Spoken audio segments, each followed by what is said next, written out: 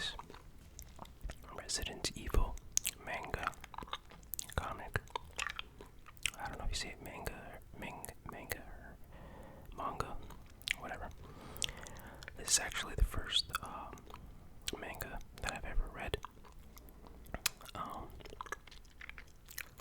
Yeah, so I also have my candy in my mouth for those who like that. So you're gonna be hearing the candy sounds. I'm gonna summarize this pretty quick, or I'm gonna try to, but we'll see how it goes. So this is called Resident Evil, the Marhawa Desire, and it's book 1.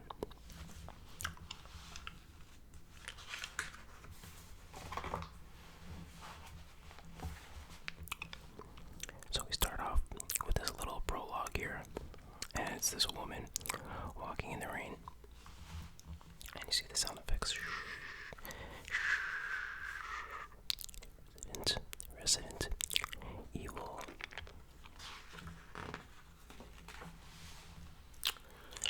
And she has some kind of, I guess, communicator device. And she says that everything's in place, moving to phase 2.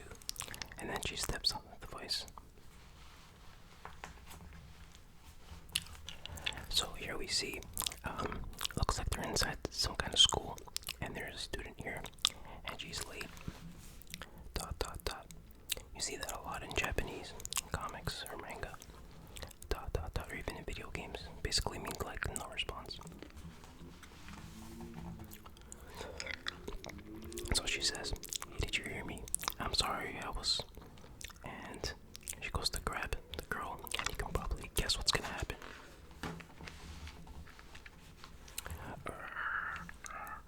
She's a zombie. So the zombie lunges towards the poor girl and starts chomping on her. Nom, nom, nom, nom. Nom, nom, nom, nom, nom, nom, nom. And there we get the title screen.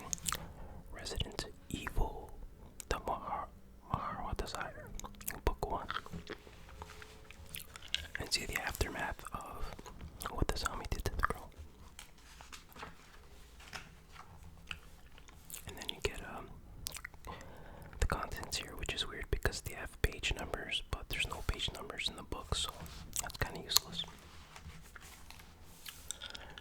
So it starts off at Bennett University in Singapore. So you can see inside the lecture hall. And this is a professor. His name is Doug Wright. He specializes in bioterrorism or bio something or other. And you can see the students here. And this particular student doesn't look too excited about this area of study. So later on, they're walking in the hallway.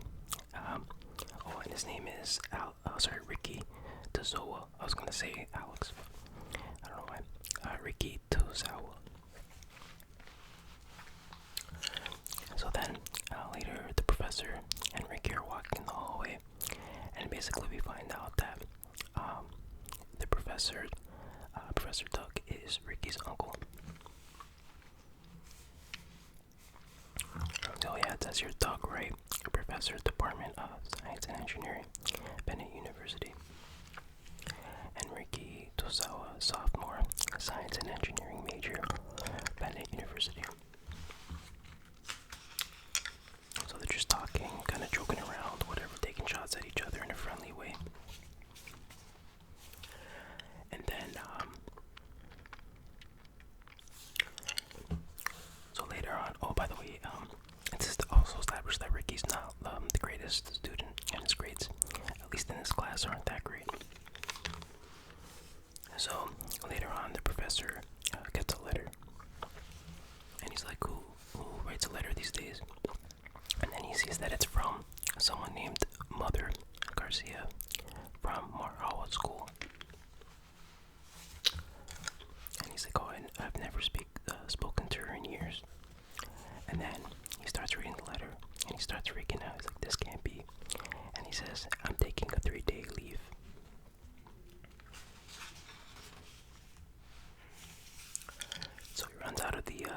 classroom and almost runs over his nephew Ricky.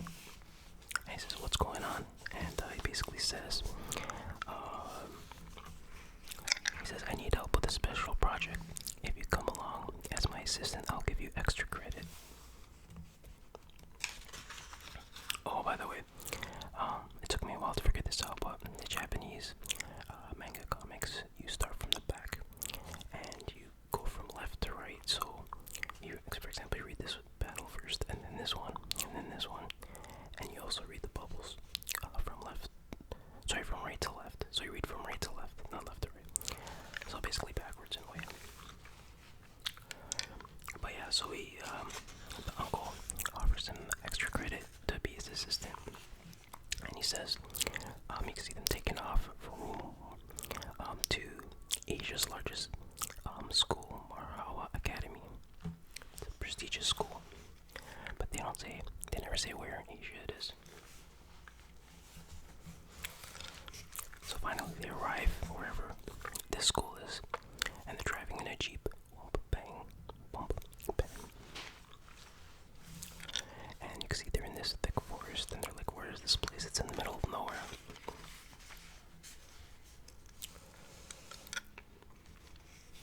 And while they're driving there, the uncle says that the school's headmaster, which is Mother Garcia, wants him to conduct an investigation. She's worried that there may have been something happened that may have been caused by a biological weapon.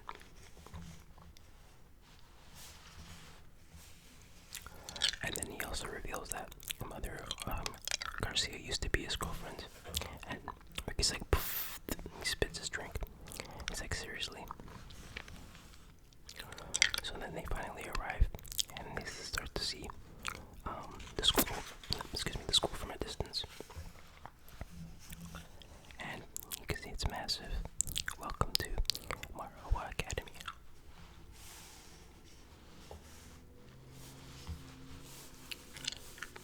And you can see it looks like this part looks like a massive cathedral. And Ricky's really impressed. He's like, "Damn."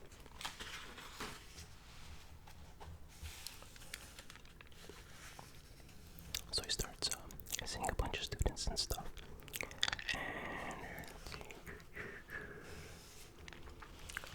And then he hears tap, tap, tap, tap. And then he sees these girls. This is Bindi. And this is Alyssa, I think. And they're there to welcome Bindi's it says here, Bindi Bergara, student council president at Marhawa Academy. So they're there to basically welcome them. And you can see Ricky's like, "Whoa, whoa, whoa, whoa, whoa, whoa, whoa, whoa, whoa, whoa, whoa, whoa. Think he must be related to Joey Lawrence. Whoa." So he likes the girls. And then, yeah, so this is Alyssa Lynn, student council vice president.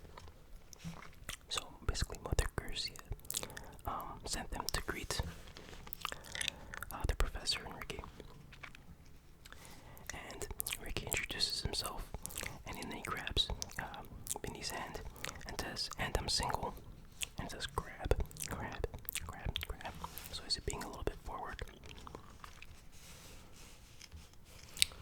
Okay, and Ricky's just checking them out. And you can see sparkle, sparkle, sparkle, sparkle, sparkle, sparkle, sparkle, sparkle, sparkle, sparkle, sparkle, sparkle. It looks like ASMR tingles to me. But I don't think Ricky, that's what he's experiencing, but he's really happy. He's like, "Thank you." I mean, he's thinking this trip is gonna be awesome. It's funny how they draw that. So they're being shown around a little bit, and Ricky notices that there's a barricade. Keep out, keep out, keep out, keep out. Don't go there, keep out, keep out. And he thinks it's a little suspicious.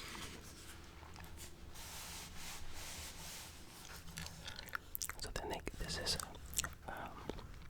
Mother Garcia's office headmaster, and you can recognize her by two little, I guess, beauty marks under her eye. So the girls leave, and Ricky's like, "Oh man, you're leaving already?"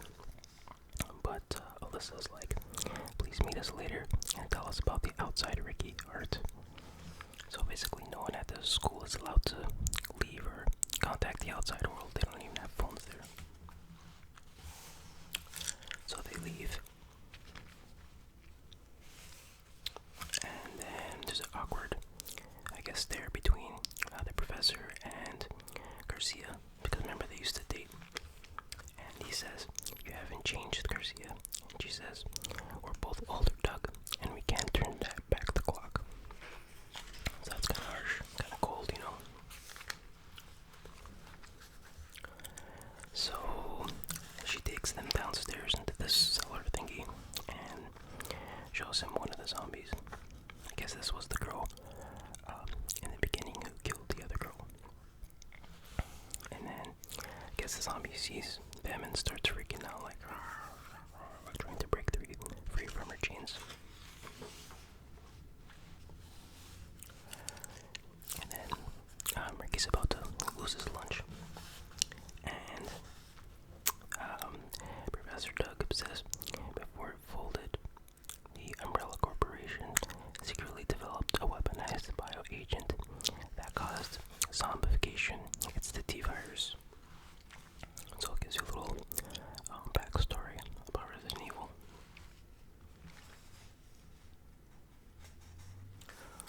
And so now the Mother Garcia is like, okay, so it's a biological weapon, and the professor explains if it bites you, you'll be infected and turn into one of them. So the zombie's still freaking out. And the professor says that they need a vaccine called Daylight, and they need help from the BSAA immediately. He says it's not something he can handle on his own.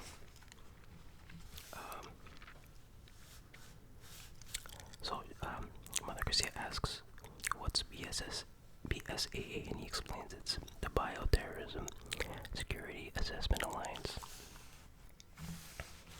And he says he can call them and they'll send somebody out right away. But Mother Garcia is basically like, I called you here because you're a friend and I want you to keep this under wraps. So basically she doesn't want him to contact the BSAA. And she says, we cannot have a biohazard. Biohazard is the name of, is what they call Resident Evil in Japan. So later, it shows Ricky walking around.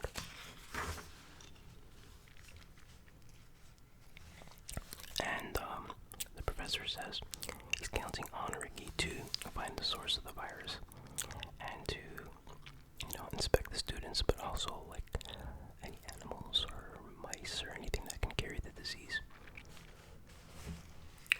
Even the animals in the nearby forest, you see they show signs of any kind of disease. And you can see this dog chasing after Ricky. He's kind of tired. He says, I can't do this by myself. He's really tired. And says the outbreak had to have started somewhere. The virus is mainly transmitted through bite wounds.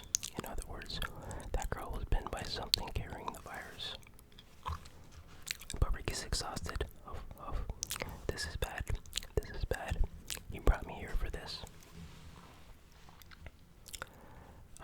He's like zombies in what is this? A comic book.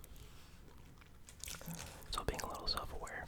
And then it shows him just throwing a little hissy fit. Saying, I knew I shouldn't have come. But then he sees more girls. What do I call this? Tingle, tingle, tingle, tingle, tingle, glitter, glitter, glitter, glitter, glitter. And they offer him some water. And he's like, maybe this place isn't so bad. So he changes his mind pretty easily. We definitely know what Ricky's weakness is. And he's like, right, gotta protect these girls from being infected. So suddenly he's, he gets recharged basically. And then the girls walk away, and these rough group of students shows up, and they say, so you're the guys from the outside.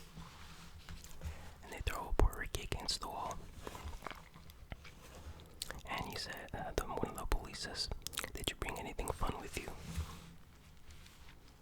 And Ricky calls them a punk, which the bully doesn't like.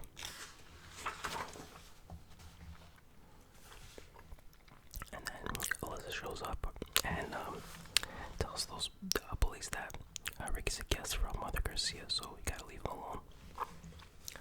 So the bullies end up leaving, but they're not too happy about that. So Ricky and Alyssa start talking, and he asks her why they were giving him a hard time. And she says they never seen anybody from the outside world before. She says that's why everyone's attracted to you. And she says, "I know I am." So she's kind of flirting with him, playing with her little cross-bending thing. And then you can see his heart's beating faster.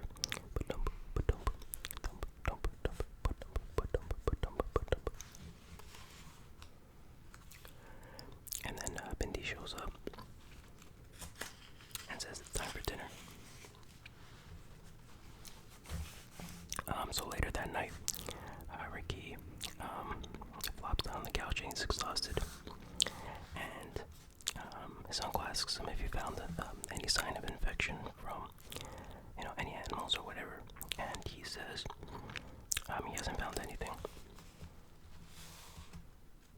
And then they just talk about how Mother Garcia is kind of weird. The fact that one of her students was killed and went into a zombie, and she seems more concerned with the reputation of her school. And then what happens? Oh yeah, so Doug reiterates the importance of why they need the BSAA. And then we cut to this scene where the BSAA is taking care of some outbreak somewhere. So there's in some city or whatever, and you can see machine gun fire.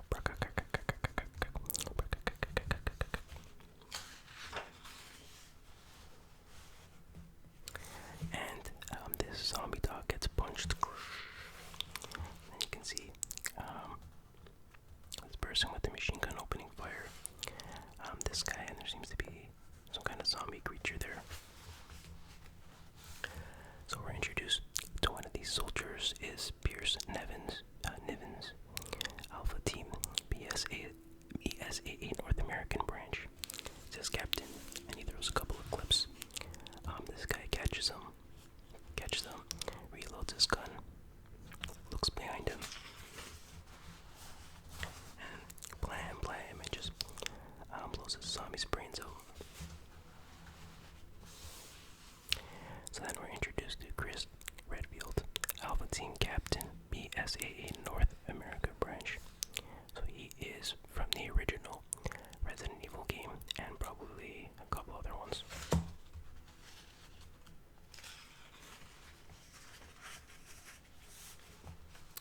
So you see them taking care of business and blowing away all these zombies. And then what happens? They just talk a little bit, and then we're introduced to what's her name? Mara PG. She's part of their team as well. She is BSAA Far East branch. And then, okay, they're like, Pierce is like, okay, Abu, we're all done here. How about we go get a bite to eat? But Mara says that she's been sent on a new assignment.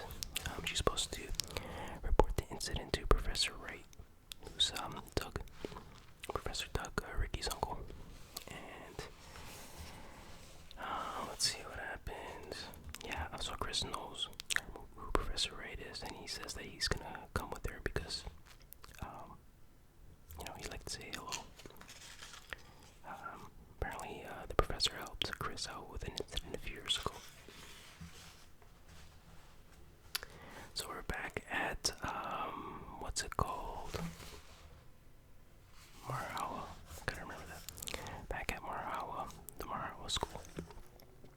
And he's looking around, the professor's looking around, looking at mice, trying to figure out the source of the outbreak. But he's saying that the campus is huge, it's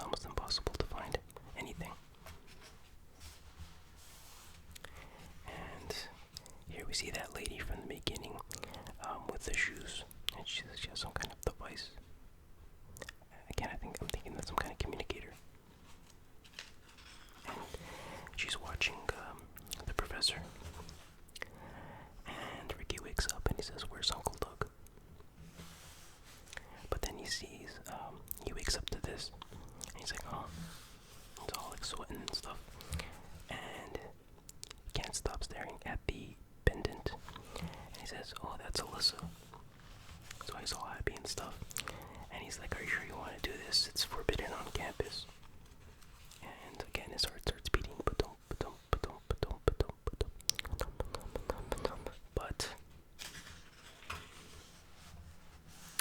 of course, she's a zombie. And you see, guys, that's why you're supposed to stare a woman in the eyes and not anywhere else, because she might be a zombie, and yeah, you gotta be careful. That's why. I'm just kidding, of course.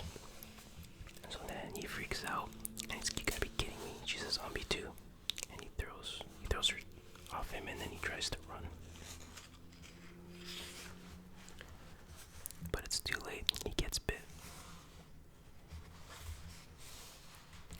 Alright, that's part 2. I'll take this opportunity to get another candy. Man, these things don't last very long.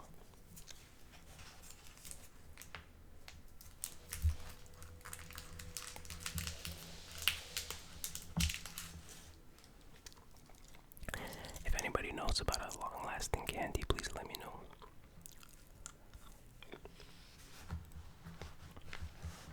Okay. Part 2, Virus Terror. So yeah, you can see Ricky is not having a good night. Alyssa's, deep into his neck, not in the way that he would want. So you see blood squirting everywhere.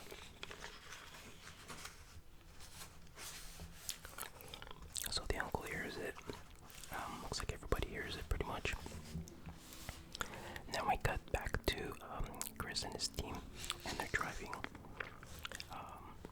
to the university, and they're trying to contact Doug, but he's not answering. So, what's her name?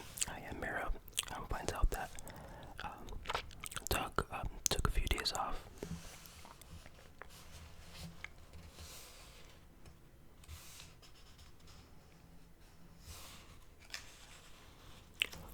So now we're back at the school, and we see the uncle barging in, and the zombie's on the bed being restrained by security.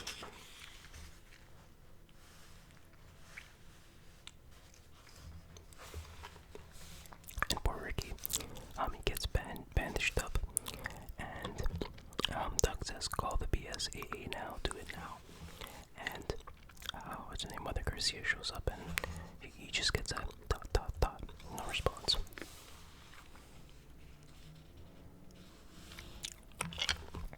And Doug says, all you care about is protecting the school's reputation, but if you don't do anything, this is gonna end up just like Raccoon City.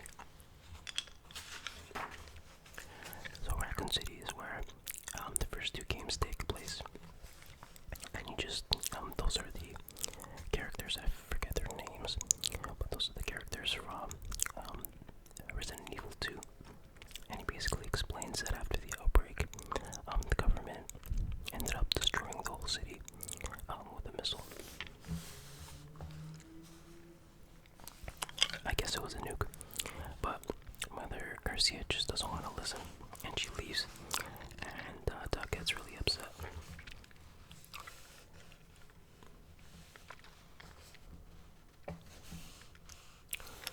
And Garcia says she's gonna leave a guard at the door, and if Ricky turns, he'll take care of him quickly.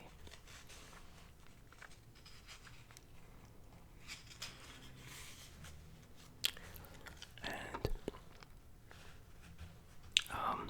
here Doug is asking Ricky for forgiveness. He feels guilty because it's his fault that Ricky is here in this situation.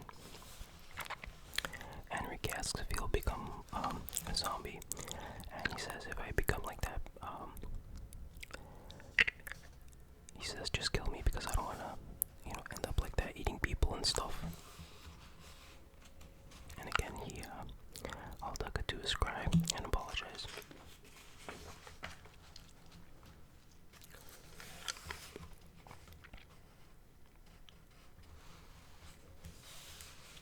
So you see Ricky in pain, having a tough night, and Chris were here from the BSAA.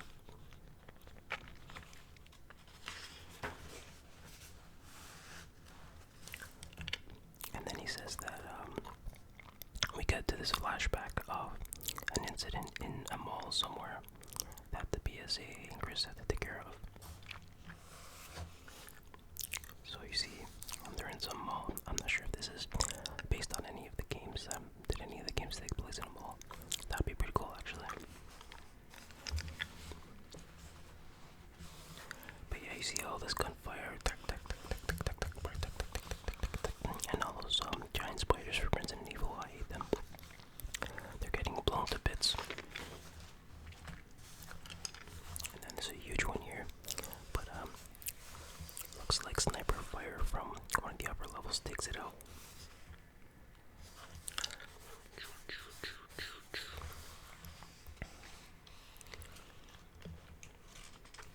So yeah, that looks like Pierce was on the upper level with the sniper rifle helping him out.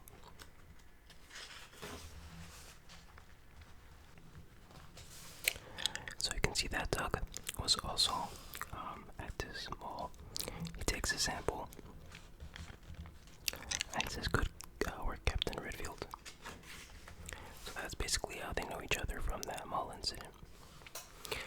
But back at the school now, Bindi voices her concern to Mother Garcia because her friend Alyssa is missing, and so are some other students.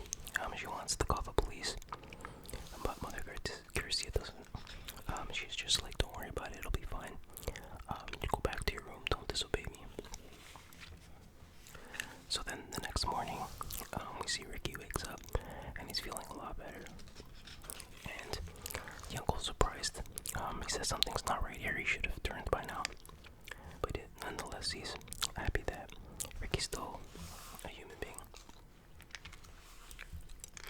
So now we see in class, someone teaches writing on the board, making all kinds of tingles.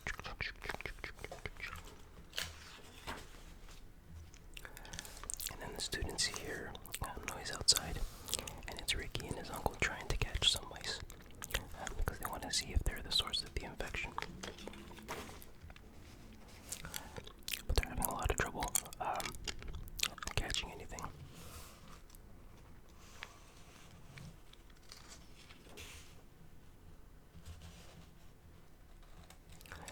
And the students are kind of wondering what these guys are doing here. And even Bindy's starting to wonder. You can see all the students kind of whispering, like, talking about Ricky and Doug. And you can see Ricky is exhausted again. And he says, "We didn't even catch a single rat. This is going to be way too difficult." Besides, the uncle doesn't think that the infection's coming from the mice anyway. So then Benny comes up to talk to Ricky and asks if she's seen Alyssa. And Ricky's acting a little suspicious. He's like, "What? No, I have no idea." And Mindy realizes he knows something. And she's begging him to say something, but he doesn't say anything. And then we see at this little cabin, or whatever you call that, the guy in the hazmat suit is pouring gasoline all over Alyssa and that other zombie. And then Bindi asks why they're there, and Doc says, "We can't really tell you now," but she sees that it looks like Ricky wants to tell her something. And then Mother Garcia, she's on the roof and gives the signal, and then the guy in the hazmat suit torches the zombies, and then the whole structure catches on fire, and the students can see it from a distance. And then Ricky hears a voice, "Help me." He says it sounded like Alyssa's voice in his head, so somehow he was able to hear something. So now in part 3, we're back in Singapore at Professor Wright's favorite restaurant. Chris and his team went here with in hopes to find him there. But he's not there, obviously. So then, eventually, then they also learned that Professor Wright took his nephew Ricky with him, and they think that's even more suspicious. So they decide to head to the university in Singapore to find out more. So now, back at the university, students see the fire and they start freaking out, and they don't know what to do. They can't really contact the fire department because they don't know how to contact the outside world. And then the mother shows up and she tells everyone to stay calm. And she says, don't worry, that was an old building anyway. We were gonna tear it down, so there's no need to worry, the fire can't spread. So the students are satisfied with that. But of course Ricky finds it suspicious. And then he realizes, oh no, she's probably burning the evidence. So he runs to the little structure and he runs inside. And he sees the burning bodies.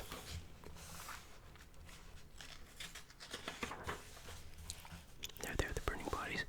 And he sees the pendant that Alyssa had, so then he realizes that was her. And he feels bad.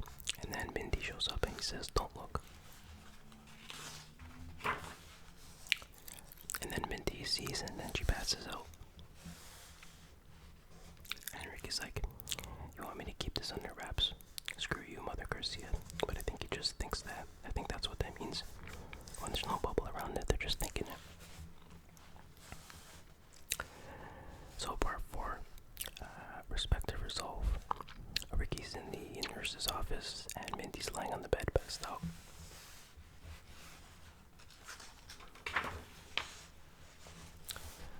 And you can see him getting really angry and his fist shaking.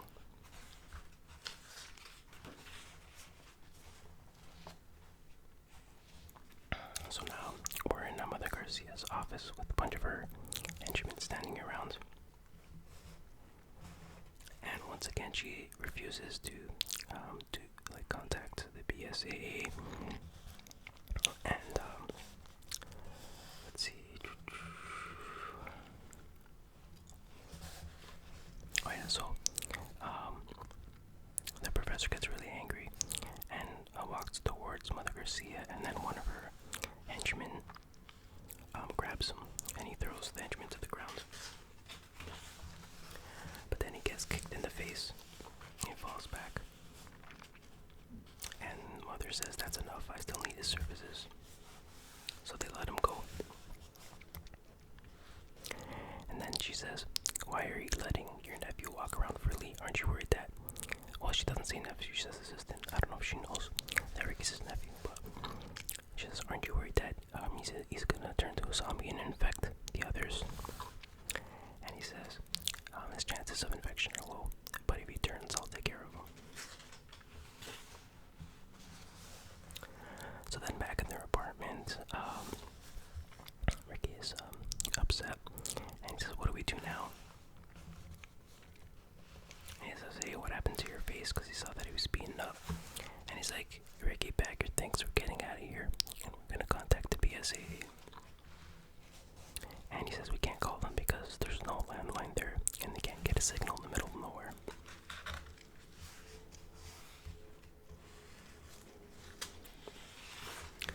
So they pack their things, and then now we see Mother Garcia in her office, and the zombie appears behind her. She turns around, and you see all this blood splatter on the window. So you think, oh, what happened to her? Did she just get bit? So they go rushing to their car, Doug and Ricky, and Ricky hesitates a little bit.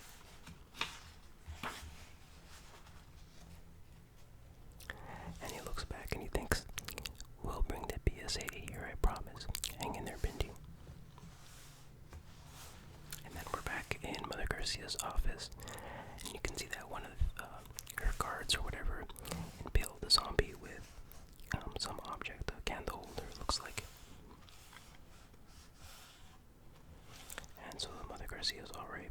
says, a bunch of blood on her, but it's not her blood. And then, what happened? The zombie breaks free, and then blam! Someone shot it right in the eye.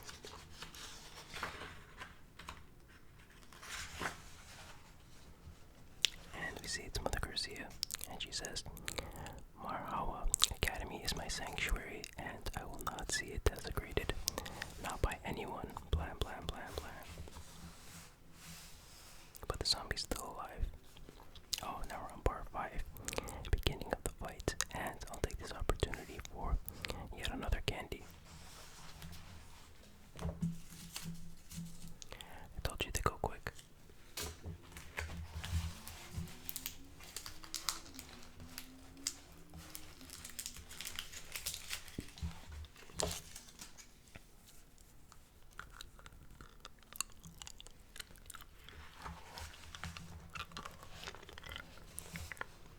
Okay.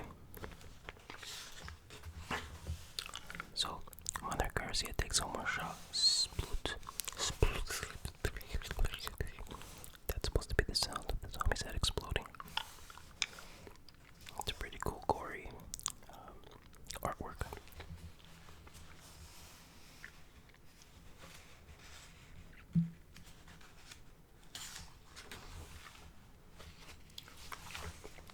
So our henchmen dispose of the body. And when getting back to Ricky and Doug, when they get to their jeep, they see that it's been destroyed. So they have no choice but to stay there because the jungle is too thick for them to walk out.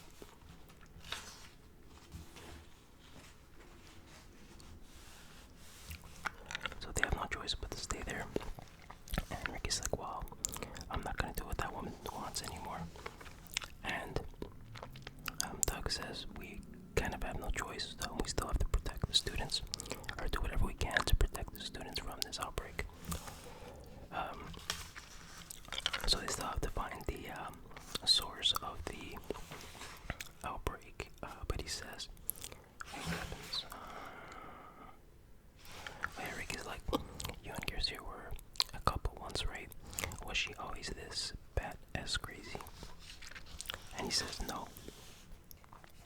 She used to be nothing like she is now.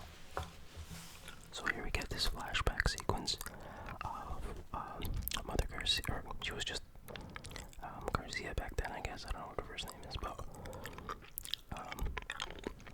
so basically her father was the one who started this academy, and he died, and ended up leaving her in charge. And she was kind of surprised to learn that she was the one left in charge. She always thought that her father hated her, and she didn't really, at first she didn't really want to do it or really feel capable of doing it.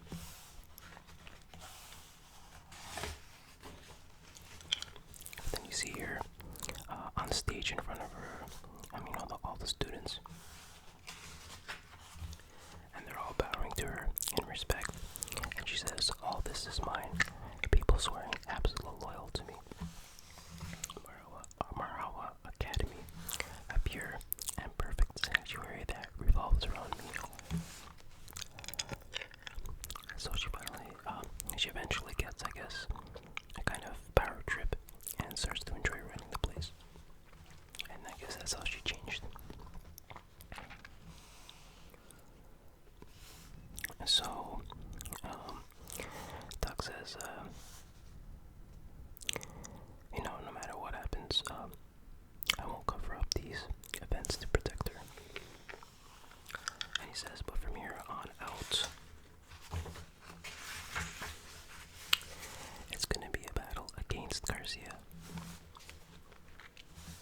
So it looks like Garcia is the enemy, in addition to the zombies, obviously. So part 6, underground suicide corpse. So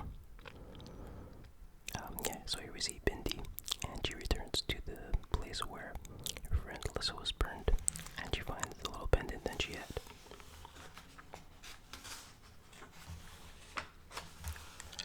Once again we can see the lady with the shoes, with those boots.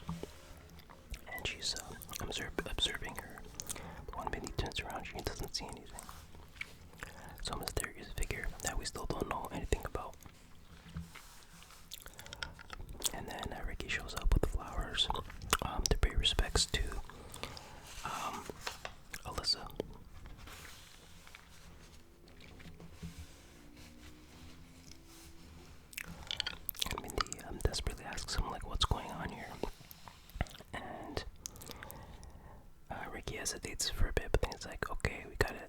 This stays between us. So he basically decides to tell her what's going on.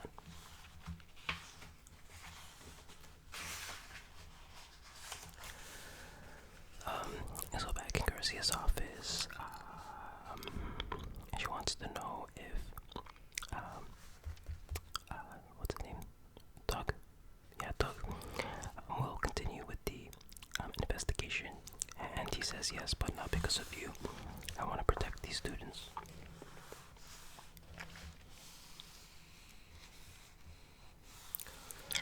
And then the professor looks outside the window. And he sees Ricky with Vin Diesel. Ricky already told her at this point what's going on. And then they see these workers here. They're doing some maintenance work in the underground control room.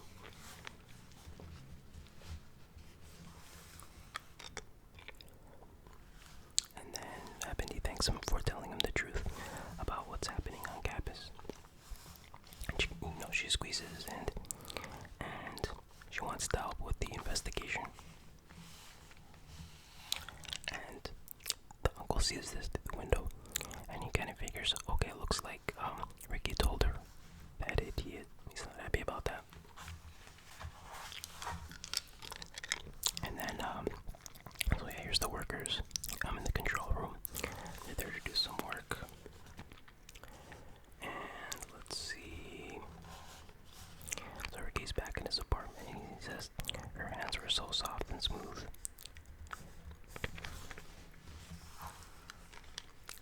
And the uncle's there, and he says, you told Bindi, didn't you? He's like, yeah, no choice. She saw Alyssa's necklace. And then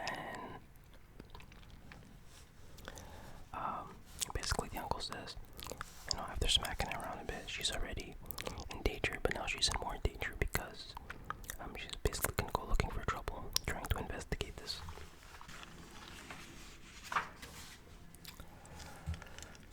So now we're back outside the entrance to the underground control room, and this guy's like the supervisor or the administrator or something, and he's like, what's taking so long? These guys should be done by now. So he goes downstairs, and he sees a zombie worker, so obviously they got infected.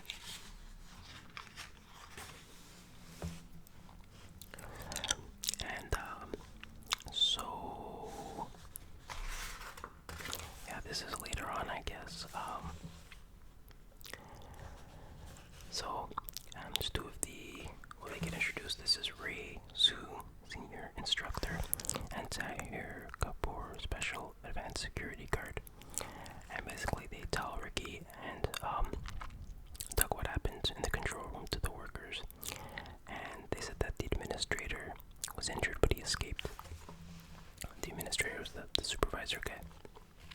So there's basically 5 zombies trapped in the underground control room.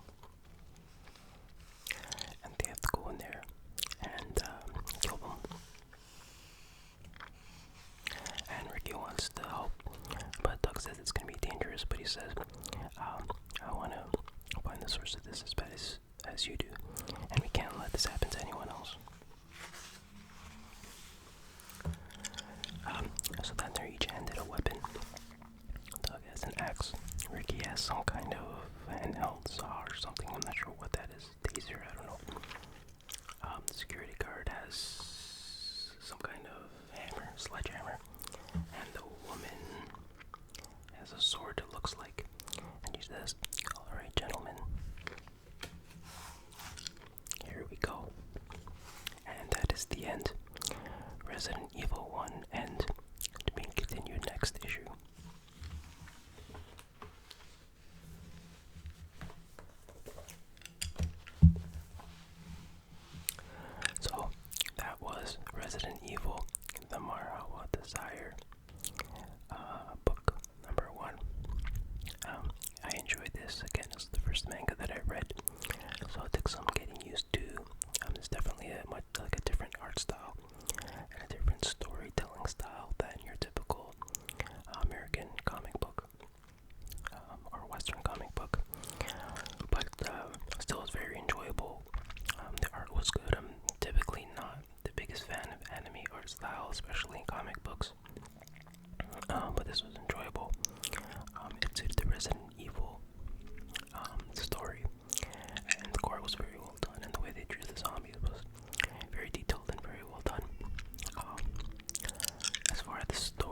it was decent enough. I mean, it's a Resident Evil story, so you know how much character development and all that stuff do you really expect? But decent enough story.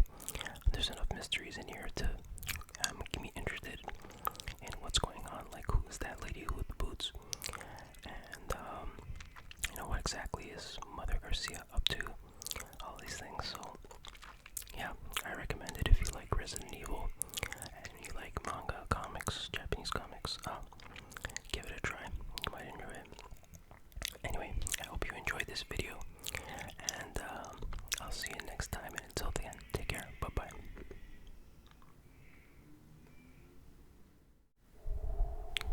ASMR Retro Forever.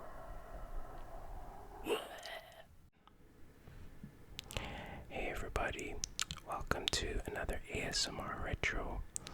Today I'm gonna play some Resident Evil Revelations 2 on my PC on Steam.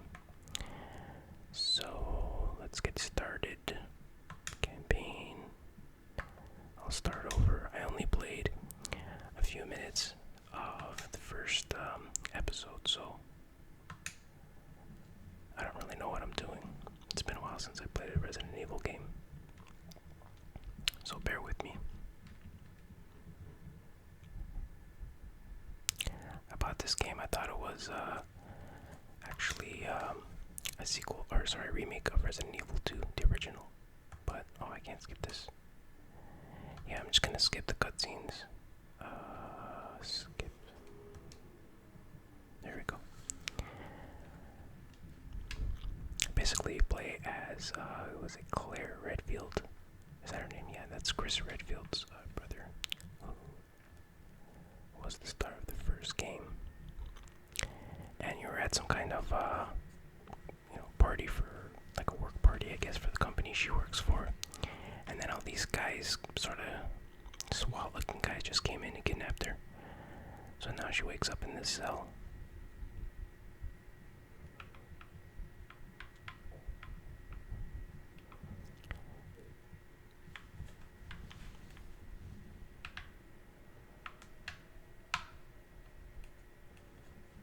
To start off with this little, kind of like a tutorial, they tell you the the controls and stuff. Come on, please, you don't have to do this. Is that Moira? Moira. Okay, there she is. Don't worry, I'm gonna get you out of here right now. Okay. So she just started with the company. And she was also kidnapped, obviously. Okay, somehow the door opened. Something to do with the bracelet that I have. Okay. Did that just close or open? None of this makes sense. What did we do? I don't know. I don't know. Wish I could tell you too.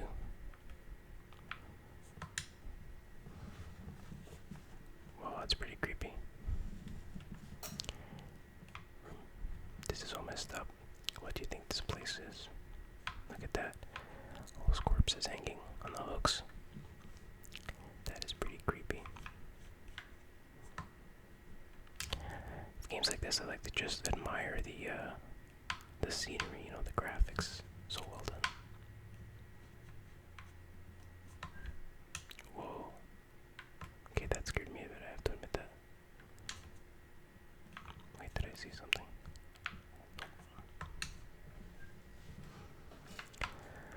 Okay, go up here.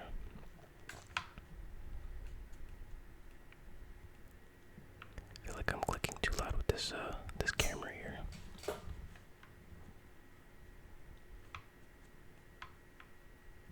By camera, I mean the right stick, which controls the camera, not my camera. Okay, so you just walk down this hallway here. Okay, can't go there. Oh, and I also decided to play this game because I just reviewed the Resident Evil comic, and I figured, why not? Did you hear that? Yeah, it was a scream heard in the distance.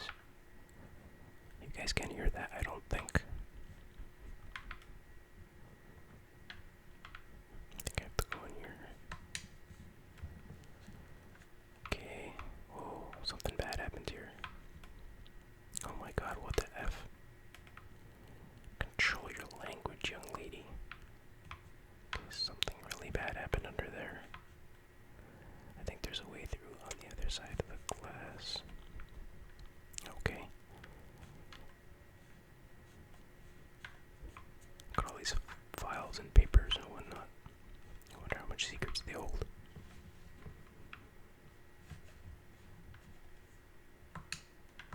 Okay, so X picks up items, I guess, in this case a knife.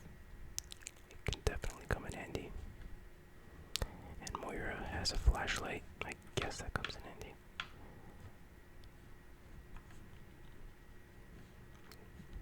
Alright, just testing my knife. Seems to work just fine. Anything else? Not really. Wait, I saw something. Could have sworn I saw something. Maybe not. Okay. I think I can break this glass now. Yep. Oh, looks like I can get this. Rules for monitoring test subjects. Those participating in the experiments must observe the following rules. The subjects must be monitored 24 hours a day. Monitor the sensor for any changes. Log its status every 10 minutes. Dispose of any subjects showing signs of abnormality immediately. Okay. Good to know, good to know. What else do we got here? Not much. I feel like I'm in an escape room. Have you ever been into an escape room? They're pretty fun. They look just like this. But they're actually more difficult than this if you complete that.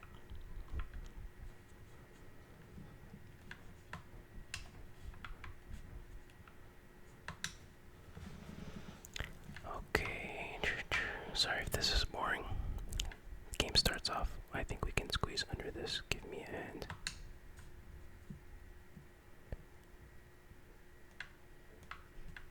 Okay. Now what? LS to crouch. Thank you.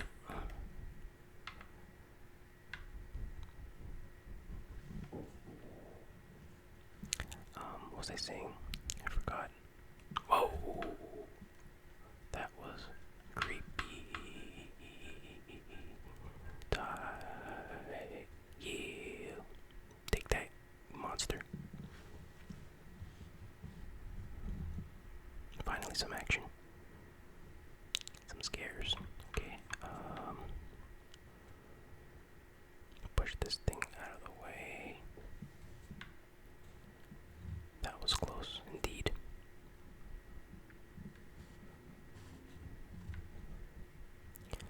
Okay, I got some flashlight backup from Moira. And I think I hear screaming in the background. I can barely hear. I should have put the volume up a little bit louder in my headphones. Oh, there he is.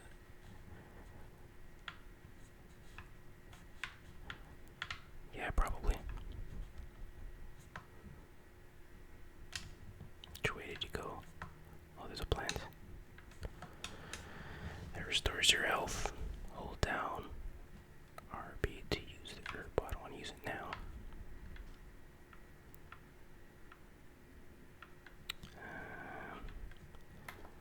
Whoops. There's gotta be some more stuff here. Some more goodies. Ammo and whatnot is where I came from.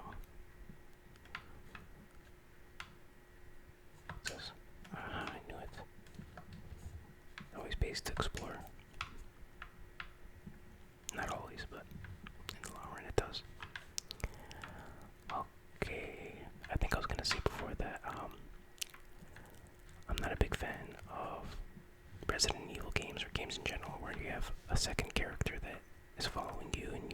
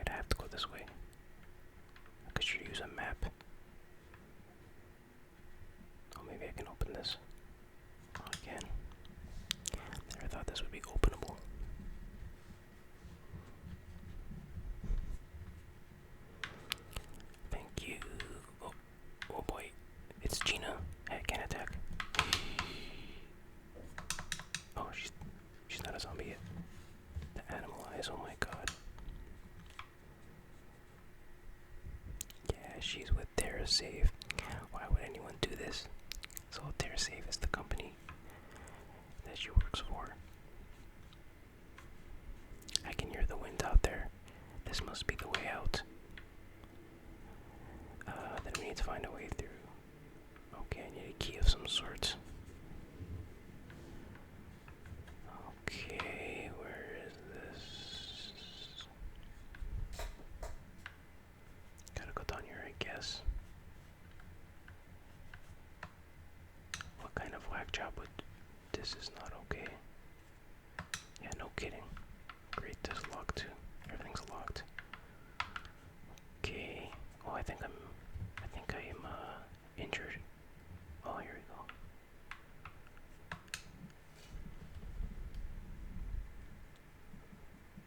Can she get it? Come on. Oh, of course. Nothing could ever be that easy. Okay, looks like the door opened at least. Yeah, so if I hold down the RB. Okay. Yeah, it looked like I had damage. You can tell by the, like, sort of blood on the side of the screen. So now I'm fully healed. And this just looks very creepy. I like it.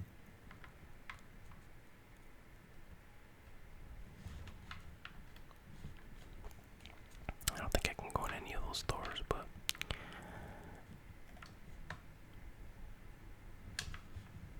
you never know.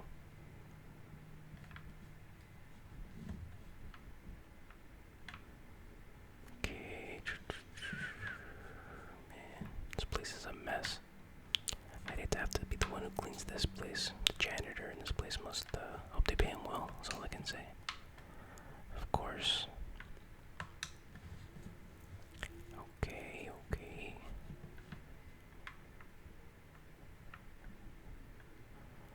This game, the type of game where you definitely have to hear what's going on. Because there could be zombies or monsters anywhere. Hiding behind any corner and you'd hear them. But I can't really hear right now. Put the volume too low. But that's okay. That is all okay. So I should have asked this earlier, but for the Resident Evil manga that I just read, how many of you would like me to read more of the series? Not read, but I mean like review and whatever. How many of you would like to hear more? Because they have a lot more books at the library, I think. Okay, so we gotta go down here, I guess. Alright, we made it. Keys over there. This place reeks. Yeah, I can imagine. Corpses all over the place. Okay. Oh, he looks dead to me. The key is gone, of course. Where could it have gone? Oh, got a gun at least. Do you, are you gonna use that? It's more reliable than any person, if you say so.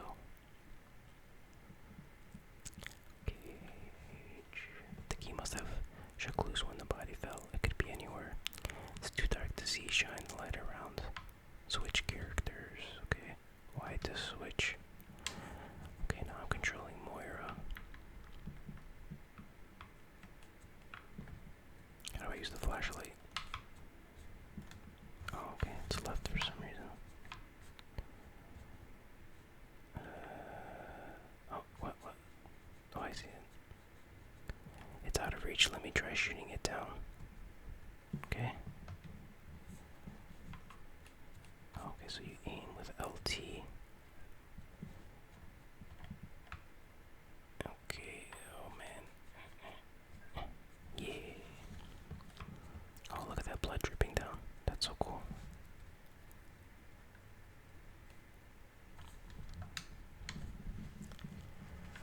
Okay, now we're getting somewhere. Oh, whoa, wow, wow, wow, wow, wow, wow, wow, wow, wow, wow.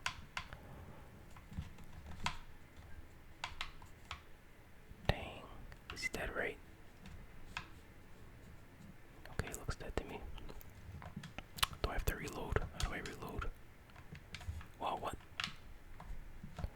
Oh my goodness, I didn't even know there's another guy there.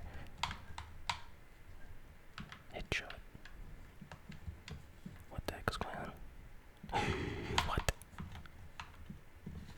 I don't need these guys. I'm just gonna get out of here. Get out of my way. How do you run? Okay, where is she? Hurry up. It's the kind of game where you just have to, sometimes you just gotta run. Oh, come on. I was right there.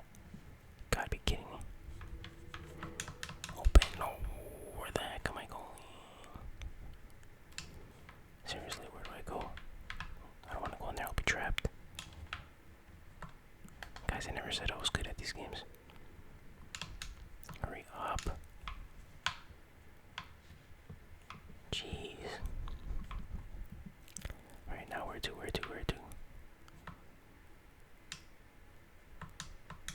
I just assume I'm going the right way. Great. Oh, come on, man. Moira, help me out here.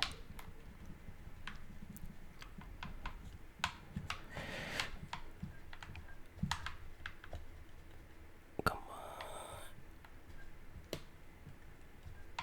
Oh, man. This is not good. Get up. Why is she running like that? LS and B evade. Okay, I see. It's good to know. I don't feel like I'm going the right way.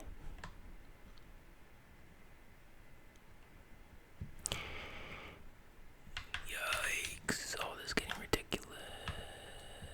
Redonkulous. I need that. Oh my god. Oh man.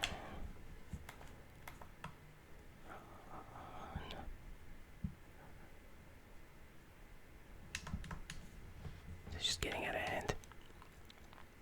I have no ammo left.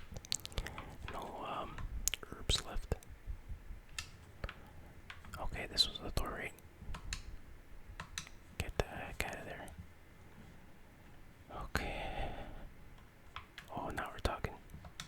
Now we're talking. Switch weapons. Okay. I need ammo is what I need.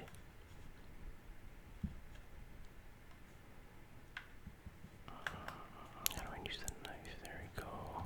What did I get? Ammo. Okay. So Moira doesn't do firearms. Not after what happened. What does that mean?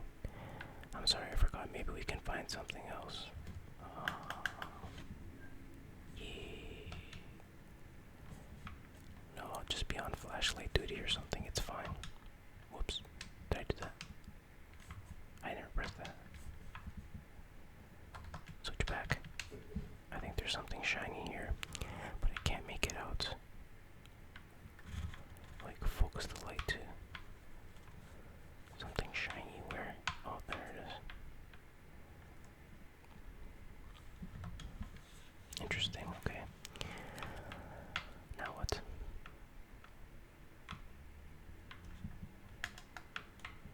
Oh, another shiny thingy. I saw it, there it is. Did I get it? I guess. What else? What is that? Kafka drawing. Kafka drawing. No idea what that is.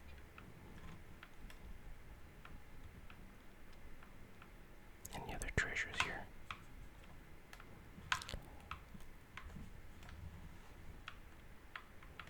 Okay, I want to switch back now, man. Okay, whatever's. Crowbar. Hey, I need a crowbar. There's gotta be a crowbar in here somewhere. Do you guys see a crowbar?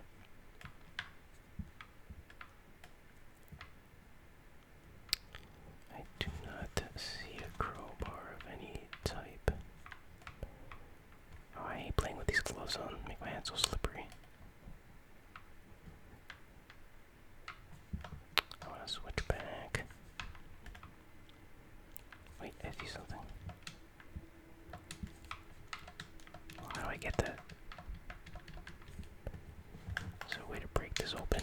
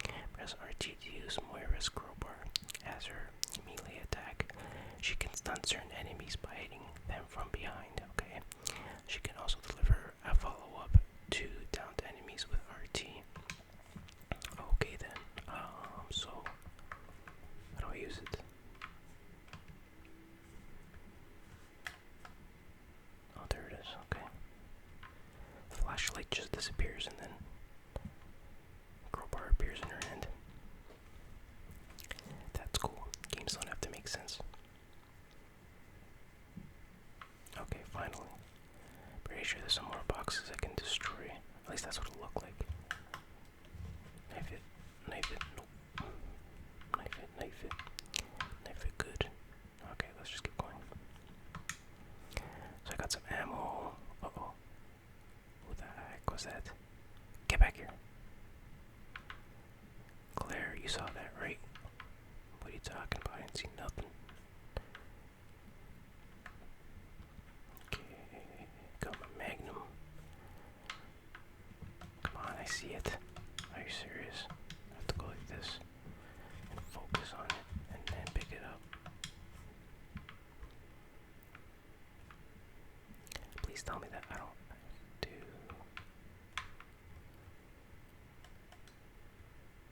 So did that ammo that I picked up automatically go to Claire? Or do I have to? How do I get to the menu? System. Not that. Oh yeah. Okay, so yeah, Moira has this. I want to pass it. I don't know why that's necessary. Okay, let's go. Let's keep going. Let's keep rocking and rolling. Wait, this is where I came from, no? I saw another treasure. This game's all about the treasures. Moira, do your thing with the flashlight.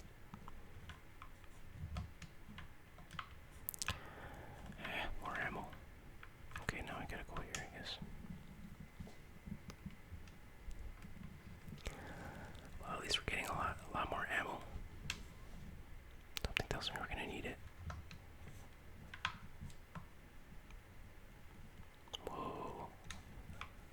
Okay, looks like something very dangerous is gonna happen here.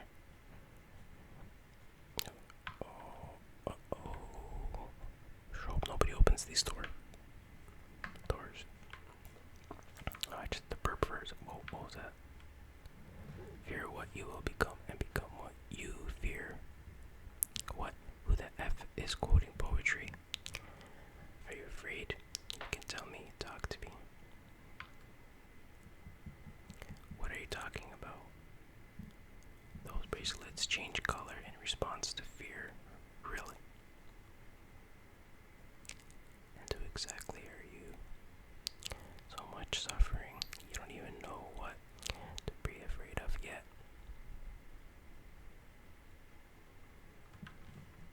Okay.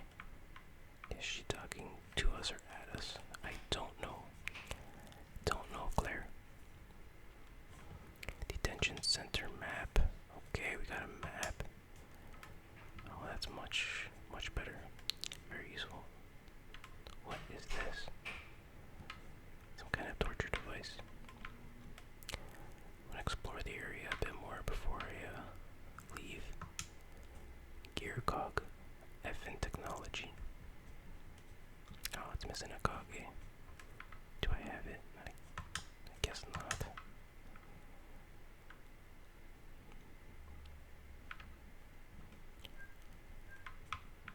Can I get a cog from one of these thingies? Let me switch to Moira. Maybe she has, she can find something. But it's not that dark in here. Why would I need her to find treasures? Where does this go? Doors are always dangerous. Oh, there's a book. Escape from Kafka's in the penal colony.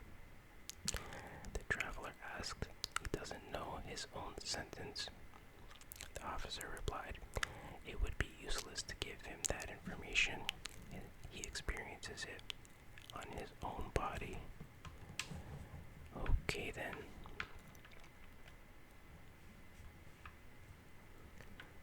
What is this?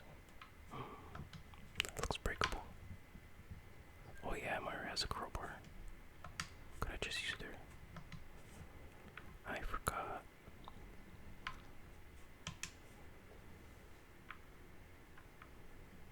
Okay, there's gotta be an enemy here somewhere. Oh, that looks comfy.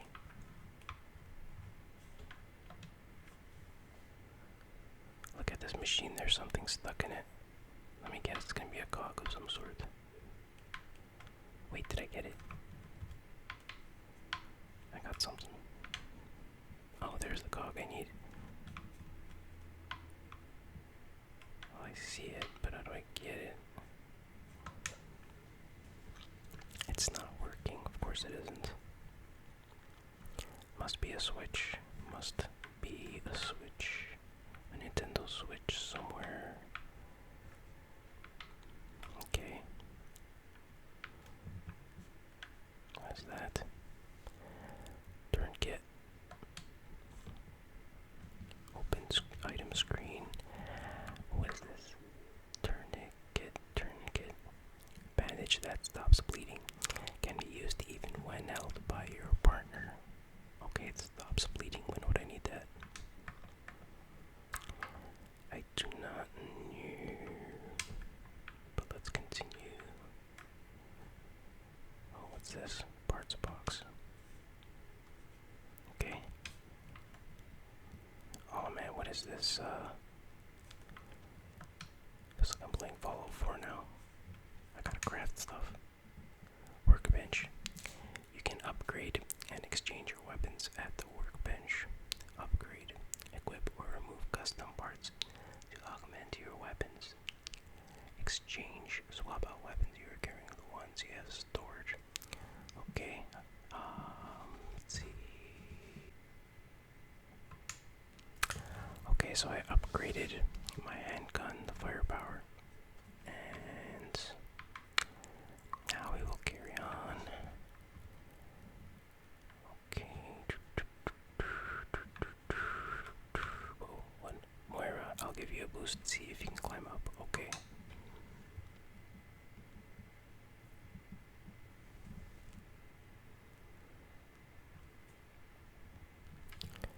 And let's see. Okay, I think I can open this with my crowbar. What the? Opening boxes. Some boxes will have to be unlocked. Move the cursor to find the unlock point. The position of the unlock point can be determined from the color of the cursor and the controller's vibration. Hints for the unlock points will be given on the first box only. Okay. This is like Fallout.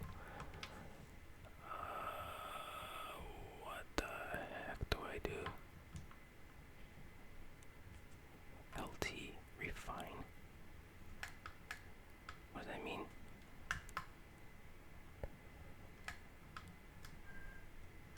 Oh, I see.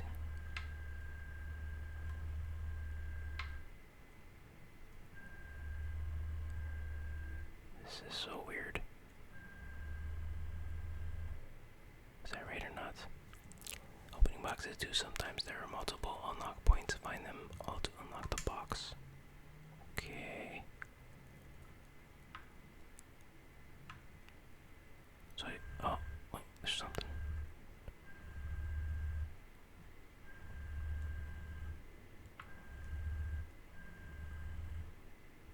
What happens if the meter goes all the way up and I'm wrong?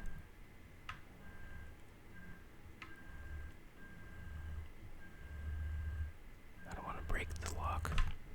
Whoops. I think it's around here. What? Or I think I screwed it up. Let's try that again.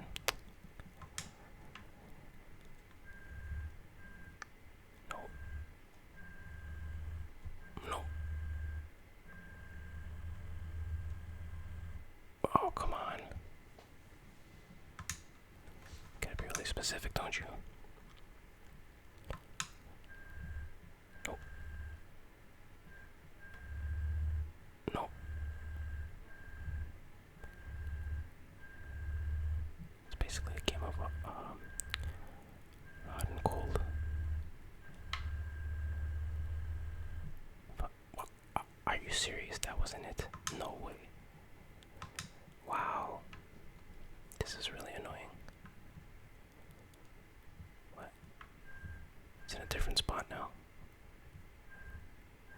So basically, if it stops vibrating before the meter gets full, then that you're not in the exact right spot. This is very close. Finally, jeez. Okay, handgun ammo case. What does that mean? What's an ammo case? Handgun ammo case. Okay. Let's see what that is. And I don't even know where is it.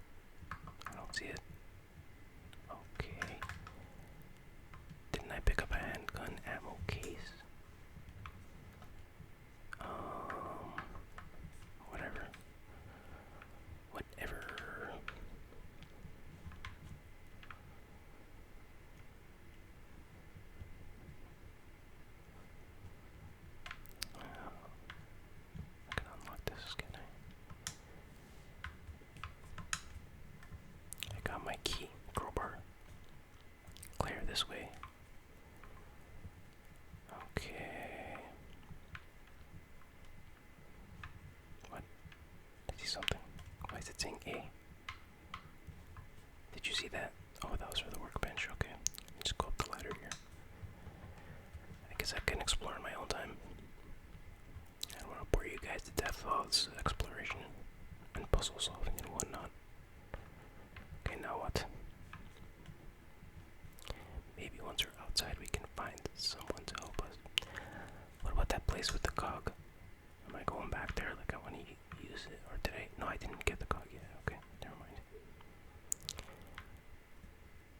Oh, I think I heard something. Oh, this looks like a power control room. And of course it's locked from the other side. Moira, slide through those bars. I'm sure she could fit. I just want to get out of here. Yeah, me too. Let's not get ahead of ourselves. It's getting kind of dark in here. Come on, get your flashlight out.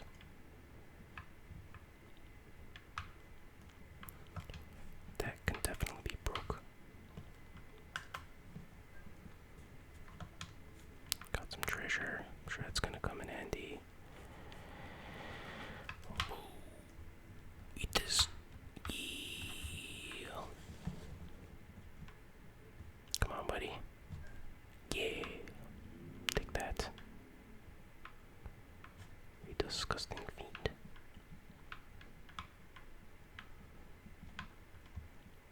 Nice zombie graphics. Good job, Capcom. Prisoner's letter, written in Russian. Dear Mama, I don't know if you'll ever get to read this, but I need you. They call us experiments. They torture us every day, every day. What did I do to deserve this? Why is this happening? It hurts so bad. Every day I'm scared of what will happen next. Mama, please help, please help. Oh, that's really sad. I feel bad for the guy. But not bad enough to blow him away if he tries to attack me. Let's see. What? I heard something somewhere. Do them. No. Bad time to reload. Okay.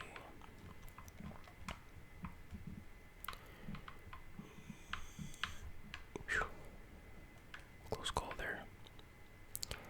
I'm running low shotgun ammo, but okay, yeah. Let me switch to Moira. All kinds of places where there could be hidden treasure.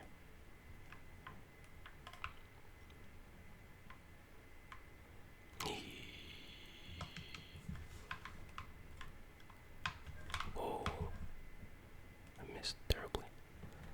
Alright, buddy. Come on, come on. Forgot about reloading. Now he's gotta be dead, right? So I'm out of shotgun ammo. What's this? Okay. I'm just kinda getting used to the controls here finally, but not really. I'm afraid I'm gonna suck for a little while longer.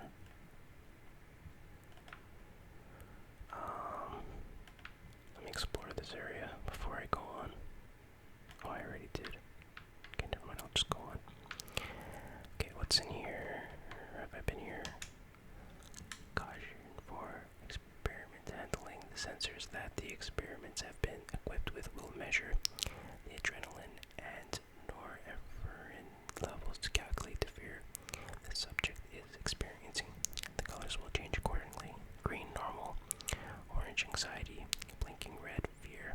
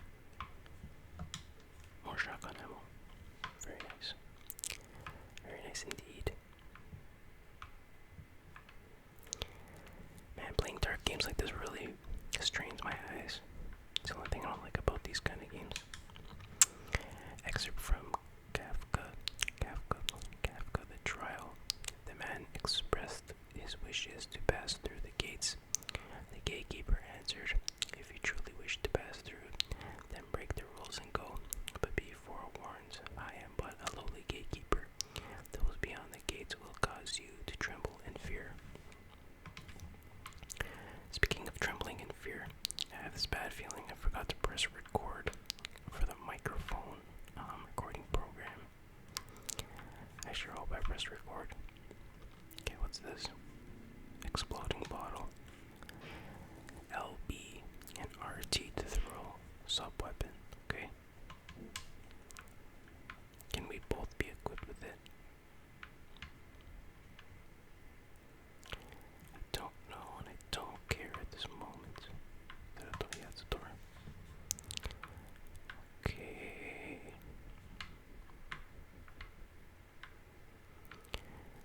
See what we got here. I know I can run, but wow. Let me try the exploding bottle. What? How do I do it? Oh.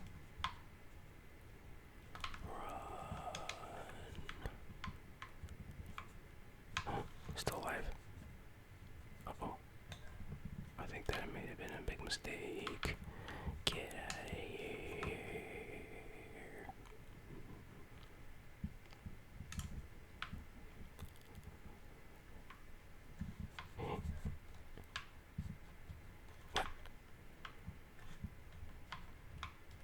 What?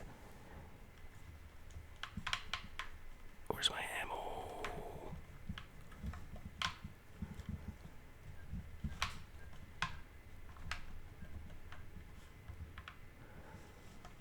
Okay, let's see what this does.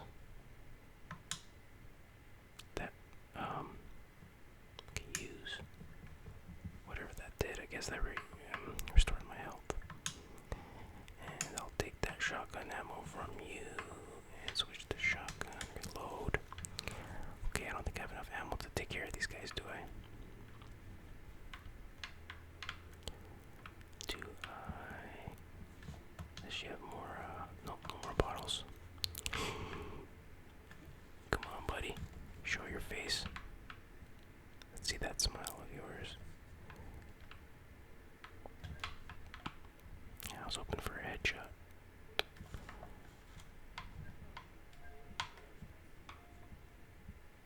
Okay, reload. And now I gotta take care of the big guy. It's no fair, he's protecting his head with that thingy.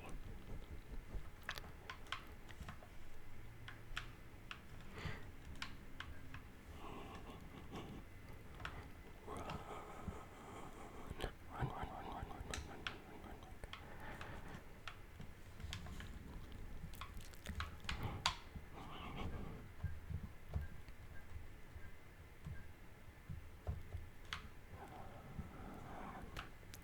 Guys, I need help. No. Is he dead? Please be dead. Oh, thank goodness. That was too close.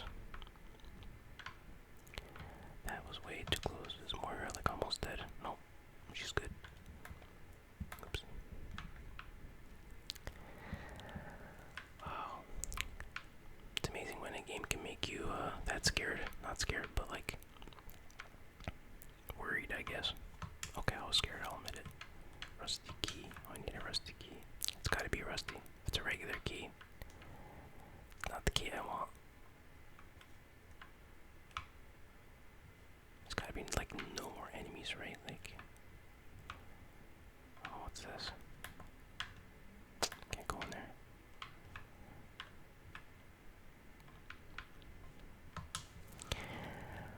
Okay, wait a minute. Wait. Another bottle. Yes, please. What's this? Oh, rusty key. Yep. Very predictable. Very predictable. But that's okay. Predictability is good sometimes.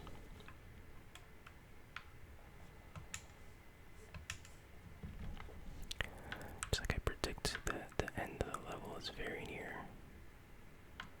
Man, what kind of bizarre experiments are they doing here? I kinda don't want to know. Okay, let's see what we got here. Doors open.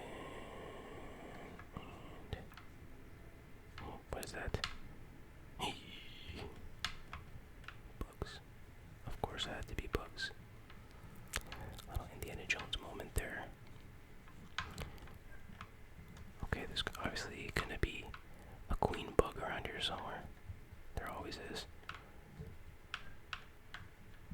I don't want to waste any ammo on these guys.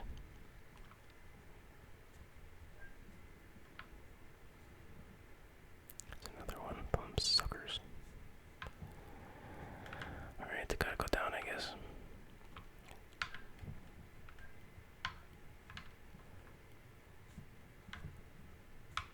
Yikes. Those are nasty suckers.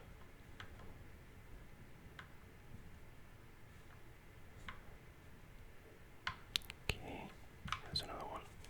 Stay away from me. Damn bed bugs.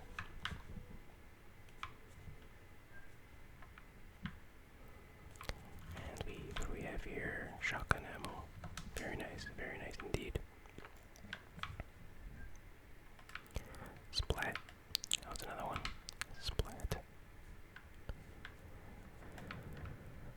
Okay. I think yeah, that's all of them, right? Right. Okay. Wait, I saw one. Do they just keep coming? Yeah, I think they just keep coming. Alright, let me get out of here. How do I get out of here?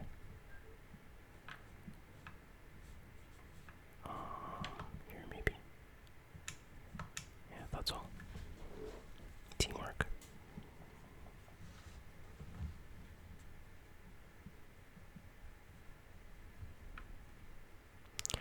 Partner icon. If your partner character goes down while you're separated, it will result in game over. The partner icon will be displayed while separated. The icon will flash red if your partner is low on health. The icon will also indicate if character switching is not allowed. You can give simple commands to your partner. Y plus up, follow, and Y. Okay, it's good to know. Good to know. Sorry, I hit the camera there. I don't have anything against my camera, but sometimes you gotta hit your camera, you know. Okay. So Y plus up will follow. What was it? Y plus down. Let's see. Yeah, follow me. Stay there. Okay, follow me. Oh wait, she's stuck down there though. Can I like pull her up? Whoops, don't want to do that. Maybe good. Whoops, the chair squeaked and squawked.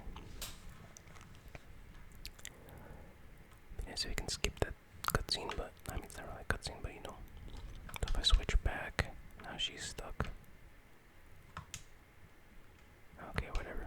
There's gotta be another way. And can't crowbar this open, can I? Nope.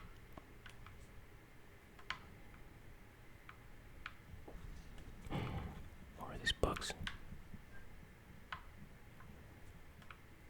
Stupid bugs. Another torture device. Oh, power switch. That's good. Whoa. Yikes. Stupid. Impairment. Continually shining the flashlight in the enemy's eyes with LT will blind them, making them vulnerable. Okay. LT. Just get the heck out of there. What? What do I do? Wow, what?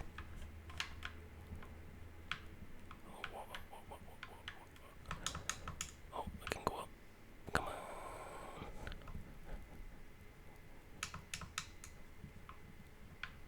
What are you doing? Get up here. Uh-oh. Okay. Are we still alive?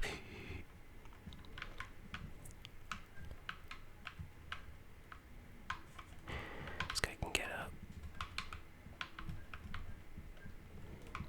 Okay. It's one ugly sucker.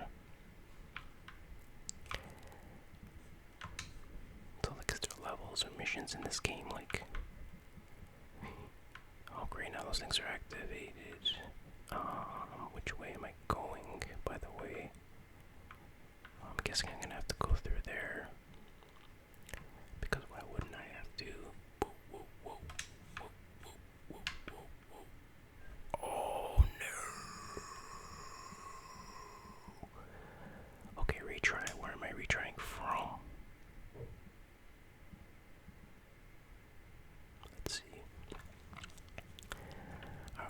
not too bad. Flip the switch and run like hell. That's my plan. Why did the angle change? I'm curious to know what's in this door though. Let's see. There's gotta be something. Where's my flashlight? I see it. Hurry up. That's it. Treasure. It's not gonna help. Yikes. Get the heck out of there.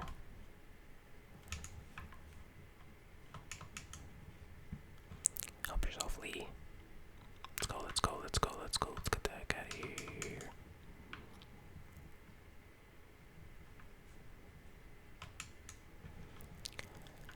Okay. Let's try this again. Okay.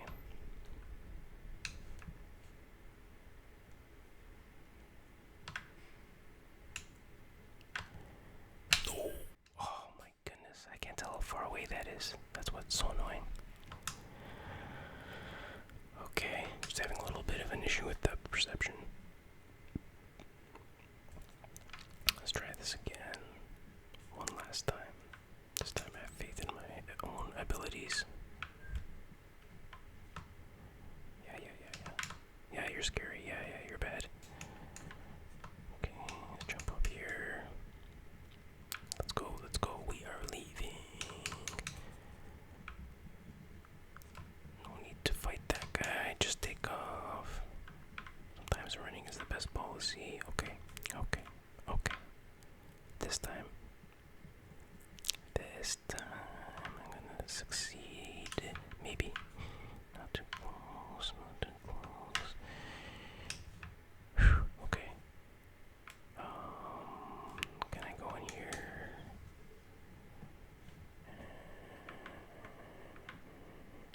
Guys, tell me where to go. I'm very lost. Oh no, of course not. Of course that's not the right way.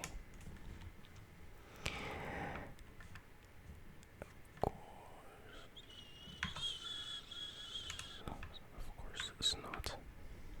And now I'm just rambling. I have no more interesting commentary whatsoever. Not that I ever did have interesting commentary, but okay. Let's get a little more action going with our flashlight. Okay, now I'm here again. Like where the? Oh, okay, yeah. Now I have to go. There's that room with the power. Whoa, what? What was that? Whatever. There's the room with the cog that was trapped under the power thingy. Whoa. Not good. Not good at all. Headshot. Yeah.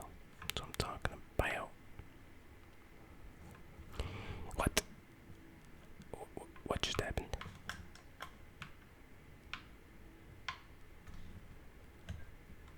Oh, zombie mechanic or soldier. I don't know what that was. Okay, do I have health or what? Let's see. Give me so I think I can. I'll just pass it. Okay. I'm not sure how much I needed that, but I was definitely hurt. It's completely dark here. Why? Do I see something there or not? Nope. And am I going the wrong way? Man, this place is kind of confusing looking, isn't it? And this is looking kind of familiar. Let's see. Nope, locked from the other side, but I think I'm going the right way. It's so hard to control when the character's running. Just kind of goes all over the place. And where was that stupid room?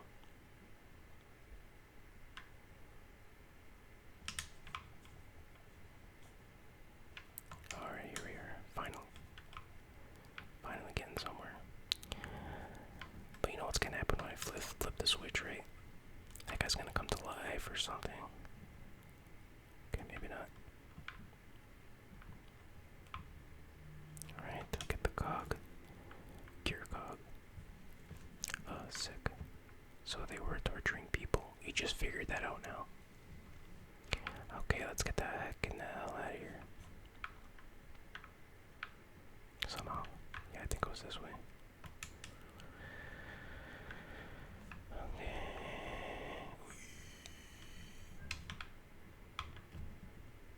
Oh yeah, I forgot about that. Is that right? Yeah. Okay. Hurry up. I hate these things.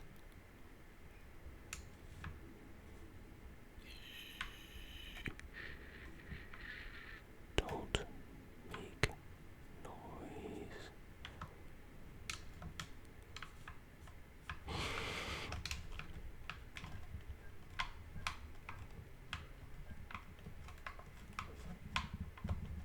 What? I don't have any shotgun ammo. Get the heck out of here. Who cares about that guy? Oh, what? No. No. Leave me alone.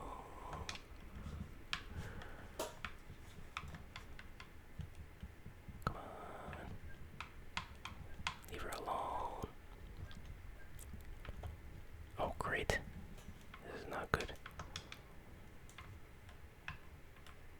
I use this thing.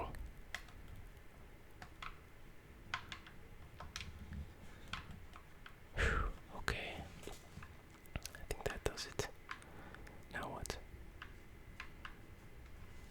Wait, I think Moira had some ammo for me. No, I have the shotgun ammo. Oh, I just had to reload. Duh. Okay. There's gotta be something in their cells.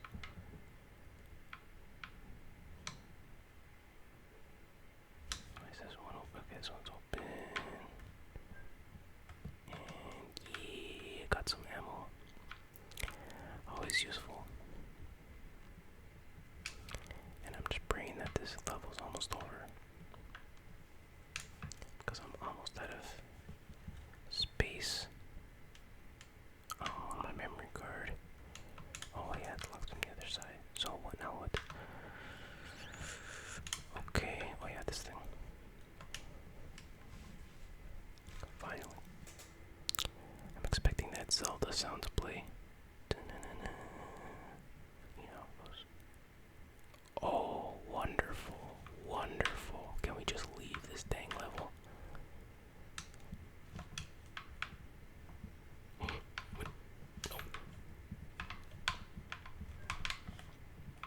No, you gotta be kidding me. Look at this. Move, move, move, move, move, move. Oh, man. Alright, anyways. I'm clearly dead and I'm clearly not very good at this game, but yeah, I'm gonna leave it there. I hope you enjoyed this video, and as always, if you want to see more of this game, let me know in the comments, and if I get enough people wanting to see more, I'll do more. Anyways, hope you enjoyed this video. Take care, and I'll see you next time. Bye bye. 1, 2, Joe's coming for you. 3, 4 with tingles galore. 5, 6, lots of whispers and clicks.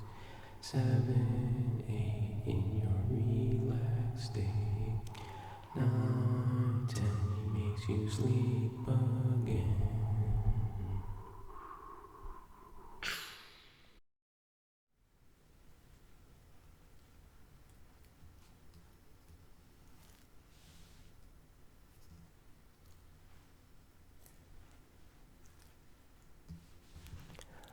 Welcome back to another ASMR retro. You may have noticed my glove.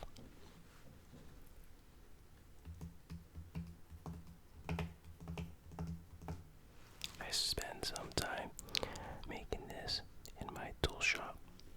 It's really sharp, so I have to be careful. I don't want to rip my comic.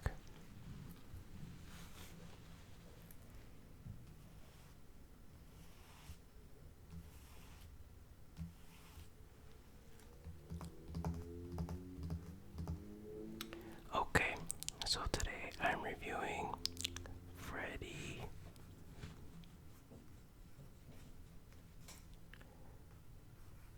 Freddy's Dead, the comic series. It's a three-issue series based on the final, quote-unquote, final Freddy movie, also called Freddy's Dead. So, I have to admit, this series is a little bit hard to follow. Like, if you haven't seen the movie, you're going to be kind of confused when you're reading this because they don't explain things that they need to explain. So I'll try my best to explain it to you. Okay.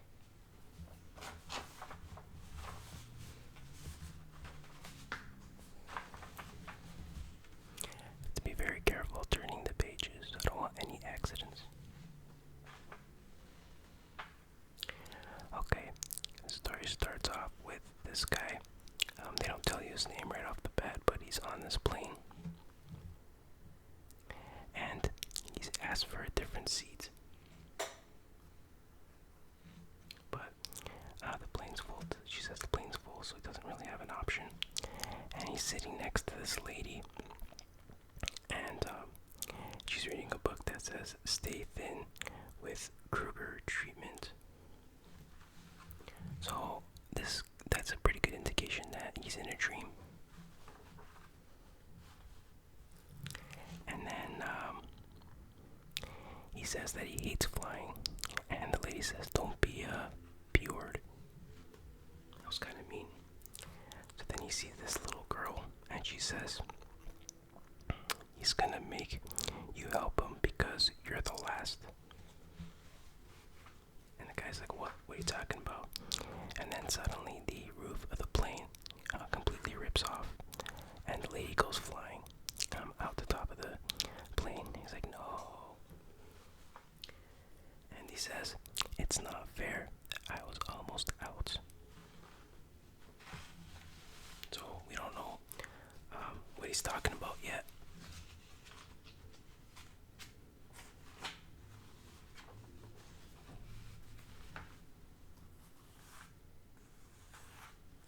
Blade's crooked. Okay. So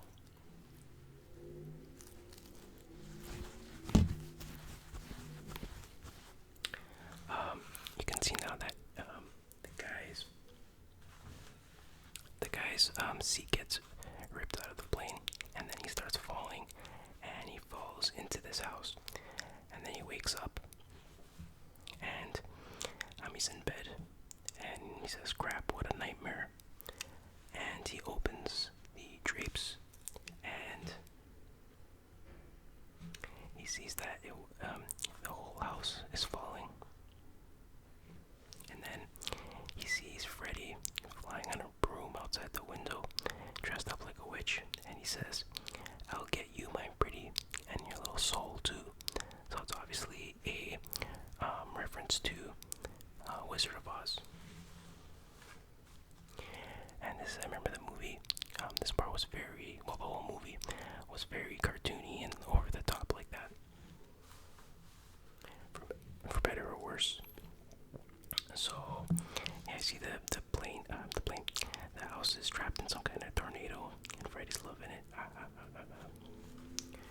And then the guy goes flying out the window for some reason.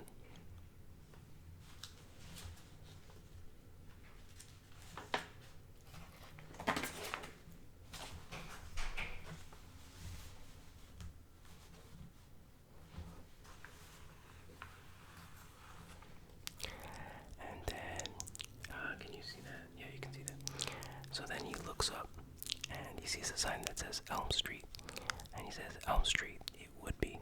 So he starts walking and he hears laughing, and then he trips like a klutz, and he falls down this little, not a cliff, but a thingy, into like this valley, I guess, whatever, dirt hill. And yeah, he hits his head on the fence, and then he gets up and he's all wheezy. Just kind of wandering, and then he goes up to this little booth, and it says "Accidental Tours Tickets," and the man in the window says, "1 ticket round trip." And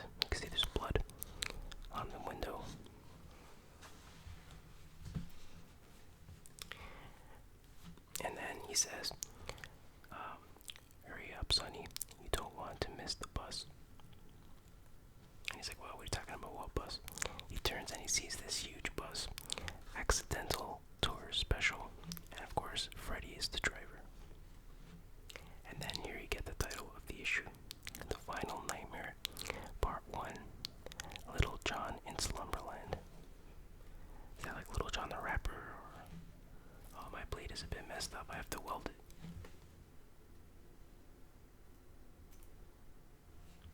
Yeah, whatever. That's good enough. So yeah, now there's the title.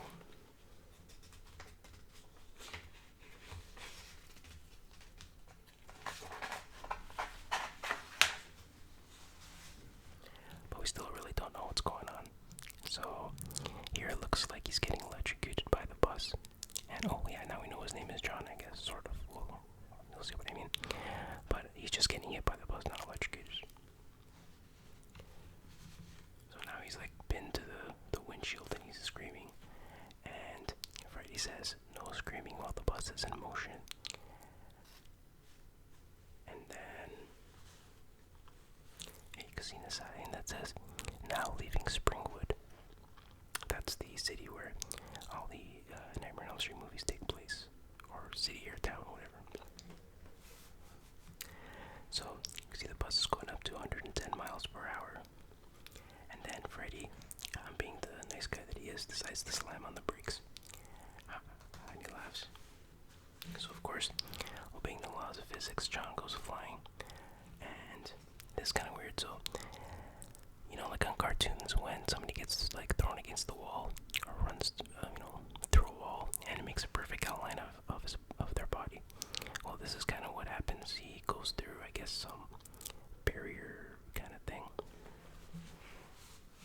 And that's sort of the physical barrier between Springwood and the outside world, I guess. And he lands on this rock, his head lands on this rock. And then you see that physical barrier, the hole closing up. And Freddy says, now be a good doggy and fetch for Freddy. So basically, it's a little confusing, but basically, Freddy can't leave Springwood in people's dreams or whatever. So, I guess that barrier is preventing him from leaving. So, he's gonna get this guy, who we're calling John, somehow to, well, you'll see eventually, but he's trying to find a way to get out of Springwood because all the kids, he already killed all the young people, kids, teenagers, whatever, in Springwood. Yeah, it's kind of a spoiler for later on, but it's kind of confusing the way they present it in this comic. I don't want you to be lost. So anyway, the guy gets up, and he's like, where am? And then he looks in his pocket, and he sees stay awake pills and some other stuff. Now another thing I have to explain, which they didn't do a good job, I don't think, explaining here, is that when he hit his head on the rock, he lost his memory.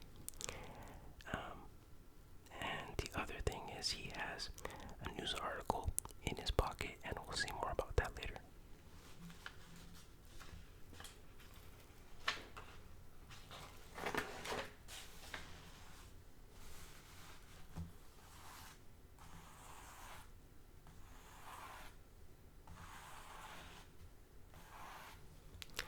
Wow, this paper is really strong. It's not cutting.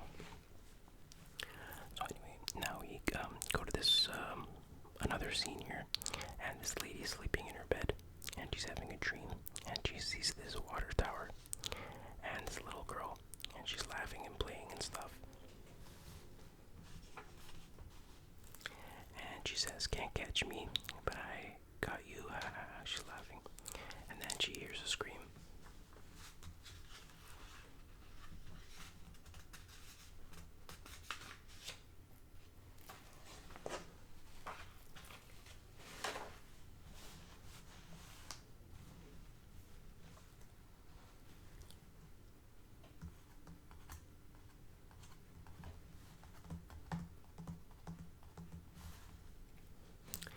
So then she hears the doorbell ring, and she wakes up.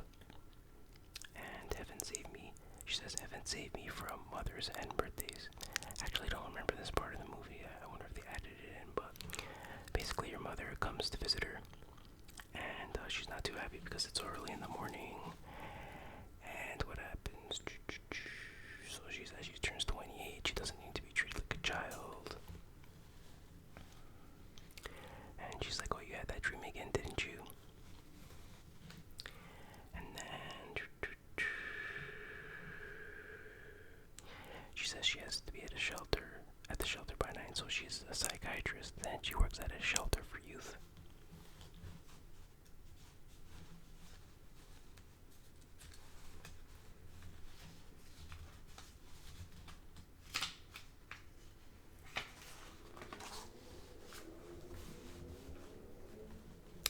So this is another really, I would call it a botch, but they don't say this woman's name for a very long time, and I don't think that was by design. I think they just didn't think to say her name. The one character kind of says it.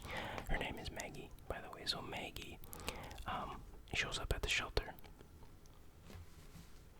and someone is this guy here. This is one of the youth in the shelter. His name is Spencer, and his dad is kind of just yelling at him for whatever reason, and he's all down and stuff. And he says to Maggie, "Nice job on my kid. I expect to see some improvement." So he's being sarcastic about the nice job word, obviously. And she says he isn't a Toyota, and this isn't a body shop.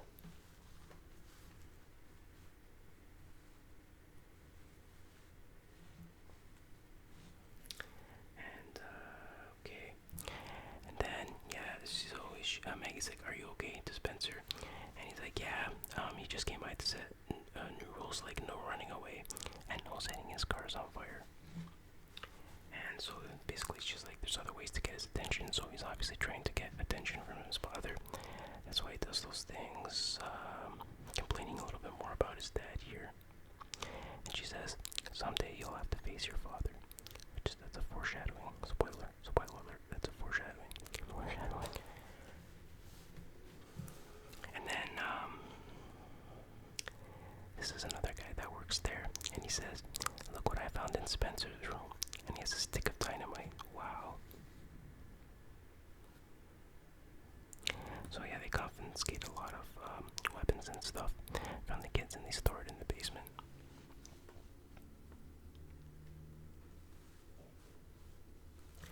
And then we hear this other youth, and she says, "Take your hands off me," to these guards. And Maggie says, "What's the problem?" And she was beating on one of the other youths, and she's like, "Yeah, he was hitting on me." And Maggie says she doesn't like to be touched, so that's kind of her thing. She gets really uneasy about people touching her, even if it's innocent. And she says, "We have a session today, yes." And she says, I've got Doc today. Go talk to him." So Doc is another, I guess, psychiatrist at this youth shelter.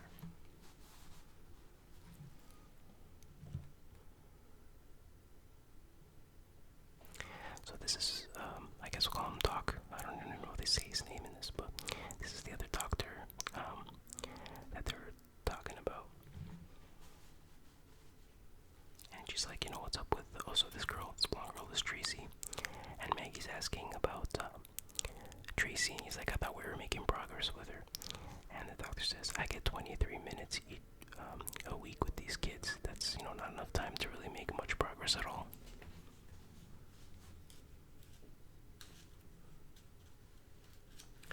And he's saying how Tracy has issues with her father. Conventional therapy's not going to help. So this doctor believes in dream therapy and the power of dreams and all that stuff. And he has these, I guess, dream masks and stuff on his wall.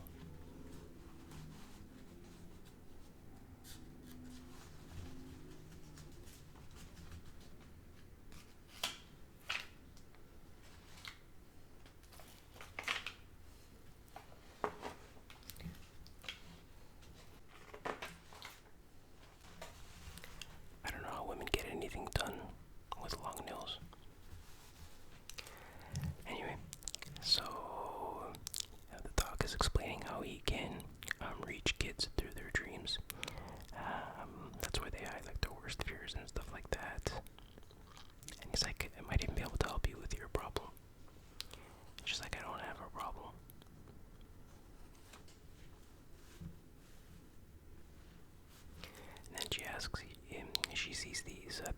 glasses on his desk, and she's like, "What are these for?" A double bill at the drive-in theater. It's kind of a joke there, but. And he says, "The 3D glasses and X-ray specs are just a different way to look at stuff. These kids have seen their problems before. These kids have to see their problems before they can face them." So that information comes in handy later on. So she puts on the glasses and she's looking at this, I guess, 3D painting. And she's like, "What is it?" And he explains how these ugly suckers, as he calls it, are dream demons. They're trying to wipe out the line between dreams and reality, turning the real world into one big nightmare. Again, this all comes in to play later on.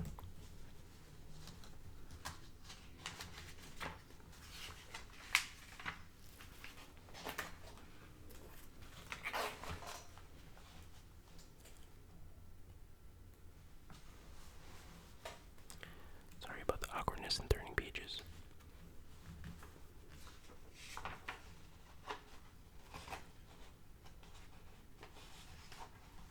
Okay. So then, what happens here? Yeah, so he says, the dream demons roam the dreams of the living until they find the most twisted, evil human imaginable.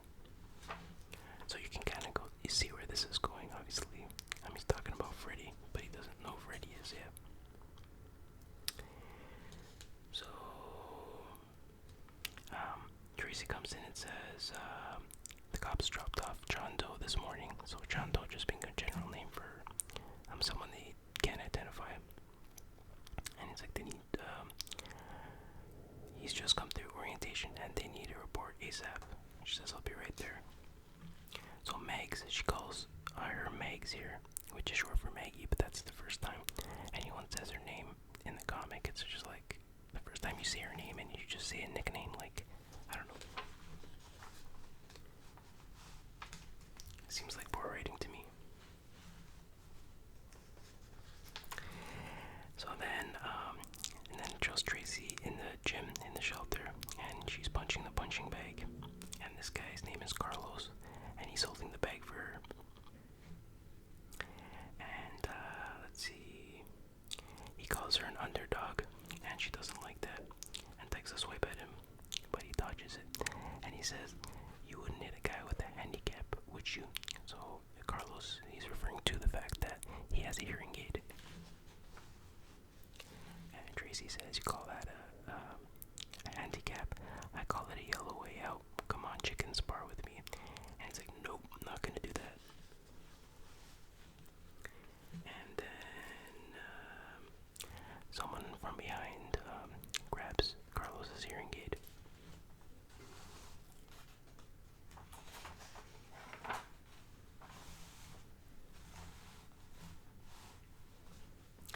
And it was Spencer, just messing around, I guess. And he says, Carlos, that's interesting, he says, "I stopped talking back when it became hazardous to my health." So you find out later on what he's talking about there. So then, the kids have a plan to escape and go to California, because they're basically tired of being in there. And let's see, they're just discussing that. Okay. And then the doc comes and he needs to talk to Tracy. He says, "I heard you had a little bit of trouble today." And asks if she wants to talk about it, and she's like, "Nope." So here's the guy from the beginning, John, aka John Doe. Like I said, doesn't remember where he is. And Maggie asks him how long he's been awake, and he says, 3 days as far as I can remember. And she says, "It looks more like 3 weeks." And he says, "Yeah, well, that's the wonder of amnesia."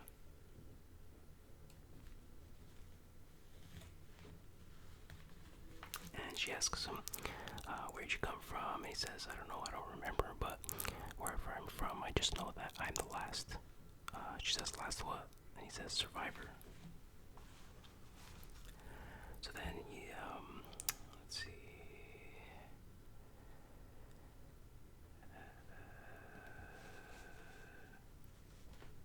And then she's like, why don't you want to, why are you avoiding sleep? And he says, because if I sleep, I'm not waking up. And she says, what makes you think that? And it's like, I don't know, I just feel it. And then she's like, don't worry, you can sleep, but there's not going to be any problems. Don't worry, you can trust me. And he's like, well, if I dream, you can't protect me. And she's like, sure I can. So she asked that he be transferred to Mercy Hospital in the morning.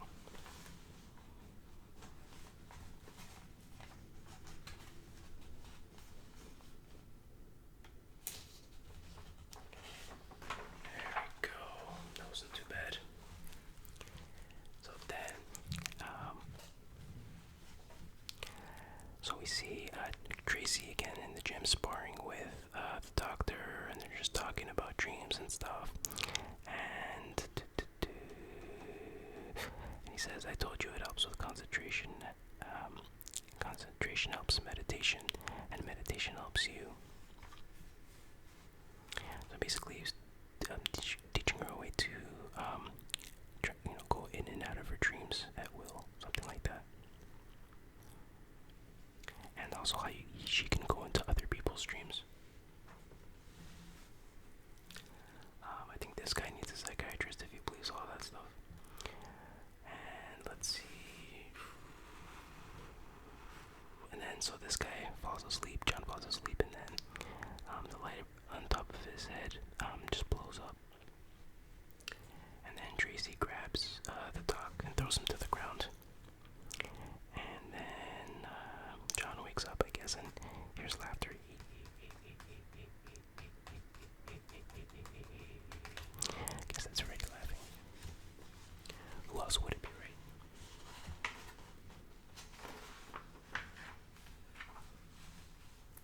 That's a cool Freddy picture. Really cool Freddy picture. I like my glove better.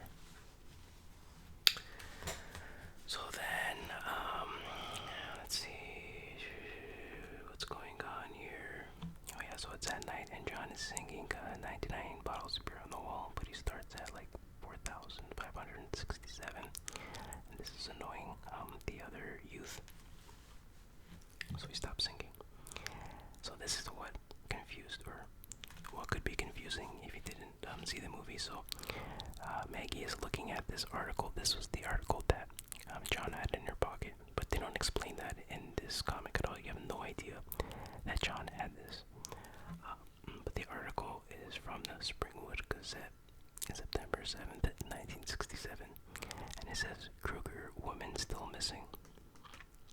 And she notices the water tower in the article. It's the same one that she sees in her dream. So she ends up getting sleepy and falls asleep, and John falls asleep too.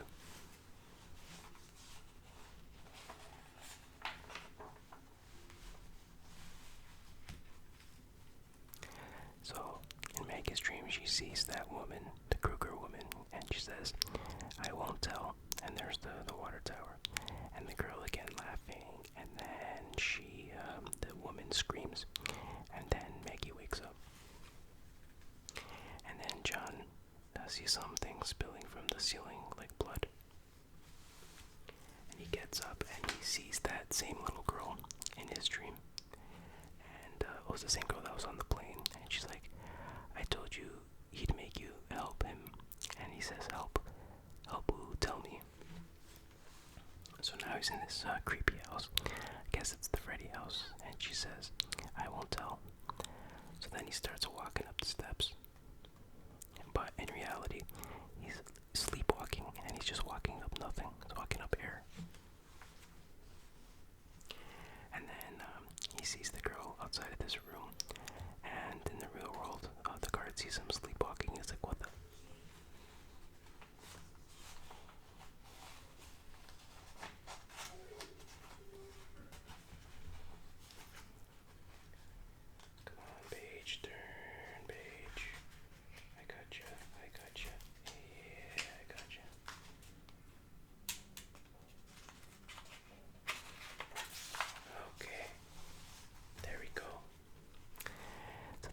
walks into the room and he sees someone. He's in one of those rooms with like a padded room. He sees a guy in a straitjacket in the corner, and he goes to talk to him. And the guy turns around, and it's him. And he says, "Free me, you idiot! I'm your dead memory." So in the real world, John lunges at the security guard and knocks him out the window. But he didn't know what he was doing there. So luckily, it was like on the main floor, so he didn't like die or nothing. But he just calls him an a-hole.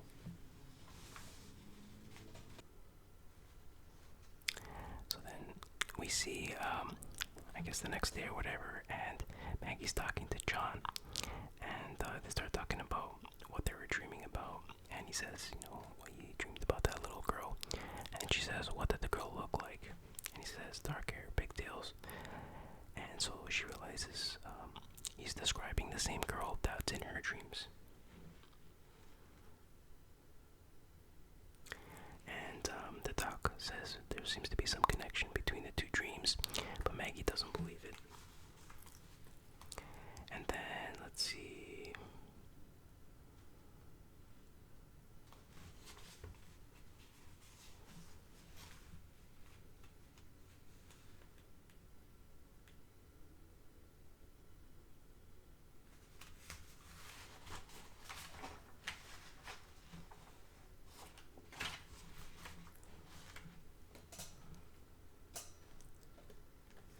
So, Maggie wants to spark his memory by going back to Springwood. And John's a little worried about that, but she's like, don't worry, I'll be with you. And then, so, this guy, so their staff members like, hey, have you seen Spencer, Carlos, and Tracy? And Maggie says, not since last night. So they're missing. So anyways, they go into the van and they're driving to Springwood. And John says they never found that woman, referring to the Kruger woman. Her name's Loretta Kruger. It's Freddy Krueger's wife when he was alive. And she says, no, I don't think they ever found him. So they're driving towards Springwood, and Freddy opens his eyes and says, good work, boy. You brought home the bacon. Oh, and a few appetizers as well. So what's he talking about, appetizers? John nods off, and he's like, I told you not to. I guess he wakes up, and he's like, I told you not to let me fall asleep. And he says, look out.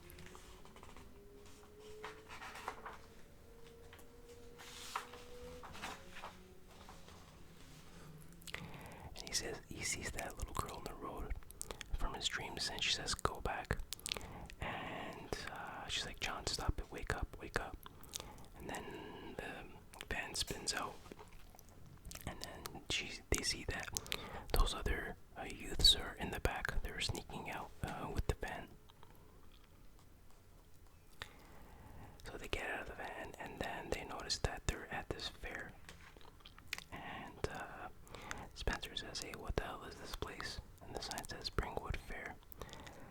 And then Carlos says, 4 troubled teenagers and their counselor have just stepped off the map of known reality. Their next stop, the Twilight Zone. So that's the end of the first issue. A bit of a slow issue, but the other ones pick up a little bit. Okay, now this is the second issue of Freddy's Dead, The Final Nightmare.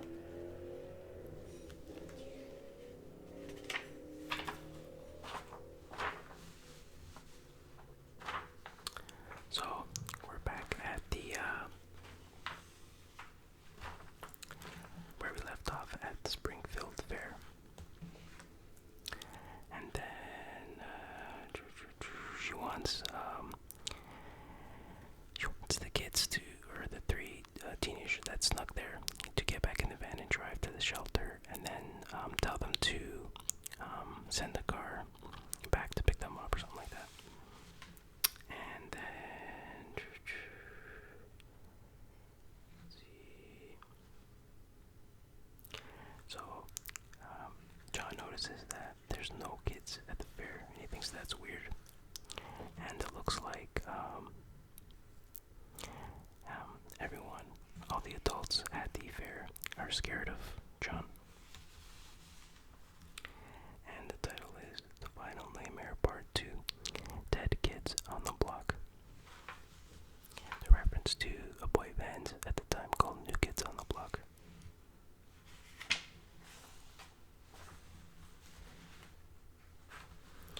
So that's where things get kind of weird. So they tried to phone the shelter, the 3 teenagers, but the phone is dead. And then they see this lady.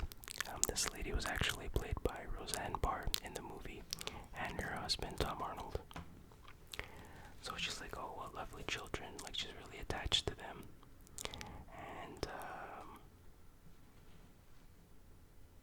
she's like, it's so nice to have kids back here. It's been so long. And she says, but this time will be different. My adorable little babies. This time I'll hide you and he won't find you. And her husband's like, Ethel. And so she wants to bring the children home. And she's like, you know, they'll bring him referring to Freddy. But they don't know what these two people are talking about, so they leave.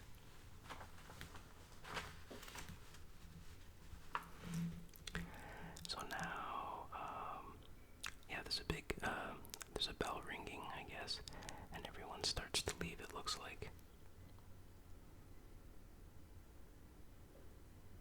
And then the Tom Arnold guy sees John and he says, you said you was getting out, but you brought back more.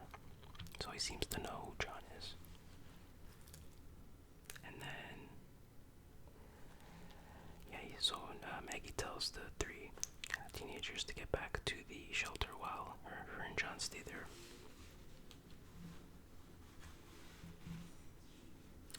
So Maggie notices that the bell came from the school, so she decides to go investigate, but she notices the water tower that's in her dreams.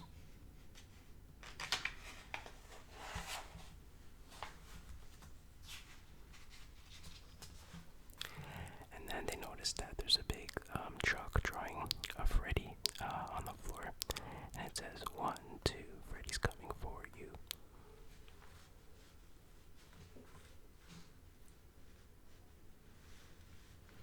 So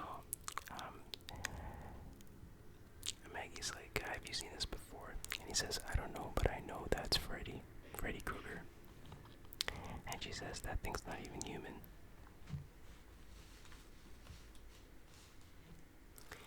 And then, let's see, this lady tries to scrub it off the floor, but she says it won't wash away, not even when it rains.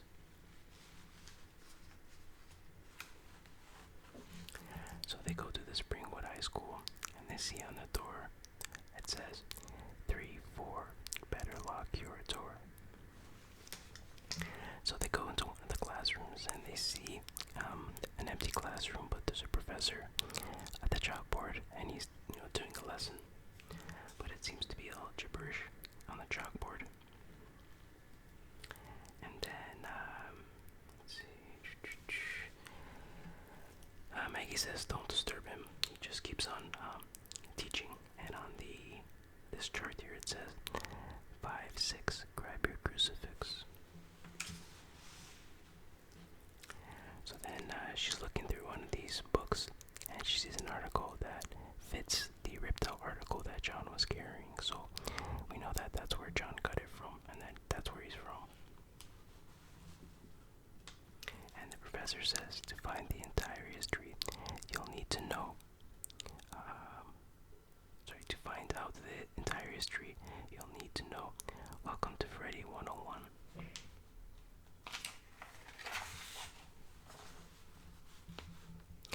So yeah, there's another thing that they didn't really present well in the comic.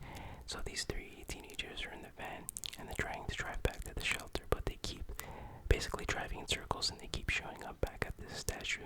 And they're like, what? We're back here again? How are we driving in circles? So obviously Freddy's messing with them somehow. So Tracy decides to get out, and she starts walking.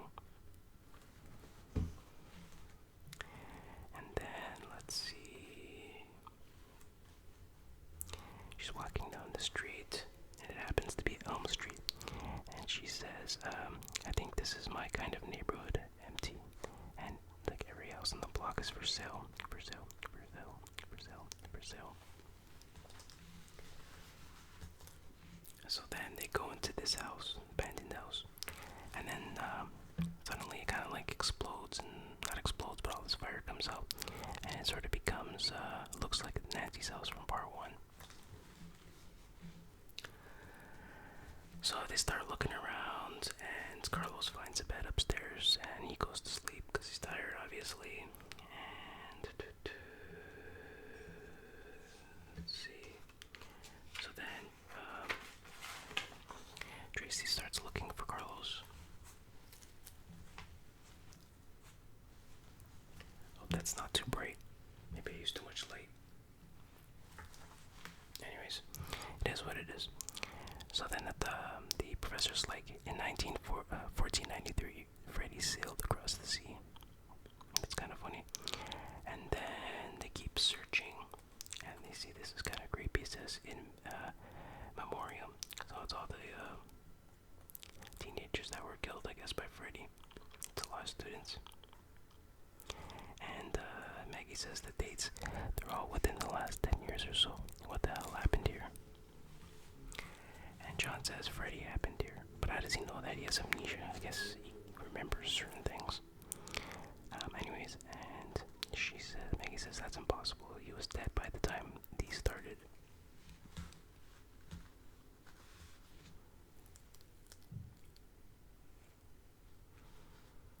And then, let's see. It says, here's where so he's going, the professor's going over a timeline about Freddy. And then he says, here's where they took his child away. And John says, what child? Taking his child to put into the town orphanage added a critical variable to the already unstable status quo. So basically, Freddy had a kid, and he was taken to the orphanage.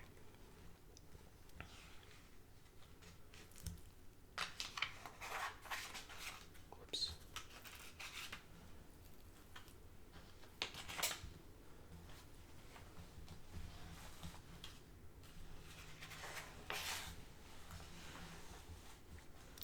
I bent that page a little bit. My bad. So then, he hears Carlos hears someone calling him. He gets up. He thinks it's Tracy, but it isn't. It's his mother. Well, he's dreaming, obviously, and it's Freddy posing as his mother, and she smacks him really hard against the side of the head. And I think that's how he originally got deaf in that ear. His mom smacked. Oh no, what happened was, yeah, his mom got mad at him and shoved the Q-tip in his ear as punishment. Yeah, it's kind of gross. So I take that to mean that maybe that's how he got deaf in the first place. He's kind of reliving it.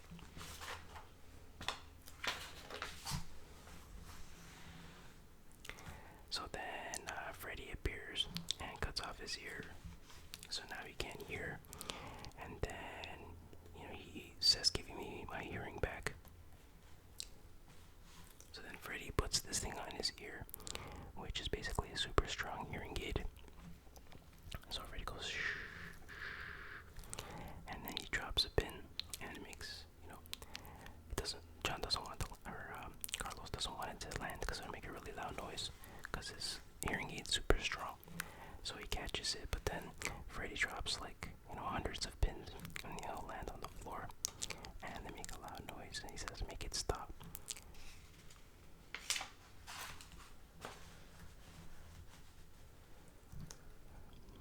And then Freddy gets a chalkboard, and then starts scratching it, and he starts expanding, I guess you can say, and then his whole head just blows up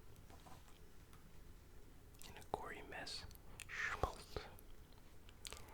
And then Tracy goes in his room and sees his hearing aid, and Carlos is nowhere to be found, and it looks like Carlos's soul goes into Freddy's body, and he says, "Here today, gone tomorrow."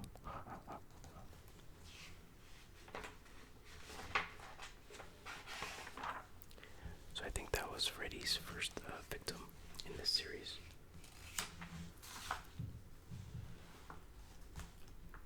Not too much of a body count if that's what you're looking for. So now here's Spencer.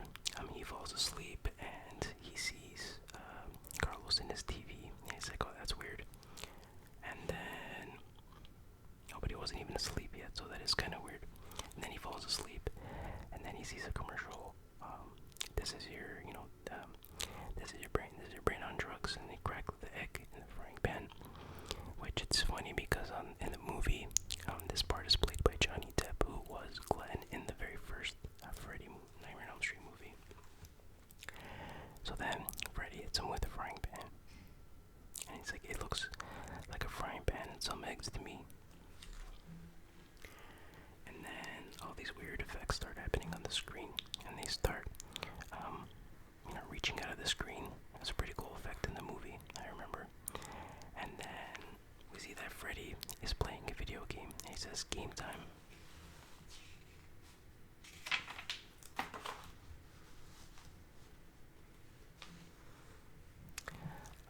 So yeah, they go to the orphanage, and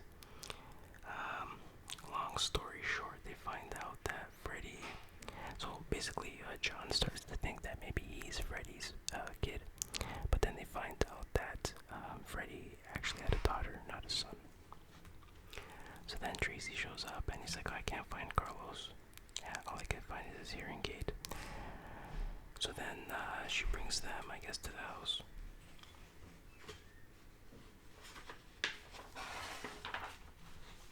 I have to speed it up a little bit if I want to get through this. So now Spencer's gone as well, and then so they split up the house and look for him, and then Maggie goes in the basement and finds a secret entrance in the wall, like a secret passage, and she finds, I guess this was Freddy's house. So she sees all Freddy's gloves that he used to kill kids in real life. Not real life, but real life in the comic, not in the dream world. And he has all article clippings of the murders that he did.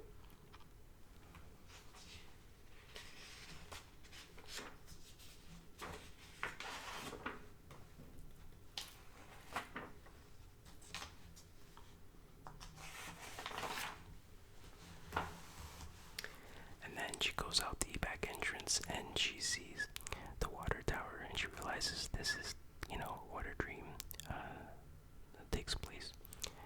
And then, so we cut to Freddy, and he says, "Now I'm playing with power," which is a reference to the Nintendo slogan. And he sees that he's playing this game where he's controlling Spencer. And then, in the game, Spencer's dad shows up, and it says, "Be a man, be a man, be a man, be a man. Be like me, be like me, be like me." And he whacks Spencer with the tennis racket. Spencer gets an apple, gets some powers.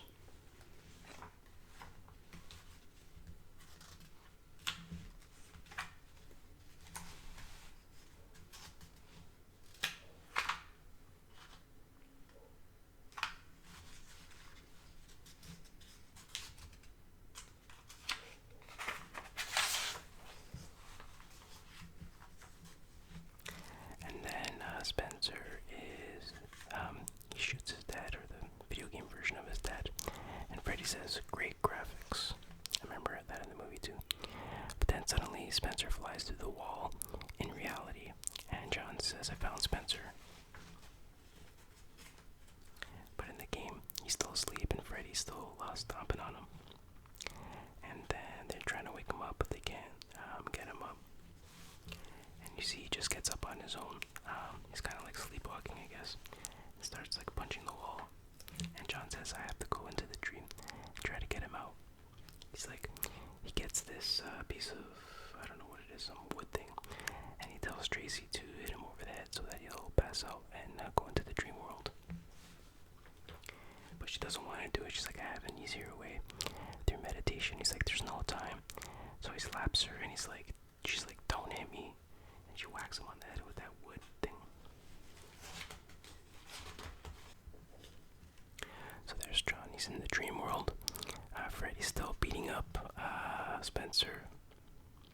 And then Tracy also appears in the dream world, and she's like, I told you there was an easier way. So they find Freddy controlling Spencer, playing the game. And now Freddy has a version of the Power Glove, and he punches Spencer, and the TV blows up. And in reality, Spencer falls through the floor, and you see his soul, I guess, leaving. And in the dream world, Freddy absorbs his soul and says, "Oh yeah, it's good to be back in business. Thanks to you."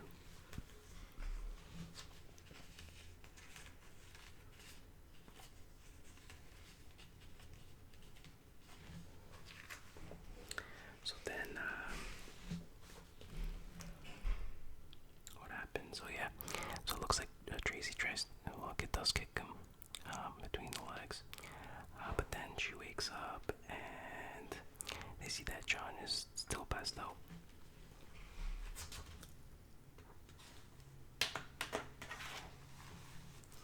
So they decide to get that guy out of there. So they get him into the van and drive away. And John wakes up again in that house. And then the house catches on fire. He jumps out the window. So obviously he's in a dream. And of course he's falling again. But he has a parachute. But in reality his body gets pulled up out of the roof of the van. And then he sees Freddy in the air, and he says, "I know who I am." And he says, "Really?" So he says, "I'm your son." So actually, yeah, I got it wrong before. They didn't learn that Freddy had a daughter versus a son at the school. This is where you learn it, because he tells Freddy, "I'm your son," and he's like, "You're not my son. I didn't have a son, I had a daughter," basically. So Freddy cuts his cords, and he falls, and Freddy drags out these spikes, and poor John, lands right on the spikes.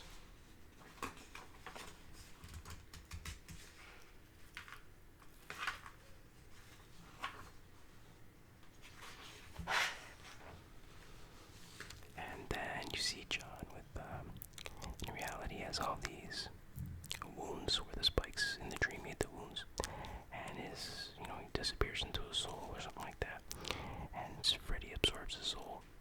Oh, but on the previous page he says, oh no, right here he says, "I was wrong, it's not a boy."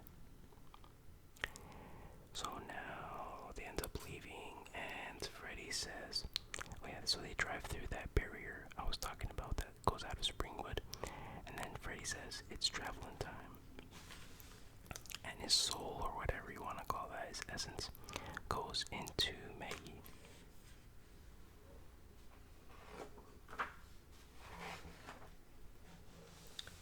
Alright, that was the end of the second comic. So this is the third and final issue.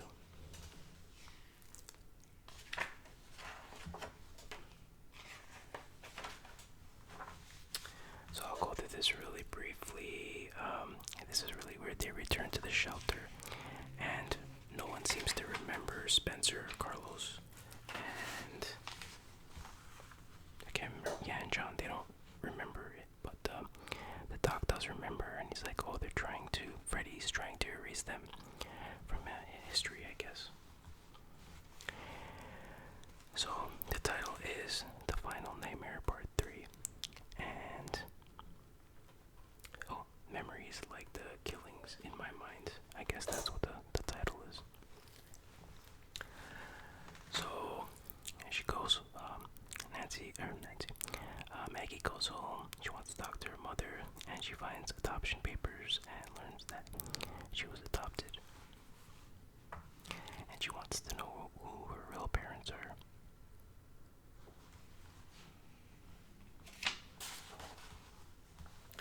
But her mom's like, "Oh, we can't. We're not allowed to. They're not allowed to. We're not allowed to tell you who the original parents are." And then let's see. Maggie's having another dream. So that's Freddy when he was a human, played by Robert Englund's kind of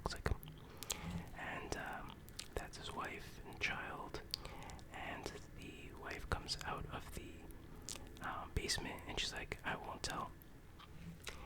And he says, we need to talk. And she's like, Fred, please, I won't tell. So the daughter goes inside, and she goes in the basement, and she sees the secret room. So I guess the mom found the secret room with all his murder weapons and stuff, and the daughter sees it, and then she hears a noise. And then she sort of assumes her adult body, and she sees Freddy. And I guess they don't show it here, but Freddy actually kills the mother. You see it in the movie, he chokes her or something, and she sees it. But Freddy's like, you were such a little artist. And she's like, no, it can't be. I know who I am. He's like, you can't be my father. And let's see. Freddy's like, it's time to start over again. And she says, there's the shelter. And she's like, no, the shelter, but this is in Springwood. And Freddy says, every town has an Elm Street. You see the Elm Street sign come up out of the ground. So because he was able to, I guess, possess her, or whatever you want to call it, he was able to, escape Springwood and spread his terror anywhere he wants now. So Maggie wakes up and realizes that Tracy is in trouble, and now Tracy is in a dream, and she dreams about her abusive father, but this time she's not taking any crap, and she starts to beat him up.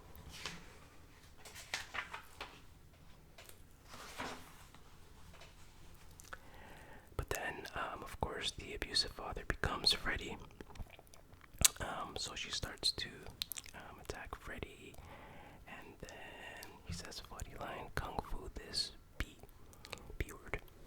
And what happens here, it looks like he tried to slice her, but he misses her. I think she wakes up. Oh no, she burns her hand on the fire, and that wakes her up, I think. Yeah, she wakes up with her hand throbbing, and then what happens? Oh yeah, so now we're in the dog's dream, and he has a bat, and then he starts to beat the crap out of Freddy.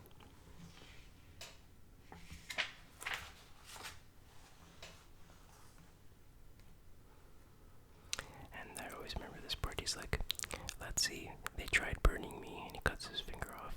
They tried burying me, and he cuts another finger off. And here's my favorite, they even tried holy water, and he cuts another finger off. And he says, but I keep on ticking.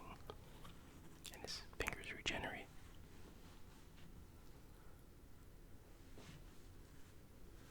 He says, that's what they promised to me. And the dog's like, who's they? And Freddy says, the dream people, the ones who gave me this job. So he's talking about those dream demons that the doctor was talking about before. And then the dog grabs part of Freddy's shirt, and then he wakes up because his alarm clock went off. Beep, beep, beep, beep. And then, yeah, he wakes up and realizes he has that part of Freddy's shirt in reality, so he realizes he can pull things out of dreams. Kind of like Nancy in the first one. So then they have this plan to pull Freddy out of the dream. So Maggie volunteers to go under, and so the doctor gives her the 3D glasses and says it represents, what is it? He's going to try to trick you like he did Tracy. Use these to see behind his crap. And just like, get out of here. And he says, in the dream world, they can represent anything you want. So, I don't know, it's just some gimmick to put on the 3D glasses, because in the actual movie, the last, I don't know, 20 minutes or whatever is actually 3D. And same with this comic. So she falls asleep and then puts on the glasses.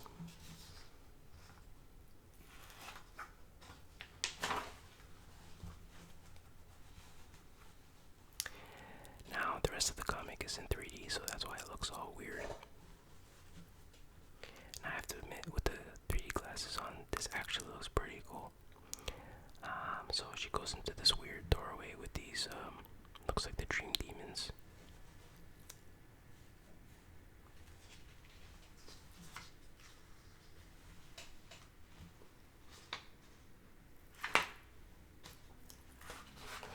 That's just an ad. Skip that.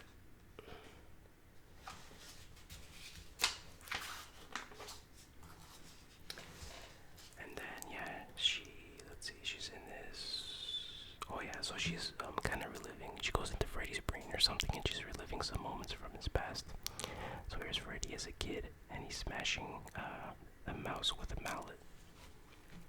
And then he's at school, and all the students are like, son of 100 maniacs. They just keep taunting him over and over again. And then it shows Freddy as a teenager, and he's cutting his own stomach with a knife. And his dad comes down, and it's like, time for your daily beating. And the dad was actually played by Alice Cooper, which it does look like him here too. So his dad hits him with the belt, and Freddy's like, thank you, sir, may I have another?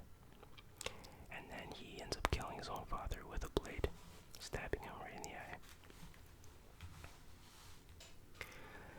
And then it's the memory of Freddy when he was alive, just before, like, this is when the parents got together and decided to burn him for killing all those kids.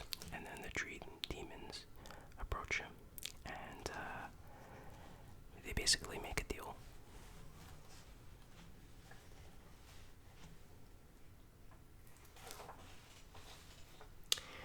And then we have, oh yeah, this is the part that I was talking about before. So she sees the girl, and she's watching Freddy kill the mother, and she says that she won't tell.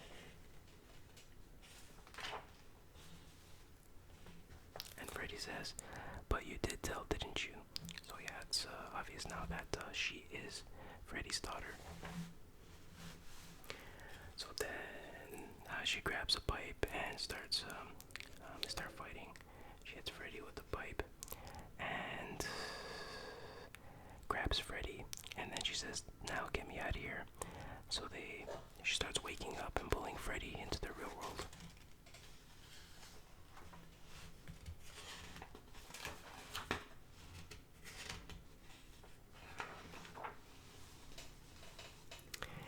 And then, yeah, she wakes up, but Freddy's not there, and it's still in 3D, even though she's awake. They explain that somehow, but anyways, it's not really important. So they go downstairs, and they go into the room where there's all these weapons that they confiscated from the kids. Or did that happen already? Yeah, they should have done that before. That makes no sense why they would wait till now, but... So she goes in the base, or somewhere in the facility anyways, and she sees Freddy. And he's apologizing for what he did, but it's just a trick. And then he says, come to daddy, but she's not buying it, so she hits him in the stomach area with this bat with spikes on it. And it looks like it knocks off Freddy's glove.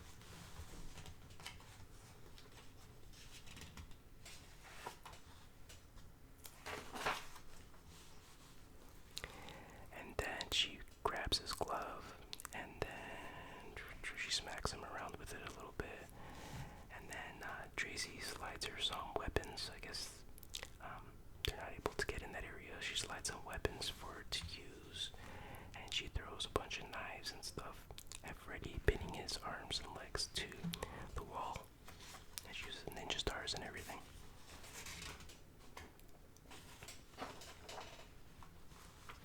And shoves a crowbar right in his stomach. And she puts on Freddy's glove. And Freddy's like, feels good, doesn't it?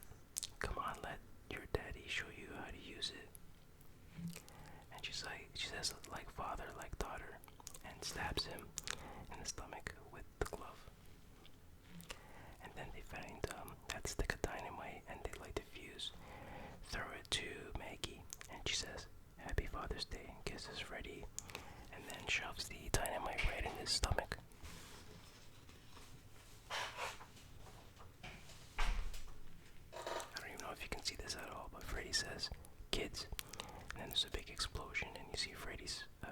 face go flying. It's a pretty cool 3D effect, actually. So then, what happens? Alright, yeah, whatever, they're celebrating. And it says Freddy's dead. And at the bottom it says, be sure to read more about Freddy's previous adventures in the all-new monthly Nightmares on Elm Street comic.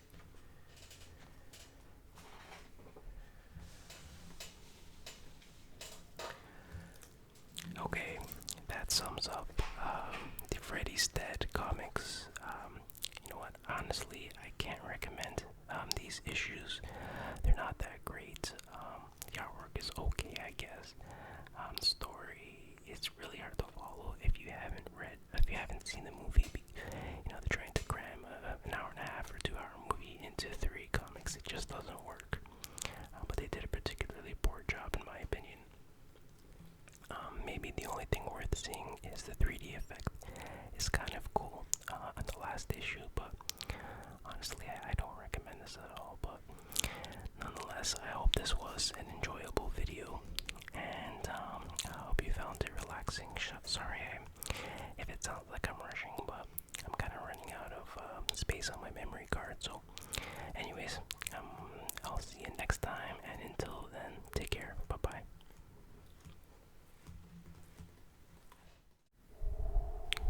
ASMR Retro Forever.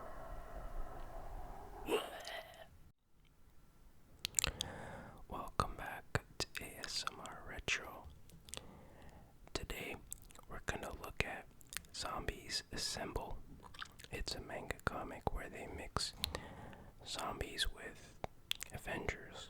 As best as I can tell, this seems to follow the MCU, but I'm not really 100% sure if it's canon with the MCU or what. And to those people who requested I do some DC comics, I promise I'll get to them. Hopefully in November. I just had a set number of ideas for videos that I wanted to get out of the way, and a lot of them just happen to be Marvel comics. So, anyways, let's get started.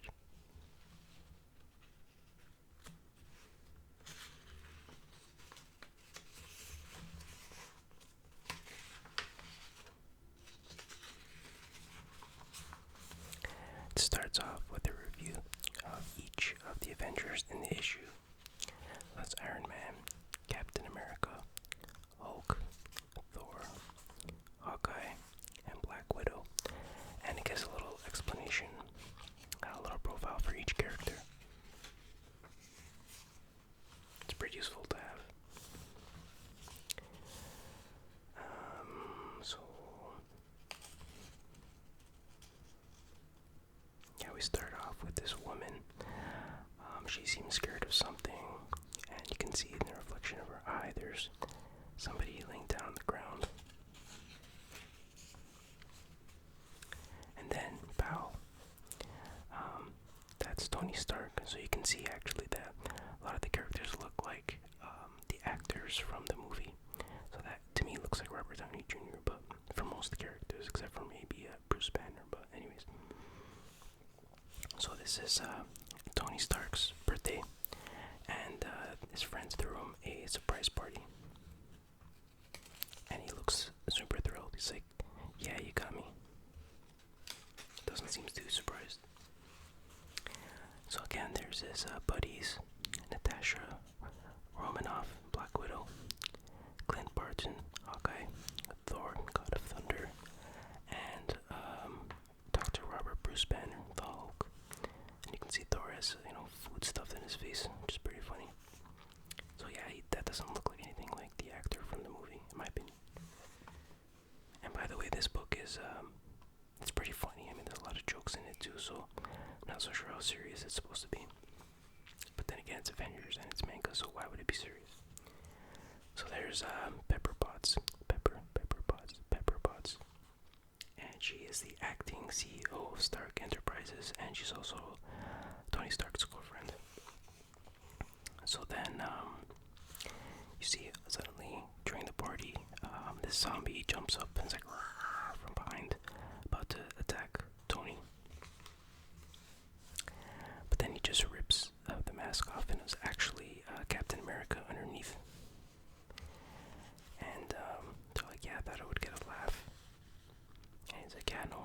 everyone's just having fun, blah blah blah. And then suddenly you hear a krish, and they turn around and they see this guy standing with face down, and everyone's like, "Hey, are you okay, buddy?" And then you see a close up of his face, and they're like, "Wow, that's a really good costume." And then Tony Stark was about to touch it because he's like, "Oh, that looks very lifelike." But Pepper's like, I don't know who this guy is. I don't have anything to do with this costume." And then just then the guy lunges towards Tony, and Captain America pulls him back. So this guy actually was a real zombie. I mean, what are the odds of that? So he actually ends up missing Tony and taking a bite out of the wall. Chomp. And he's like chewing up the drywall. And everyone's shocked. And people start panicking, running around. And then he tells James Rhodey Rhodes, that's War Machine, he's like, "Look after Pepper." And then he asks Jarvis is the AI, his AI program, whatever, to lock the place down. And then the zombie gets a bullet to the head, goes right through his arm into his head. And that was Black Widow who shot him, and he just falls down dead. So they're like, okay, there must be an explanation for this, what's going on, blah blah blah. And Tony asks Jarvis who this guy was, and Jarvis says, "John Wilson, he was part of Stark Industries Research and Development Division, so he was an employee." So he's like, "What's going on? Is this a virus? How did this happen?" So they're kind of confused. And then Captain America says we have to make sure all the civilians are cleared out of the building, just in case, right? So he asks Jarvis, and he says the last 10 civilians are exiting the building right now as we speak. But then Jarvis says, "Wait a minute, there's a problem." And then he says that the vital signs of the last 10, the number of civilians with the vital signs is decreasing from 10 to 9 to 8 to 7. So they're one by one turning into zombies. And you can see it on the surveillance camera. So now, what happens?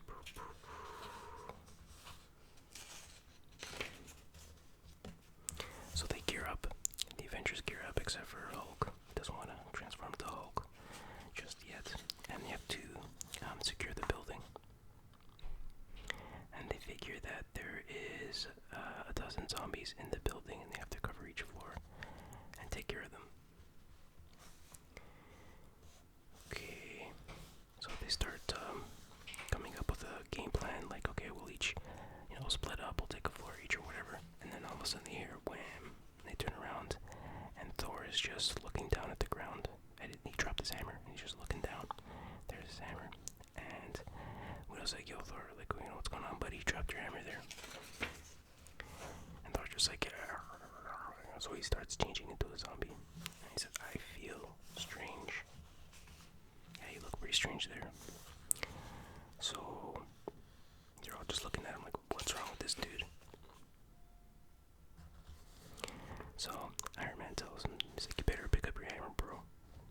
And then Banner's like, "Hey, didn't you notice that Thor turned into a zombie? Like, is anyone gonna say anything?" And Iron Man's like, "Yeah, I know, I'm trying not to cause a scene. I don't want to startle Thor, so he doesn't attack us or something like that."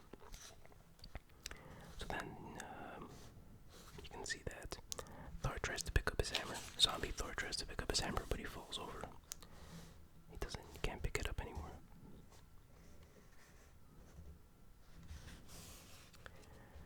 And what happens? And then Thor rubs his eye, and then his eyeball pops out. You can see it in his hand. He's still not completely a zombie yet, I don't think. He's still transforming. And he's like, "What is this? It's quite strange in its appearance. Where did it come from?" And he says, "Natasha," and then he gives it to her, and he's like, "Is this orb yours? Mayhap it is one of your beauty accessories. So she has the eyeball in her hand, and she's like, it must be thanks Thor, old buddy. And she just tosses it behind her. And then Thor just cracks up. So he's kind of going crazy, it seems, as the zombie virus takes over.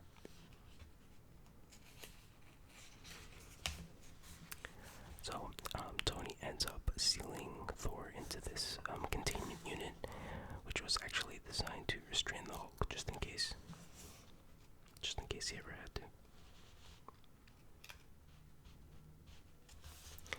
So then, the Black Widow says she figures out how the virus is spreading because they noticed that nobody bit Thor. So, because everyone assumes that zombie viruses get spread through bites, but she noticed that he wasn't bit, so she figures it's being spread by touch. So all you gotta do is touch a zombie, and you're gonna become a zombie. And then she says that she also touched the zombie, so she's starting to. She got infected too. So like, you gotta be kidding me. It's like, yep, I'm infected with the zombie virus. So she's like, do you have one of those containment chambers for me?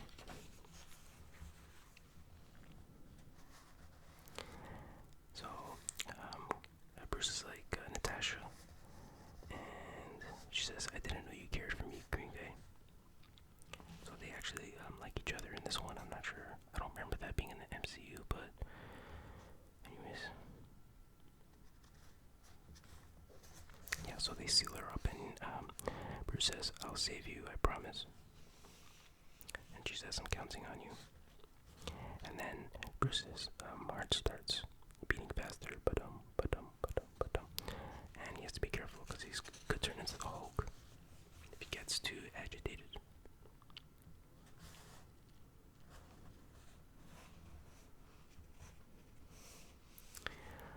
Okay, so now there's just Natasha and Hulk Thor into adjacent containment chambers, and they're just talking to each other a little bit.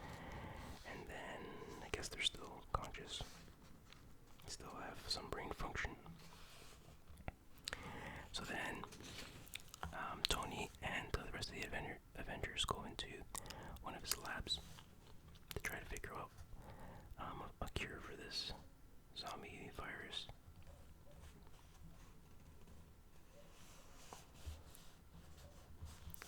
So Tony and Bruce get to work on trying to find something, and they keep an eye on the two infected Avengers.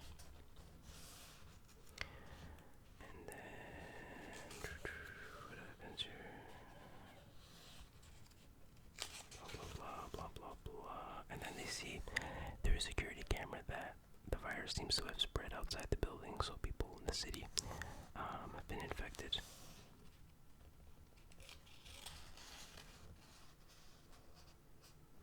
So then Tony has to be connected with James Rhodes' War Machine. And then Captain America hears something. And Thor broke out. So you can see his big hole in the containment, what do you call that? Capsule, whatever. And Natasha's passed out. So like, we gotta find where Thor went, which, didn't take long because he's right behind them. So now we're on chapter 2.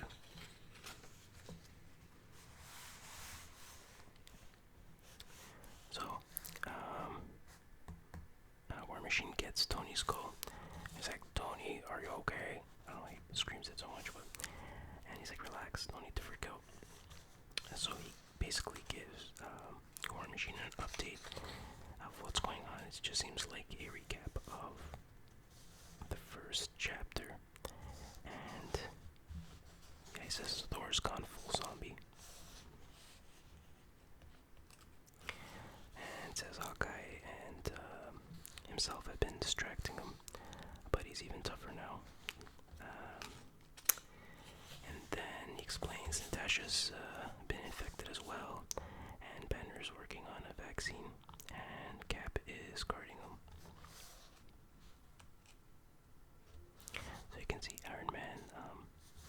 launches all these missiles, missile, missile, missile, missile, missile, missile, missile, missile, missile, missile.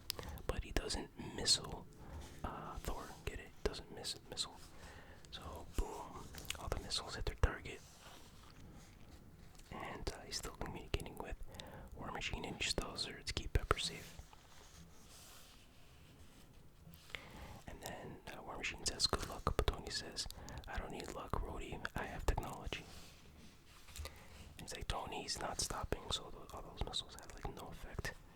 And Iron Man's like, "What the? How's that possible?" So what's this? Some kind of vial with something in it. So he takes a sample of Natasha's blood, but he's wearing gloves so he won't be infected. Because remember, it gets spread by touch. And then everything went quiet all of a sudden, and you see Iron Man's head on the floor, just hoping that his actual head is not inside the helmet. Which of course it isn't, it just got knocked off. And he's like, "Hey bud, can you back off a little? Getting a little bit too close." So then Hawkeye launches an arrow, and Zombie Thor just, swats it out of the way. And then, out of nowhere, this big fireball thingy hits Thor and knocks him out. And they're like, "What the? Who did that?" And it was this girl here. And she says, "Follow me if you want to live." So, she's, stealing some of Arnold Schwarzenegger's lines from Terminator. So they're just staring at each other. So this is later, and they're like, "Okay," our captain says, "Okay, who is this lady? And why is she snapping pictures of me?" So you can see she's taking pictures of Iron Man. Click, click, click, click, click, click, click, click, click, click. And he's posing. And she's like, "That's great. Hold that pose. Just a few more." So that's pretty funny. She's obviously a big fan of Mr. America, Captain America. So she introduces herself. She's Dr. Toshiko Amano, Stark Industries research scientist. So,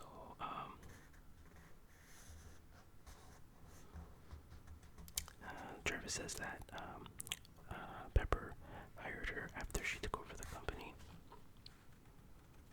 And then she asks Captain America for an autograph, and he's like, "Yeah, after this is over." And then Jarvis finds her fan site of Captain America, and Tony's like, "Fan site?" So then it shows this funny, it shows her fan site of Captain America, and there's some very candid photos. He's punching a punching bag. There he's eating a hamburger sandwich or something, and they're just walking in the park. So obviously she's kind of like stalking him. And then Tony asks her, "Miss Amino, are you like some kind of stalker or something?" And she's like, no, I'm just a big fan or whatever. And then he notices that some of the pictures on the site were of earlier in the evening at the party. And then she says that she admits that she hacked into Tony's security camera system. And he's kind of proud of her for doing that. He's like, "Okay, then you got some skill. Now I know why Pepper hired you." And then, oh yeah, so now they're showing her the weapon she used to knock out Thor, and they're like, "What is it?" And she's like, "You should know what it is. You've all seen it before. Don't you recognize it?" And then this is a flashback back in New York City during the alien invasion. And then they all say at the same time, I don't know how you say that, the Chitauri, that's what I'm going with, Chitauri. And then, the aliens that invaded from the alternate dimension, that were brought there by Loki, Thor's half-brother. And that weapon was one of their weapons. So apparently after that war, a lot of the alien technology ended up on the black market, and she ended up buying it.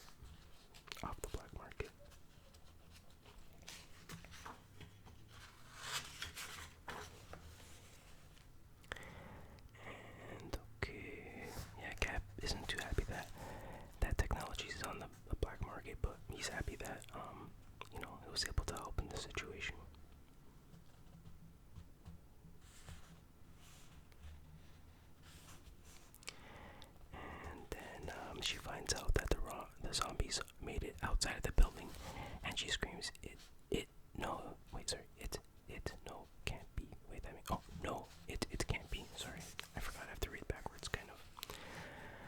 So they're like, well, what do you mean? What, do you know something? Well, what aren't you telling us? And they ask her what she knows about the virus.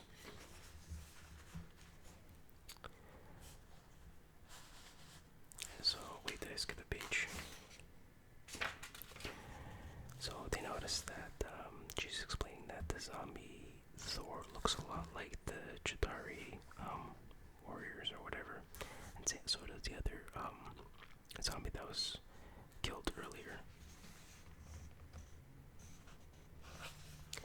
So basically, she explains that she used some of the organic material that she found on the weapon that she bought, and she was experimenting with it. And see, Tony's not too happy about that, and neither is Captain America. And so she, I guess, accidentally created this virus. And she's really sorry, she feels bad. She says when it was an accident, and that she took it outside of the building because she didn't want to get caught by the company, so she took it to another lab to do experiments. And I guess that's how it spread outside the building. She said that somebody stole her bag with these samples while she was on the subway.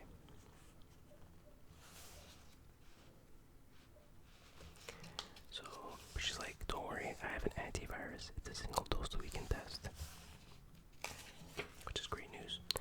So they inject it into Thor, and they wait and see what happens.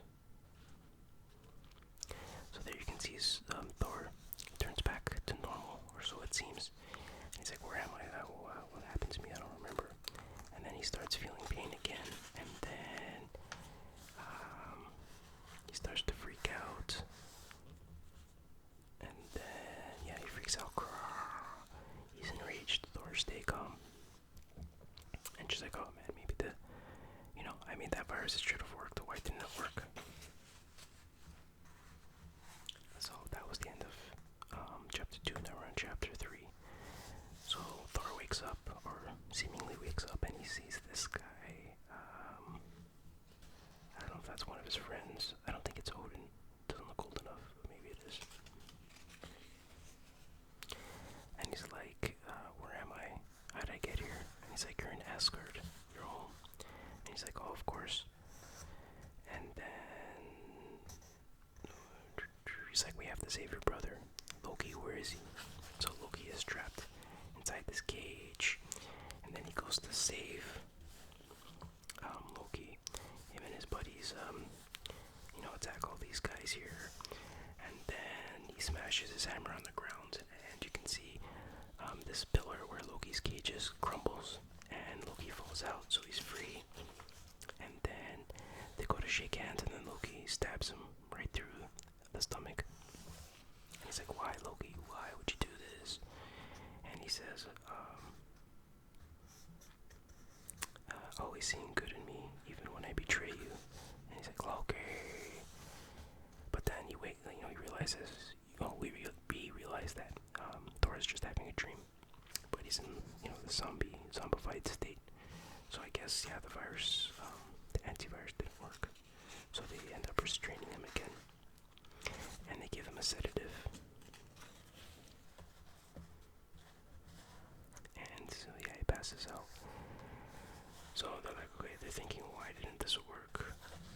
And then you see Thor, like, bloop, bloop, bloop, bloop, bloop, bloop. This little, I guess, boils forming on his head.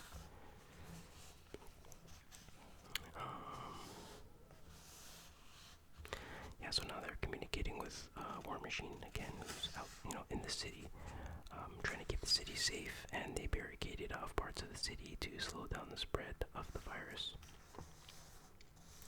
And then outside one of the barricades, they see a single zombie, and he's like, yeah, don't worry about it, there's just one of them, it shouldn't be a problem, just let him be for now. So he's still talking with Iron Man, and then all of a sudden, the zombie starts to bubble up. And then boom, it just explodes. And you can see all the windows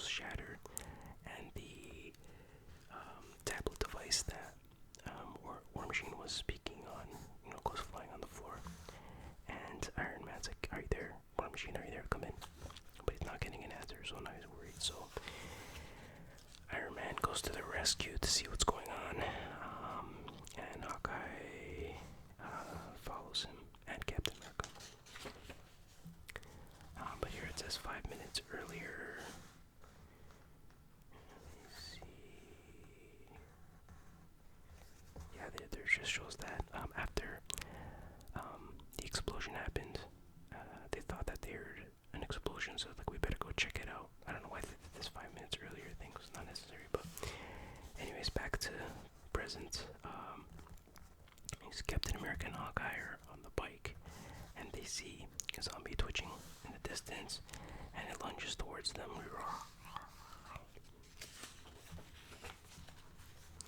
And then it just explodes. It looks like it blew up their bike, and Hawkeye goes flying and shoots the zombie through the knee, and then lands on the floor, and then another zombie seems to crash out a window above him, and out of nowhere, Captain America just whams the zombie with his shield. So there's a few more zombies approaching.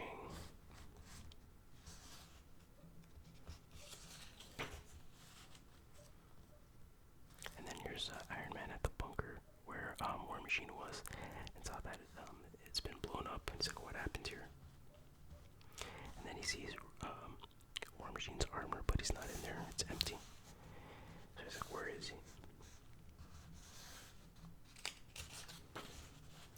And then they notice there's a whole bunch of zombies behind them. Zombie. So it looks like things took a bit of a serious turn.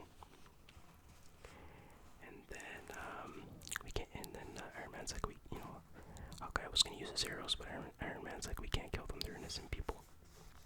We have to find a way to contain them until we find a cure for this. But then all of a sudden they start bubbling up. And then boom, they blow up. So then we are back at the lab, and we're talking with Dr. Amano and Bruce Banner, and they're working on the second version of the antivirus. So they're trying to decide who to test it on first.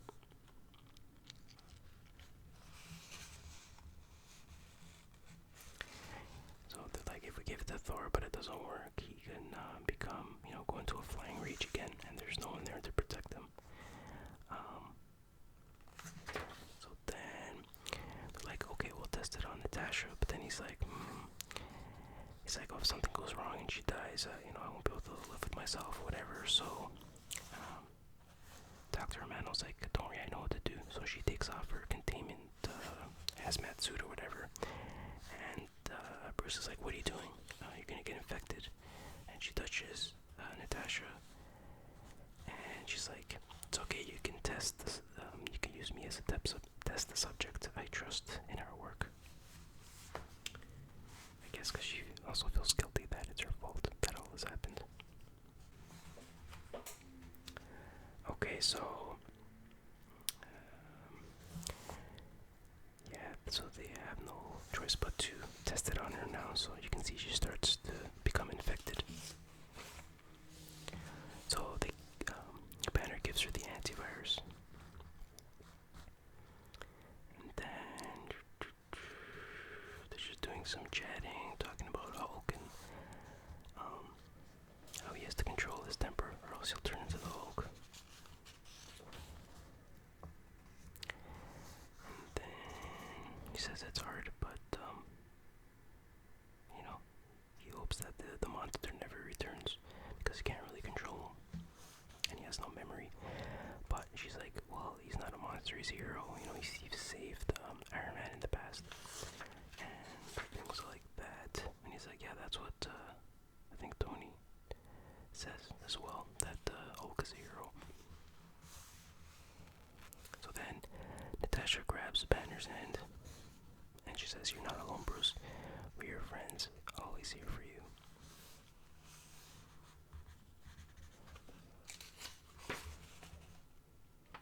So then she starts coughing, and she starts getting worse. Cough, cough, cough, cough, cough, cough, cough, cough. That's cool how they drew her face here. The infection getting worse.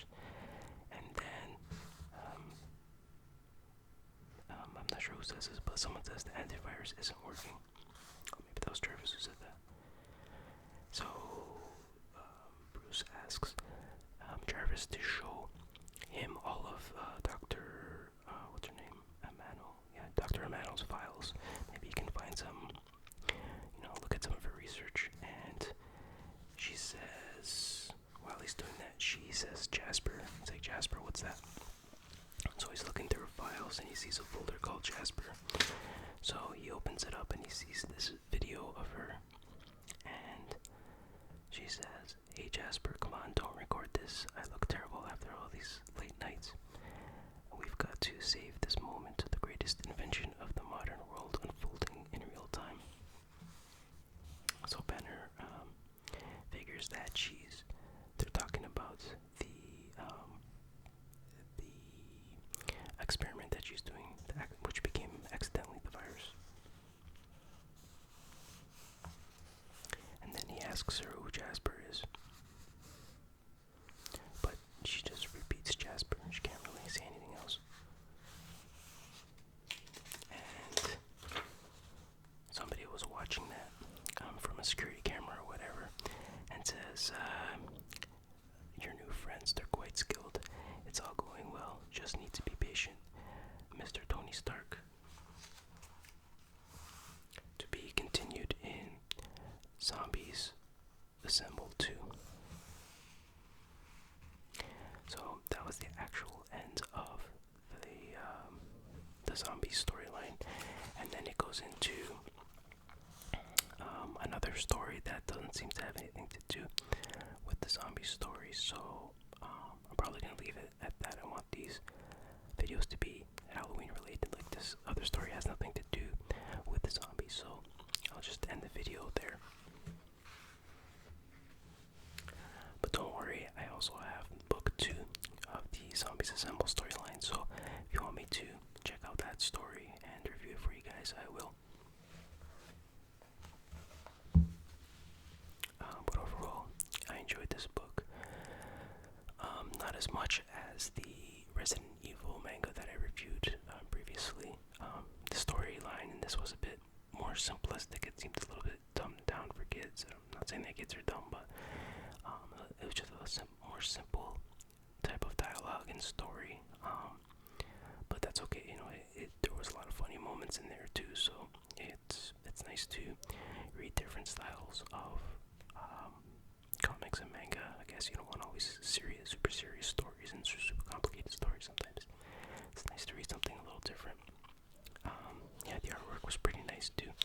It's a nice change of pace from the American comics that I'm always reading. So anyway, that's my video for today. I hope you enjoyed it, and I'll see you soon. Take care. Bye bye. ASMR Retro Forever.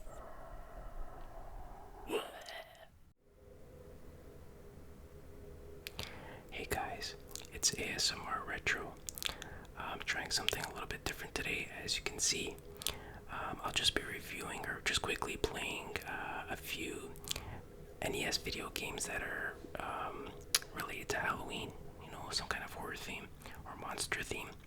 But as you can see, I'm playing, or I'm using a app to have a 3D version of my avatar that's mapped onto my face and my mouth movements and stuff like that. So I just thought I'd try something a little bit different today. Let me know if you like this, or if you like just the way I used to do my gameplay videos. Anyways, let's get started. The first game that I'm playing is Monster in My Pocket. It's by Konami. I've played this game just briefly when I was preparing for this video, so I'm not very good at it by any means. So you can select between a vampire or the monster, which I guess is very, very clearly not Frankenstein, but Frankenstein's monster. Gotta be sure to get that right. So you can see they're small little monsters. As the name would suggest, they're watching TV. And then Kyle shows up for some reason. And he says, "Ha ha ha, I sent my henchman." Oh, I can't read that. Something's in the way. My phone's in the way, actually. But yeah, the story's not that involved anyway, so I'll just get started. So this is a pretty typical Konami style game. Konami, whatever I say, Konami. And it's very much, you see a lot of similarities between this and the Ninja Turtles games, and even Castlevania. A lot of the sound effects are similar, like when you get hit, the little sound he makes. When wouldn't be surprised if it's just straight up ripped off. Not ripped off, obviously they have the right to do that. And whoa. Yeah, there's a lot of flicker in this game, I don't know why, but the gameplay is really, simple in the sense that there's really, as far as I can tell, only 2 moves that you use in the game. A punch and a jump, and that's it. And you can do a double jump too. So, but yeah, that's really, and you can pick up those keys. But again, I don't really know what they're for, what the keys are for. Or not again, I don't think I said it for the first time, but yeah, there's these big keys you can pick up and throw at enemies. And you can carry the key with you, but I don't really see a door or anything like that that you can use the key on, so I don't know the point really of the keys. The graphics are pretty good. You can see at the bottom where it has the HUD with the where it shows your power and stuff like that. That's like straight from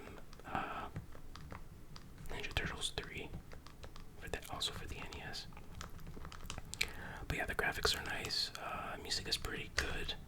Again, very Konami of this era. And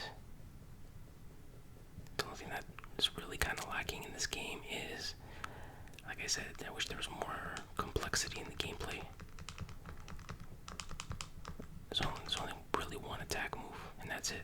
And I guess throwing the keys is kind of an attack too, but unless I'm missing something, there might be more to it than that. There might be more moves that I'm not aware of that I just don't know how to do, but I tried pressing pretty much every button combination. So now you got this boss fight here.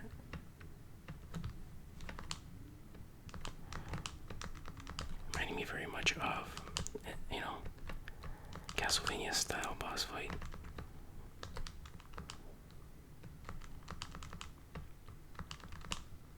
So I think, well, I don't think I know this game is based on a cartoon. I'm pretty sure. I kind of remember this cartoon when I was growing up. I never watched it, but I remember hearing about it. And I'm guessing there was probably toys too.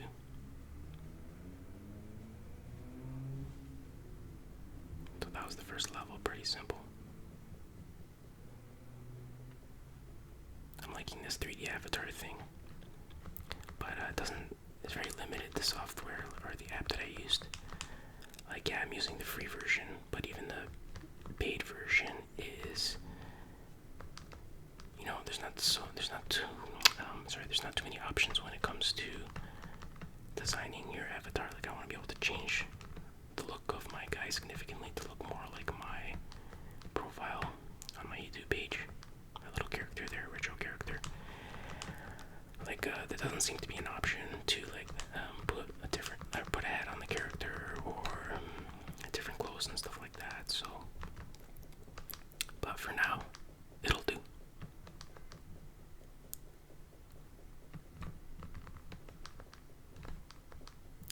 So yeah, this game is so far not that difficult. I did play it a couple of times before I did this video, I died once, but I did play it a few times before this video, so I kind of know a little bit of what to do. But I'm guessing it gets a lot harder.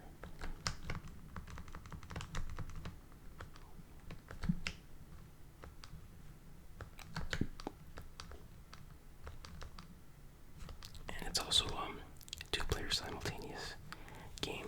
I can imagine how much flickering there must be when they're playing 2 players.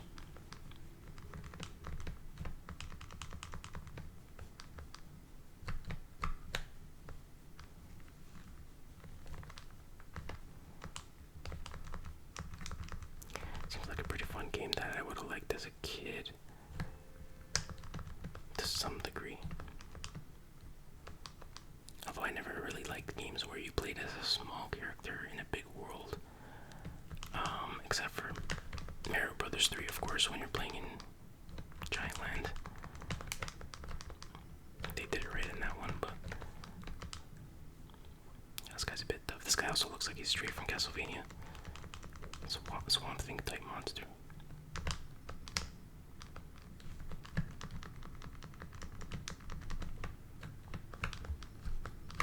I've been this guy before. There we go. Just kind of melted. And when boss screams, he makes a sound very much like in Castlevania when the enemies die. Castlevania 3.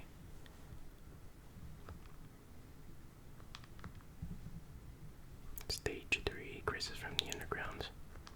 Oh, I dodged that by fluke. Where do I go? It feels like Super Mario Brothers 2 when you have to dig in the sand.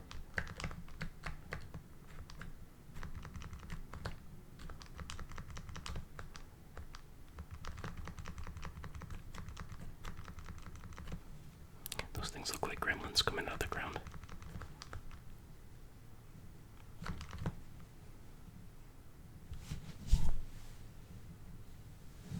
Yeah, my phone screen was about to time out. That's what kind of sucks about recording this way. I'm still learning the ropes, I guess. Alright, that about does it for this game. I'll go on to the next one. The next game I'm going to try is Alien Syndrome. Again, I never really played this game when I was younger, but I did play it recently. I think this is also a two-player simultaneous game, if I'm not mistaken. So as you can see, it's an overhead shooter, and you have to go around fighting these aliens and saving people, your comrades. And you have a time limit, and the number of comrades you gotta save is displayed at the top of the screen. So there's one. Okay. The map shows you where the rest of the comrades are, and you can get different weapons and stuff. Again, very simplistic game in design, but it's fun. I don't know what it is. It's has a certain charm to it. I'm guessing 2 players, it's a lot more fun.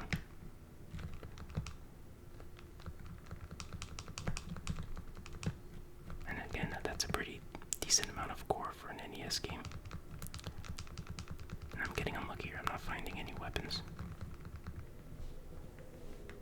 Oh, there's another guy. Oh, there's a laser weapon. That's a pretty good weapon. Because it goes through multiple enemies. I don't think the other weapons do that. So clearly this game has took inspiration, at least in part, from the Alien movies with Sigourney Weaver. Because you can see in the next level anyway, the monsters or the aliens look just like, or very similar to the xenomorphs in the Alien movies. One thing that can be better in this game is the music. It's really not that great. And sound effects are decent enough, I guess.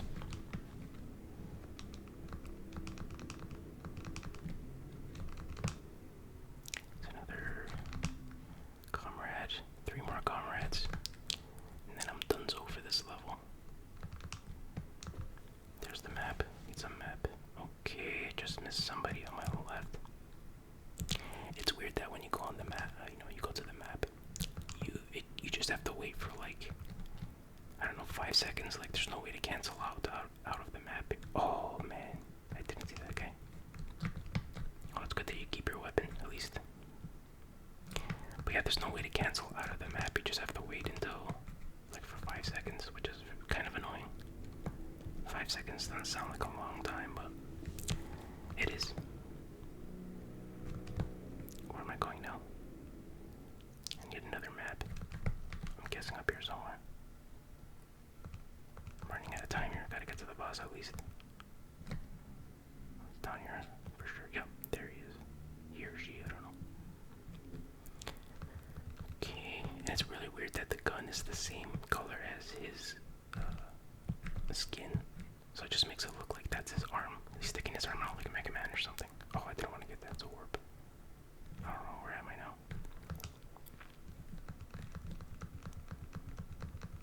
Okay, that was pointless.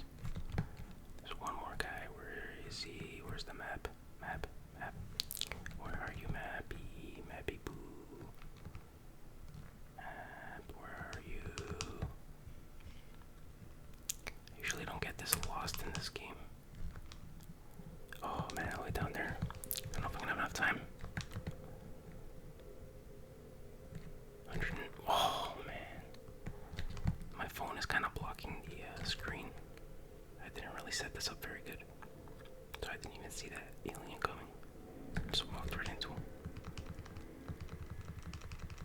suppose I should shoot and walk at the same time. I can manage that. Oh. Sorry, my phone was about to black out again. Alright, now I have 100 seconds or whatever to get to the exit. Should be no problem.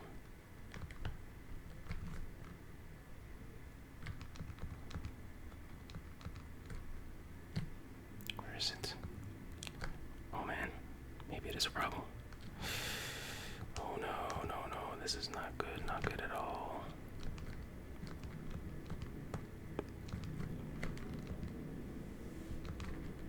Okay. There we go. Okay, now you gotta fight this boss. He's actually pretty tough. Because I think the collision detection is kind of weird. Like, I'm not really sure where I gotta hit him. I think when that thing opens up, but oh man, I don't think I'm gonna do this. Oh man. Yeah, I didn't do it this time, guys. Sorry about it. Okay, well, that's it for Alien Syndrome. Now let's move on to the next game. Alright, the next game I'm playing is Friday the 13th. I'm not really, I haven't played this game much, and to be honest with you, I don't fully understand how to play it, and I'm very, very terrible at it, but from what I hear, it's not really my fault. One of these characters, you can pick different camp counselors. Yeah, it says use the torch to light the fireplaces. Honestly, I can't find a single fireplace. Like, I don't know where they are. So you gotta... Wait, what's going on? Okay, so you can see the map. There's one of those cabins is flashing, and that means Jason is attacking, I think, either a kid or a camp counselor. So you gotta figure out how you're gonna get there and try to save the kids. And another thing I don't understand is how you fight. Oh, I went the wrong way. That's just great. Oh man, I'll never make it. But anyways, I can't seem to figure out how you fight Jason. Like, when you go into that cabin that's being attacked by Jason, you gotta fight him. But I always just get destroyed, so I don't really fully understand, whoops, how that works. I mean, I guess I could have looked it up online, but I feel like you shouldn't really have to do that. Oh, that was fast. Okay, I'm almost there. The map is very deceiving. Okay, so there's a counselor, it looks like. And at this point I can switch with that counselor. Or just keep going with the same character. Okay, so there's Jason. I just don't get it. I don't know how to not take a hit. I kinda do, but see, and I died. I just don't understand. So now you play as another camp counselor. And, whoops, don't want to go in here. Not to mention that these little huts don't make any sense. Like, the 3D-ness of those huts don't make any sense, if that makes sense. Like, the layout of the room doesn't really make sense if that. I don't know if I'm explaining that right, but I think you know what I mean. Yeah, keep going. No. I think I want to go here. Okay, so now I got a lighter, but I don't know how to use it. And I don't even know where to find one of those fireplaces. Oh, and I got a knife too. Knife is much better. That was a fluke. Okay. So you gotta keep checking the map every 2 seconds. Okay.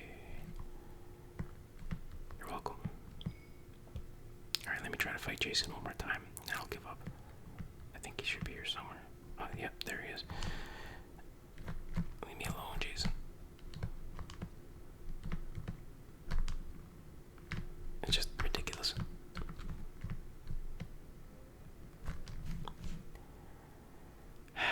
Whatever. Anyways. Sorry that I'm not better at this game, but maybe I'll learn how to play it one day and try to do a complete playthrough. But anyways, next game.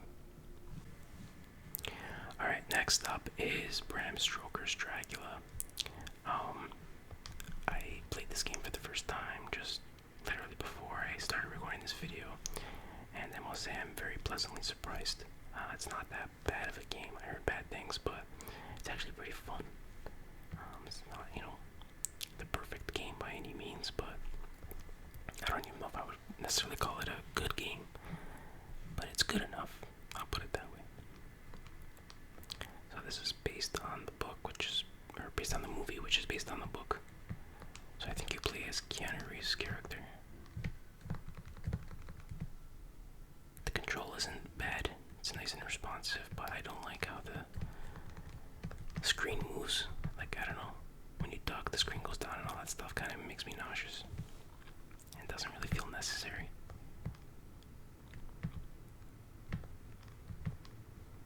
So you got these Mario-style blocks. You can get different weapons. So I got an axe, good old axe. I think that's like a, what do you call it? Halfway point, or I forget what you call it. So if I die, I'll restart from there. Midway point, I don't know what you call it.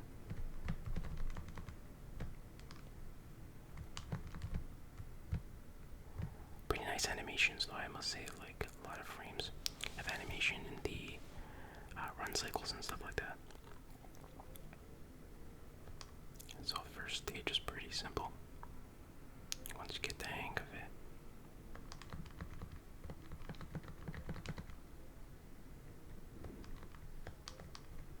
The music is kind of crappy though, especially on this stage. It definitely needs work. Whoa.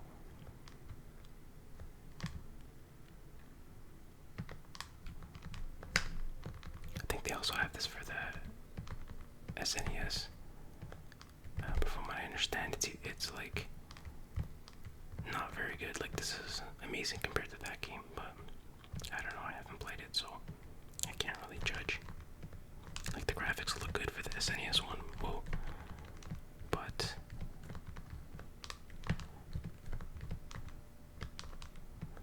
the gameplay is pretty awful.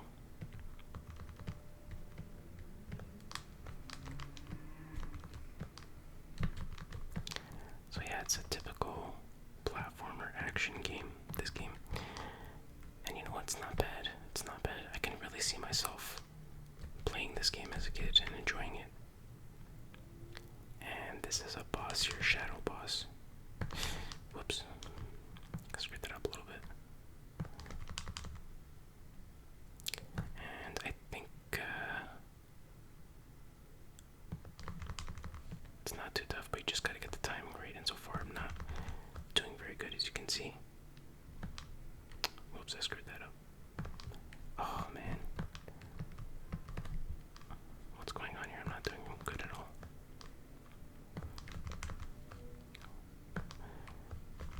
There we go. Now I'm getting in some hits.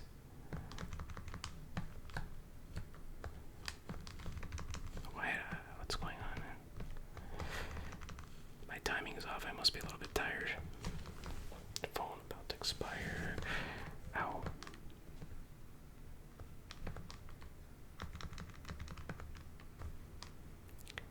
Come on.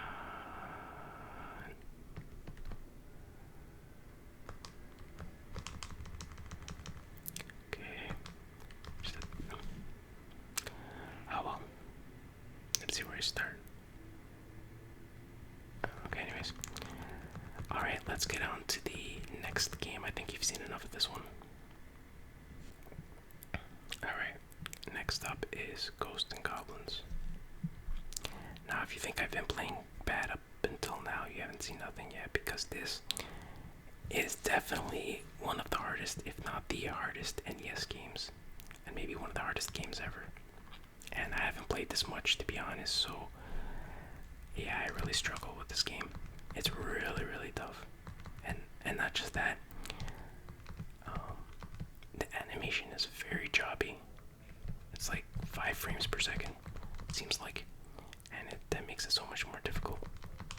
And it really strains my eyes after a while. I've played the Super Nintendo version a little bit more, and I'm slightly better at that one.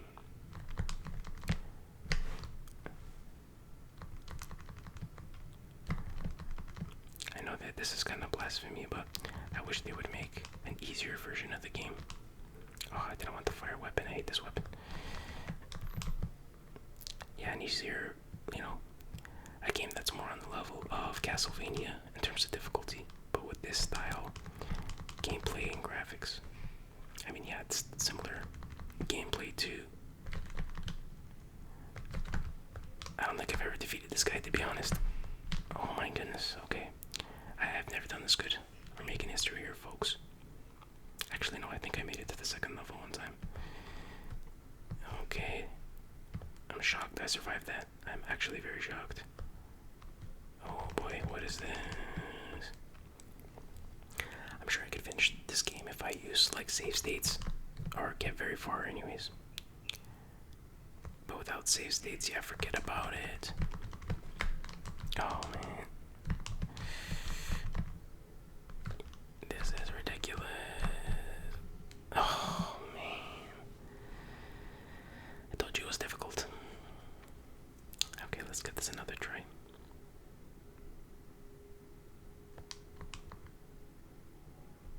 Where do I start from? Okay, at least I still have my weapon.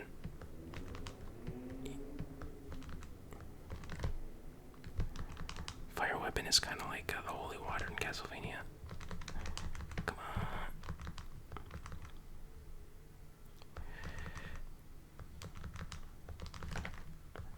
What is that? No. Oh my goodness. I don't know how I'm surviving this. Oh man, ridiculous. Absolutely ridiculous. Okay, they have to show you this map every single time you die. It's very annoying because you will die a lot.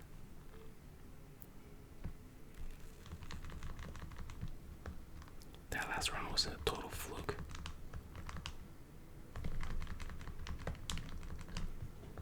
I'll never do that good again. I know I should be more confident in my game playing abilities.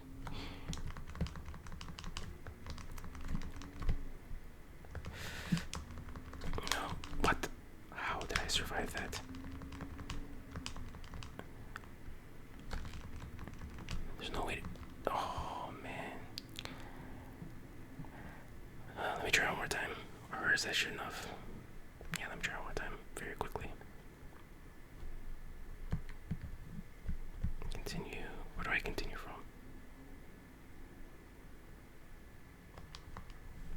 Okay, it's not too bad. So let me know, by the way, if how the audio sounds in this game. I had to put my microphone a little bit further away from my face, so I don't know if it's picking up my voice good enough. But let me know. It's all a learning experience. Okay, get some money. I wish there was a way to get my armor back. I didn't know you could duck under that. That explains a lot. I hate these guys. Oh man. They're terrifying looking, and they make the most terrifying sound when they come after you. It's like the sound of air escaping a balloon when you pull it tight. Yeah, I know that doesn't sound terrifying, but wait till you hear it in this game. Okay. Man. Basically, this game is all trial and error, and you have to play it like a million times to get good enough and to memorize all the patterns. But as you can see, sometimes the more you play, the worse you get. In my case, because I start losing my patience, and I'm just like, I just want to get through this quick. Alright, I think this is my last attempt.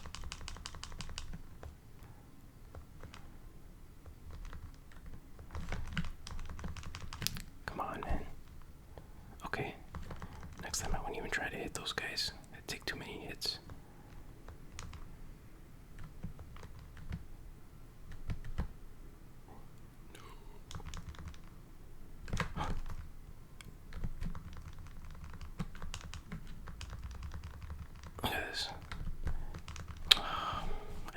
pretty much. Alright, that does it for this video. Like I said, it was kind of an experimental video, so I hope you enjoyed it, and let me know what you think. If you want to see more of this face, or just my regular profile face that doesn't move, or you don't want to see a face at all, just you'd rather see a close-up of the controller and stuff like that. So anyways, I hope you enjoyed the video, and I'll see you next time. Until then, take care. Bye bye.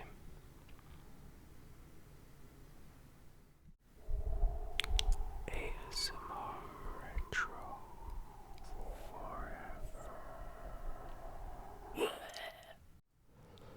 Welcome back to ASMR Retro. Today I'm gonna play some Plants vs. Zombies. This is the original game. It's been a while since I played it, so I'm gonna start from the beginning because I don't really remember how to play it otherwise. And I'll also have some candies for you guys. But, well, they're not for you guys, they're for me, but the sounds are for you. And I only have 2 though. I'm gonna have to get some more. So I'm gonna have to make them last as much as possible.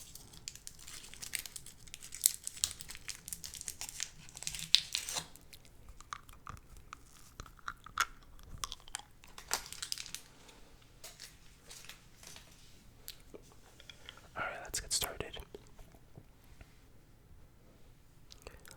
So I was thinking of, I know there's part 2 now, I guess, so I'm thinking of buying it, or I don't know if it's free. I think it's free. Most phone games seem to be free these days. But anyways, yeah, I should maybe play that.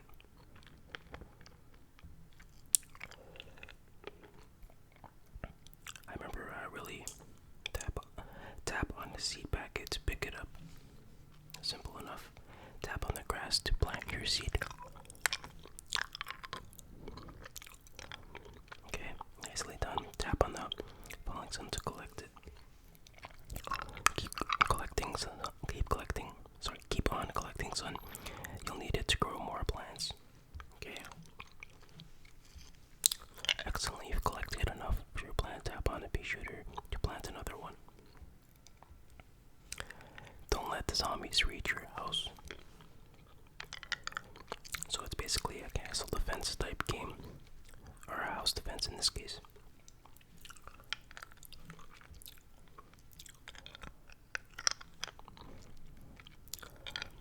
So I'm guessing the first few levels are going to be very simple. Tutorial type levels.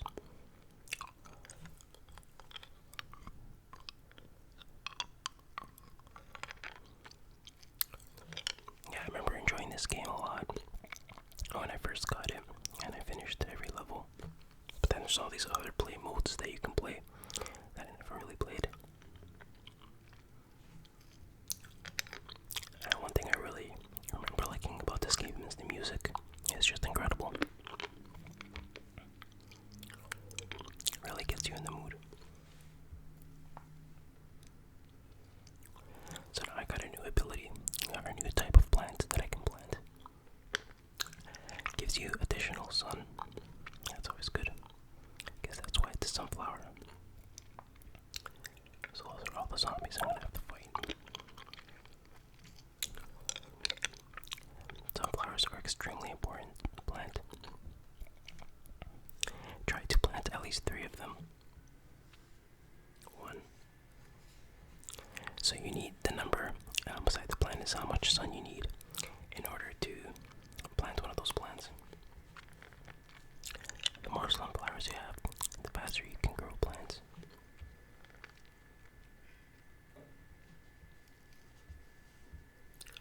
And up here is your total sun count.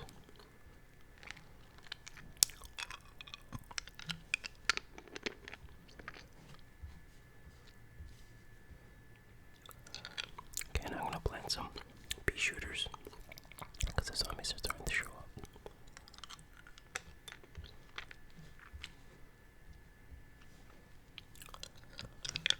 It can get pretty tough on the later levels, but so far it's pretty simple.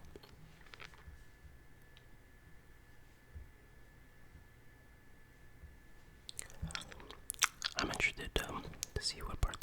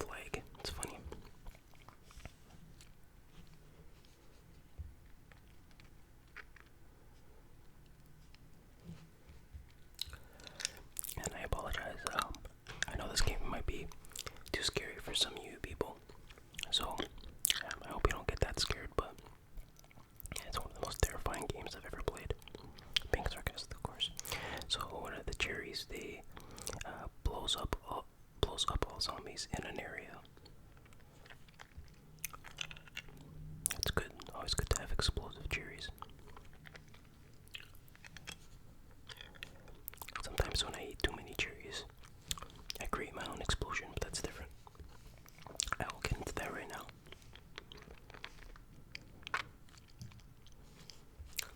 So now I have 3 plant types, and the cherries take 150 sun. So I'm just gonna start by planting at least 3 sunflowers. Uh-oh. Here comes a zombie. Better get my pea shooters out.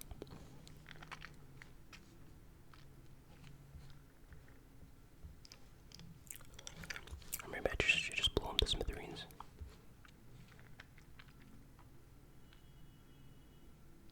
Come on. One more sun. Let's go, let's go. There we go.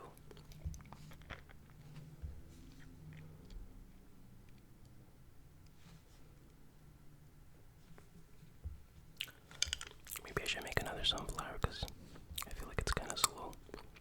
Let me fill up that space with the pea shooter. And then let me see if this one guy can take on that one zombie. Come on. Come on. Yes. Okay. Now maybe I'll make another sunflower. Okay. I suppose I should plant a cherry bomb.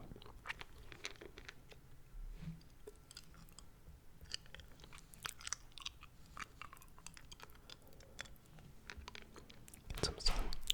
Sunny delight. Sunny delight. Oh, that zombie has the traffic going on his head. I think he's a little bit more difficult to kill. It provides some protection for him. Not much, but some. I'm assuming those 2 pea shooters can take care of him. Okay, I'll plant a bomb. Right. Oh, maybe I don't need a bomb. I'll save it.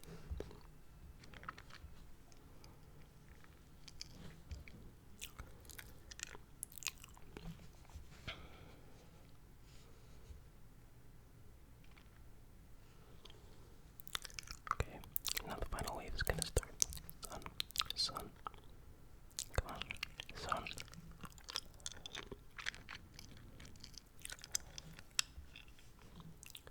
A huge wave is approaching. Just drop a bomb there. Oh, what? It just blows up like that, eh? Okay, well, now I learned. I thought the plant had, or the zombie had to walk over the cherries before it blows up. Let me try that again. Come on. Oh, the plant has a recharge meter, I guess.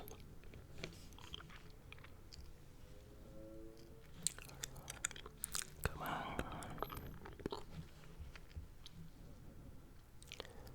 I'm gonna blow up smithereens. Let's go, let's go. Yeah, it's taking too long. So I got what looks like a peanut of some kind, but I think it's a potato. It blocks off zombies and protects your other plants.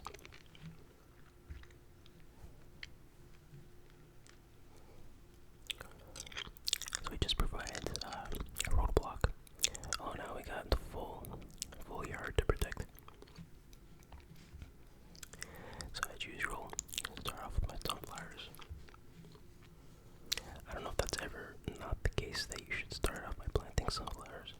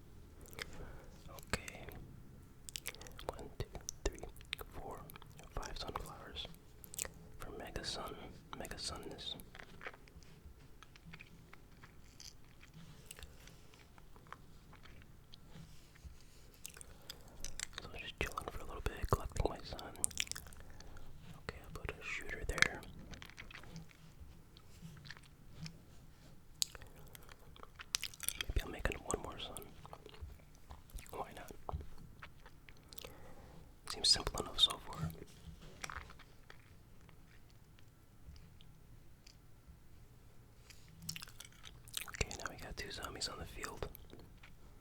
I'm not panicking just yet.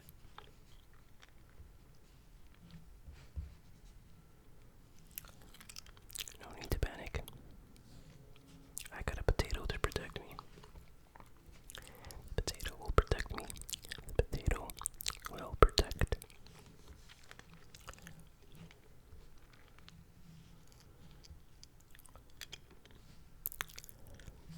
And I know at least one of the songs in the game is based somewhat off, I believe, the theme for a zombie movie called Zombie. It's an Italian zombie movie. I think it has a few different names, but I really like that movie. And the theme song is very similar to one of the songs in this game, which is cool. I like that. It's a really cool theme song. Okay, wow. Field's getting a bit crowded now. Okay. But no problemo for me. Everything's going nice and easy. Oh. Okay, we got the guy with the dunce cap, traffic cone on his head. Okay, get now in there.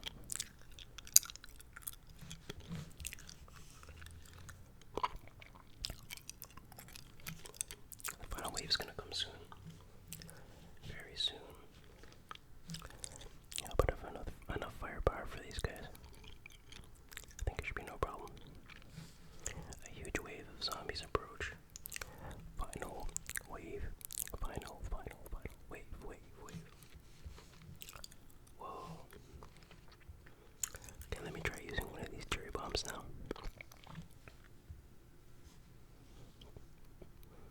Boom. Nice. Nice and easy. Nice and easy. Oh, shovel.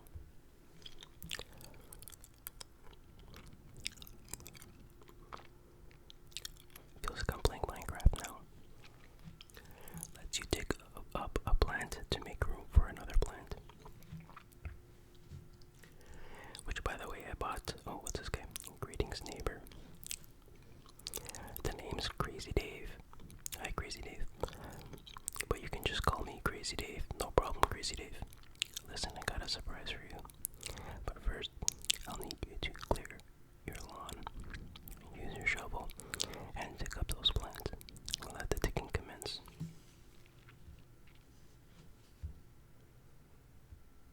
I did. Come on.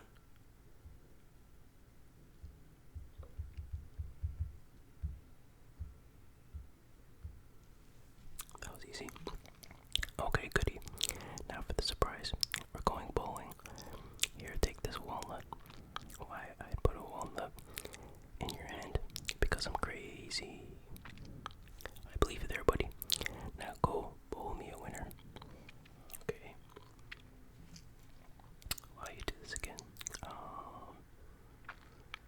Oh, that's supposed to be a walnut, not a potato or a peanut. How do you do this? Oh, I see.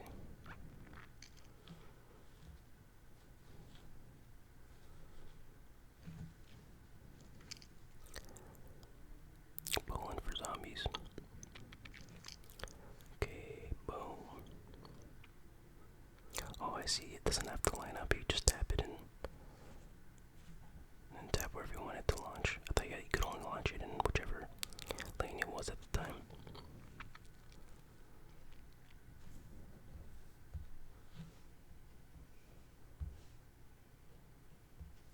This is pretty simple. Oh, what the heck is that? Okay, it looks kind of nuts. Literally. Boom. Explosive walnut.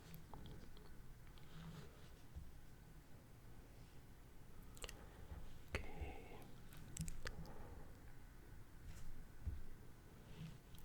Save this one for the cone head.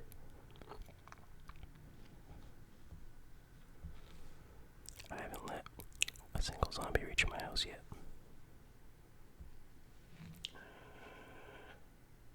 Do this. Okay, so far so good, I think.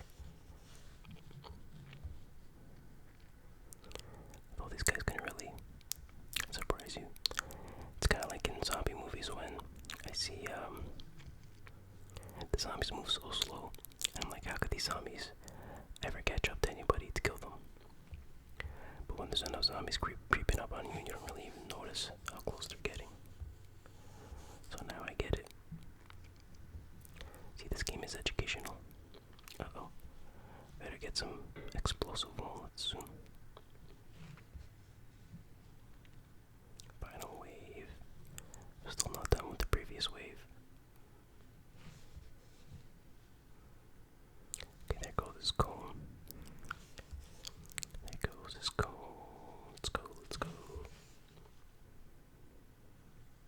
There we go.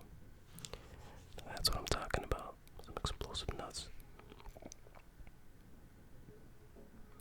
But will that be enough to take care, to protect my lawn? We'll see. And finally, boom. Nice.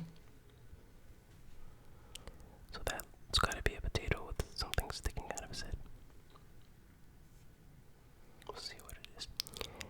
Potato mine, okay, it's a potato. Explodes on contact, but takes time to arm itself.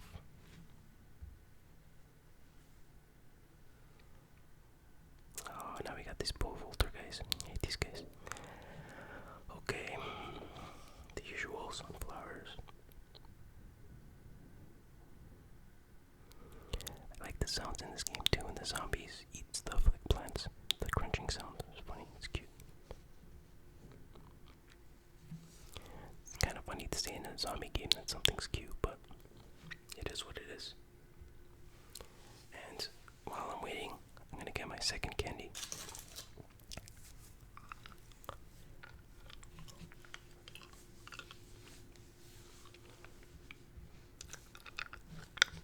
These candies definitely go fast. Come on, what's going on? What? That was weird, I couldn't put a plant there for some reason.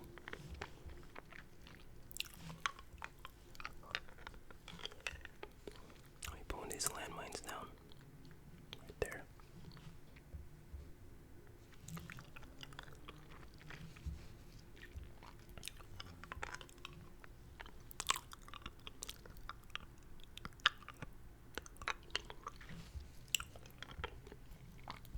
Okay, now that guy became active, so. Oh, but I think I put it in a stupid lane. That pole vaulter guy might show up.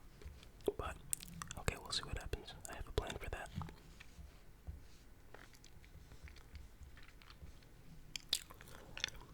I always plan ahead. Always. Actually, that's not true. I'm a pretty terrible planner.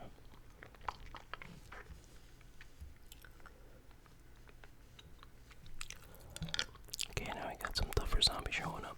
But again, no problem for me. Got my plant army to back me up. So it's all good.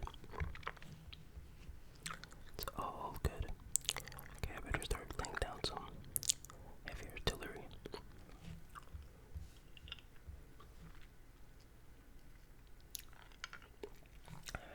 That guy got pretty close somehow. Slap down another one. Actually, put it over here. Okay, uh-oh. Beholder can jump over, I think one of your plants. Maybe two, I don't know. I think one. Oh, it looks pretty tough too. No, there we go. Can't do much damage without a head.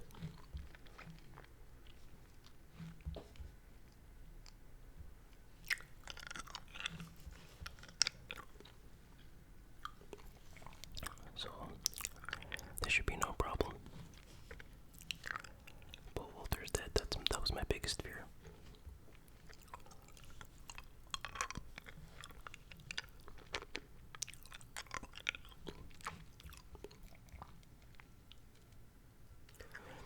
I know this game looks very basic so far, but trust me, it does get tough.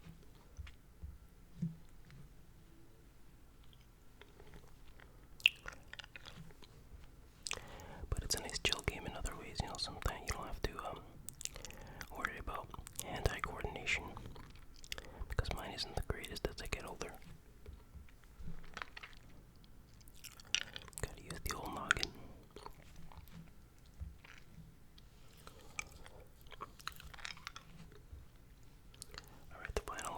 torches. Uh-oh. Blow this guy up. Nice try, try to jump over it. Good effort. But you gotta do better than that.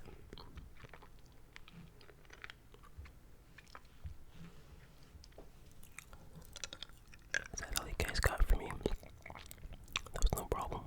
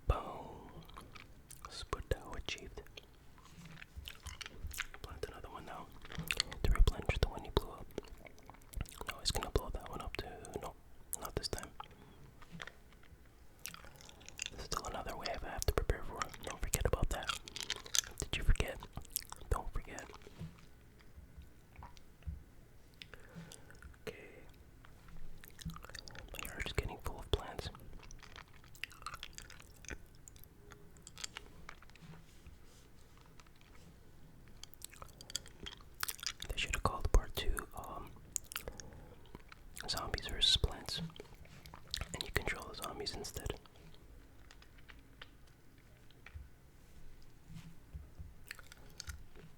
But what do I know?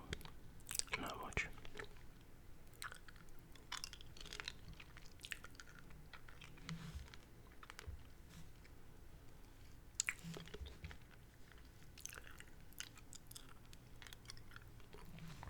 Okay, the second wave's gonna be tough, I have a feeling.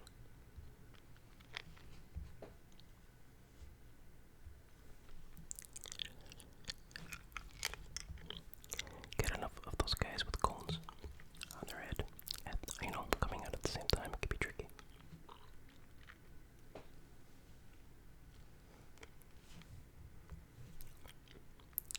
Could be very tricky.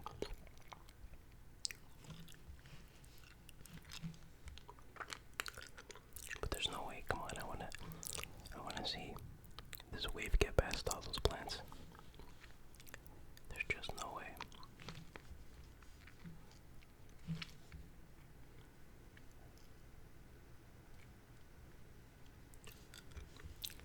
Okay, could I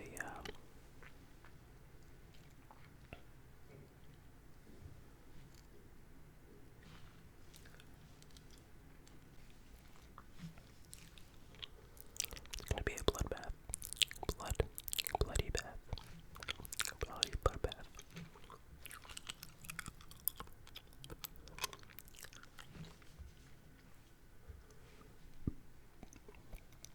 And I got that piranha type plant. What do you call those things? Venus flytrap. Chomper. It devours a zombie whole, but it's vulnerable while chewing. That's pretty cool.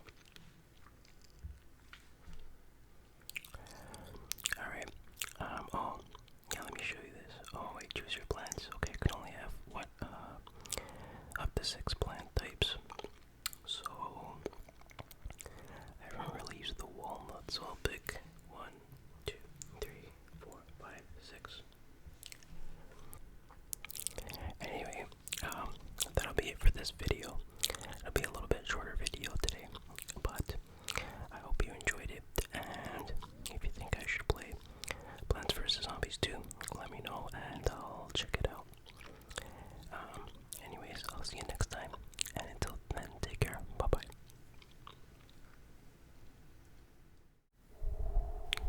ASMR Retro Forever.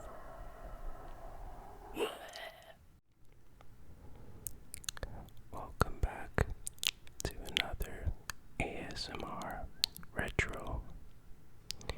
Since tomorrow is Halloween, I figured today I will look at my top 10 favorite horror movies. I was going to show the DVD boxes or VHS boxes of these movies, but then I realized that I don't currently have some of these movies, so instead I decided to draw my own version of the movie posters. I mean, I didn't come up with these designs, I just tried my best to emulate the original posters for the movie.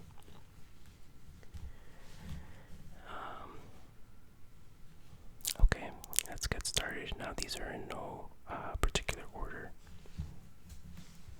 and I'm just gonna kind of ramble my way through them. Maybe I'll talk about some of my memories of these movies.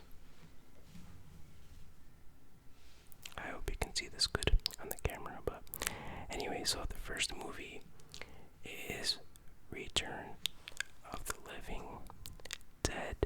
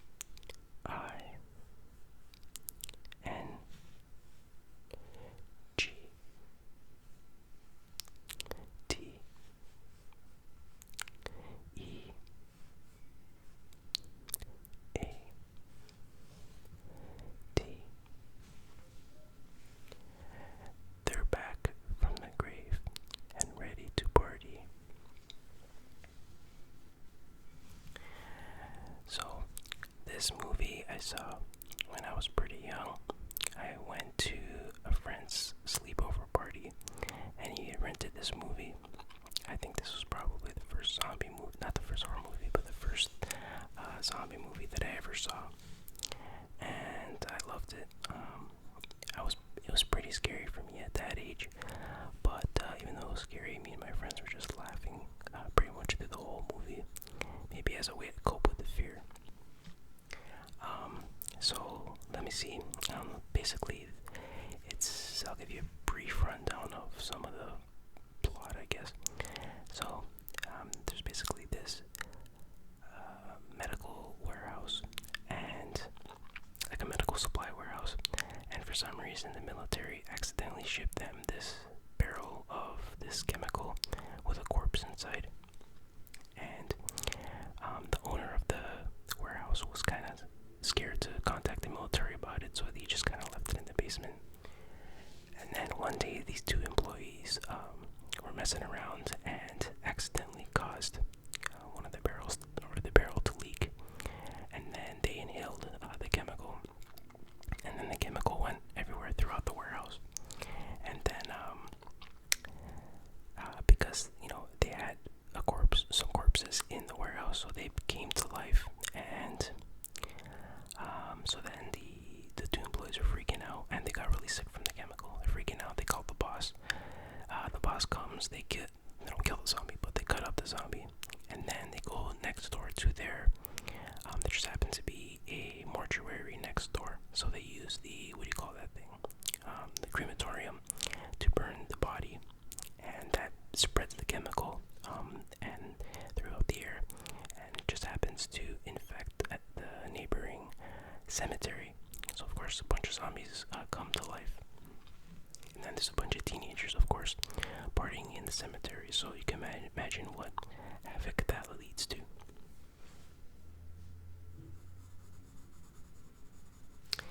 And what I really like about this movie, well, first of all, it's kind of funny. It's not a comedy by any means, but it's got a lot of humor to it. Really cool soundtrack, a lot of punk music. It just seems to really fit the grittiness of the movie. I like the actors, particularly the owner of the medical warehouse and the owner of the mortuary next door. They're kind of like classically trained actors, but even the teenagers, you can tell they didn't have much acting experience, but that kind of added to the realism. And that's the thing, it's kind of over the top, but it still, for some reason, feels real to some degree. Also, the zombies have a lot of character. Well, some of them do, like the zombie that was in that barrel of toxic waste or whatever it was. He became known as Tarman, but just a really cool looking zombie, and oozing with all of these. It looks like tar, I guess, but just really cool looking in the way he moved and stuff like that. So, but one unique thing about this movie is how, well, there's two things. One is that the zombies in this movie only eat brains.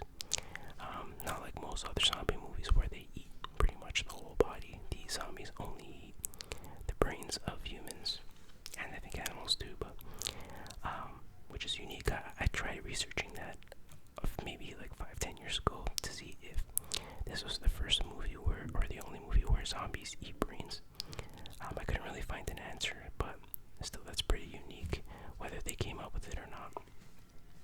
And then the other thing is that you can't kill these zombies. Like, if you chop off the zombie's hand, the hand will still be alive. If you destroy the zombie's brain, they'll still be alive and coming after you, right? So there's really no way unless you incinerate them.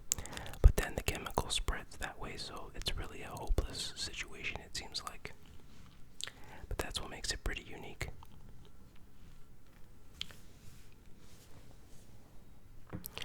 Alright, let's move on to the next movie. Oh, one more thing I wanted to add was, this movie really inspired me to start making, when I was a kid, like zombie comics and stuff like that, and zombie home movies. And I do that with my friends, and it was really, really fun. So this movie was definitely inspirational, and some of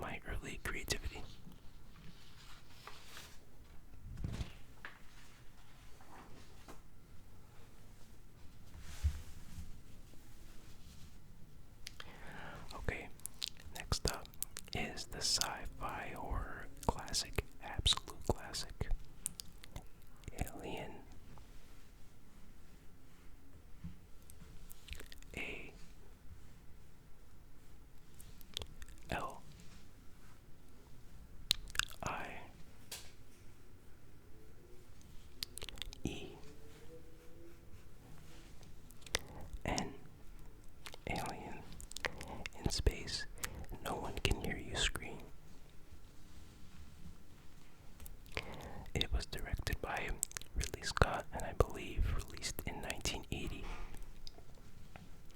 This is absolute viewing if you like sci-fi style horror movies or just sci-fi in general. Oh, and it's starring Sigourney Weaver. So the basic plot here is this spaceship. It's like a commercial cargo ship or something like that. And the ship detects an emergency beacon on a nearby planet when they're flying on some mission. And their company tells them to go investigate. So they go investigate this planet and they see a crashed alien spaceship. So they go inside to investigate and they find all these little bots inside that look like that, sort of. And they have no idea what it is. And then one of the bots opens and an alien thingy, they call it a face hugger, attaches itself to one of the crew members' face. And basically it ends up impregnating him. And then, the alien ends up, eventually falls off. And the guy thinks he's okay. But then later when they're eating, another alien bursts out of its bursts out of the guy's chest in a pretty shocking scene. So that alien grows really quickly, and then it becomes huge eventually. Like not like right away, but like after whatever, a day or whatever it was, it just grows really fast. And then one by one, this alien is hunting down and killing the crew members. So, what's so good about this movie? Well, first let me tell you, do I have any memories? Oh yeah. So, actually, when I was young, I was at a cousin's house or something. There was a birthday party, and we were just running around playing, and he had this huge, big screen TV, and I think he had this on Laserdisc. It was just playing on the TV. No, it was Aliens, the sequel to Alien, and it was just playing on the TV, and occasionally I would stop playing and just watch the movie, and I was like, wow, this is pretty awesome. Like, I was just entranced by this movie. And then I can't remember how much longer, like maybe a year later or something, I saw in the TV guide that Aliens was gonna be, I thought it was Aliens was gonna be on TV. So I'm like, oh yeah, I remember that movie, I want to check it out. So I stayed up really late to watch it, but it ended up being Alien, the first movie. I didn't know there was another movie. So I was expecting Aliens, but got Alien.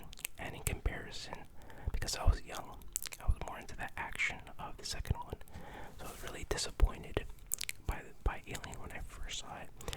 And for years I didn't really like the movie after that. But then eventually when I got older and I watched it, I was like, hey, wait a minute, I was wrong about this movie. It's actually really awesome. So that was kind of my introduction to the Alien/Aliens franchise. What's awesome about this movie, man, the design of the alien creatures is incredible. Designed by, I think, some German artist, what's his name, H.G. Geiger, I don't know how you say his name. I think he died not too long ago, but yeah, they based the designs on his artwork, and you can go look at his artwork, and it looks really freaky, like, just really freaky stuff, but the aliens look amazing. Well, in this movie, there's only one alien, and the facehugger. The sets are so just like well designed, especially the alien spaceship, very creepy, and the suspense that they build up. Like, these movies start, this one and the sequel, build up the suspense throughout, I don't know, the first hour of the movie. So maybe some people would find that boring, but man, once all hell breaks loose, it's just incredible. And I'm not doing this justice, but anyway, just go see this movie if you haven't. But this poster's kind of weird though, like it,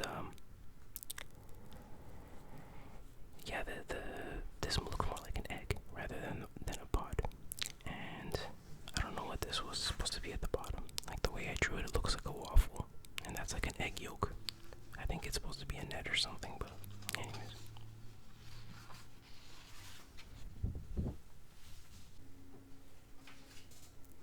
And by the way, I think I do like Aliens better than Alien, but that's more of an action sci-fi movie, like the horror. It's not that scary compared to the first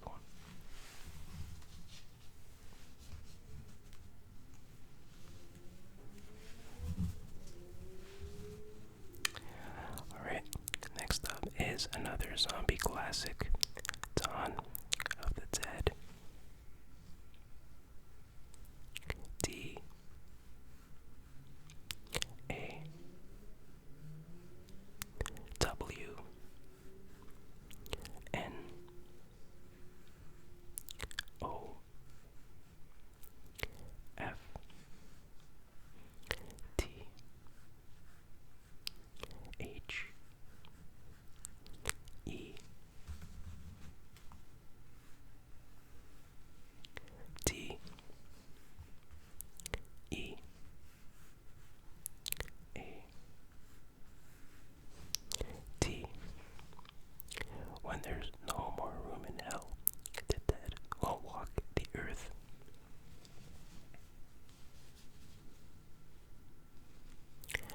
This is one of George Romero's zombie movies. I like the first three, basically: Night of the Living Dead, Dawn of the Dead, and Day of the Dead. I love all of them, but I just picked one of them for this video, and I ended up going with Dawn of the Dead. I think this was the first of the three that I saw, and I remember when I saw this, it blew me away. Literally, man, there's like, all I can think of when I think of this movie is headshots. I've never seen so many headshots in a movie, like actual, like zombies getting shot in the head. It's just constant, like, there must be like 100 zombie headshots, and they're pretty well done. Of course, the movie's not just about headshots, but so let me see. Plot. Okay, there's a zombie outbreak, obviously, and this group of, I don't know, is it maybe like 4 or 5 people, end up going to this deserted shopping mall that's full of zombies, of course. But they go in there, clear out the zombies, and I think they have it made there because they have everything they need. There's food. I mean, there's clothing. There's even a what do you call it? Ammo store nearby, so they can get guns and ammo and all that stuff, and they're pretty safe from the outside world. But then this biker gang ends up showing up, and they want them all for themselves. So a lot of near the end of the movie, it's a battle between the people who take over, the original people who took over the mall, and this biker gang. I'm not really explaining it all that great, but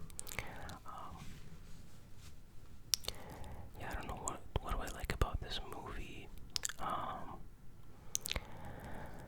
Well, number one, the whole idea of being in the abandoned shopping mall is a pretty cool idea, and there's some political commentary there, and basically meaning, the consumers are pretty much like brainless zombies going to buy the latest knickknacks because we see advertising or whatever. But it's just a cool idea to be in an abandoned shopping mall, and I can't help but think when I'm watching this, like, oh, what would I do in that situation? Yeah, I would do what these guys are doing. Like, the main characters in this movie are actually smart, and they're likable, and you want to see them succeed. And there's some tension and drama between them, of course, but for the most part, you want to see them all survive. But as we know, that probably doesn't happen, and it doesn't happen. There are some survivors, though. The only thing I can really criticize maybe is the zombie makeup isn't the greatest in this movie. It's pretty bad, actually. It's just like blue. All the zombies look blue. But the blood splatter is pretty cool. Lots of squibs and practical blood. Of course, back then that was the only way to do it, so that makes up for it.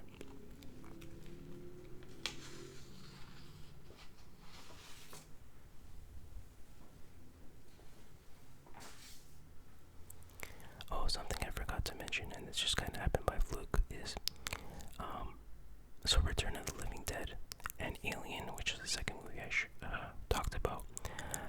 Actually, I think, don't quote me on this, but I think they're written by the same guy, and I didn't plan them to be back to back like that, but I just realized, yeah, wait a minute, I'm pretty sure they're written by the same guy, believe it or not, because one movie's pretty serious, and one movie's pretty, I wouldn't say silly, but it's not so serious. We'll just leave it at that.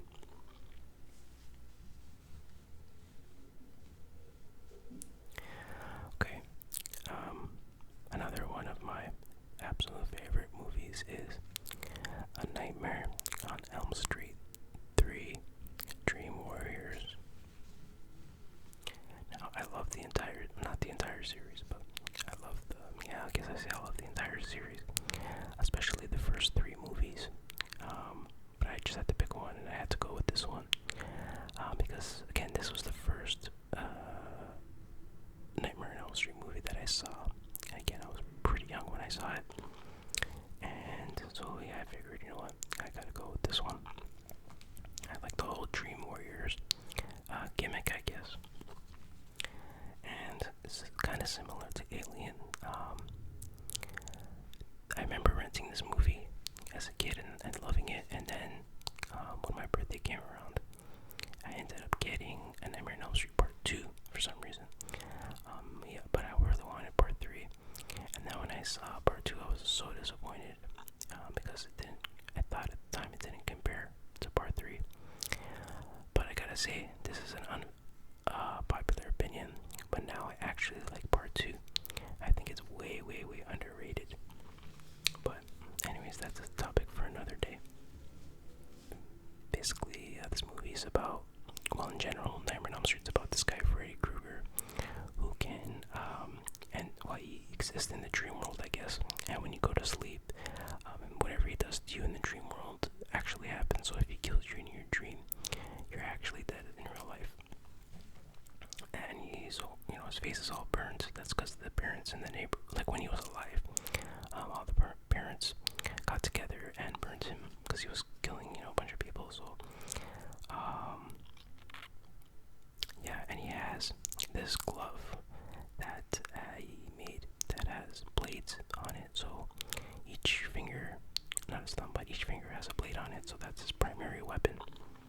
But of course, in the dream world, he can pretty much do whatever he wants, and frequently finds creative ways to kill people.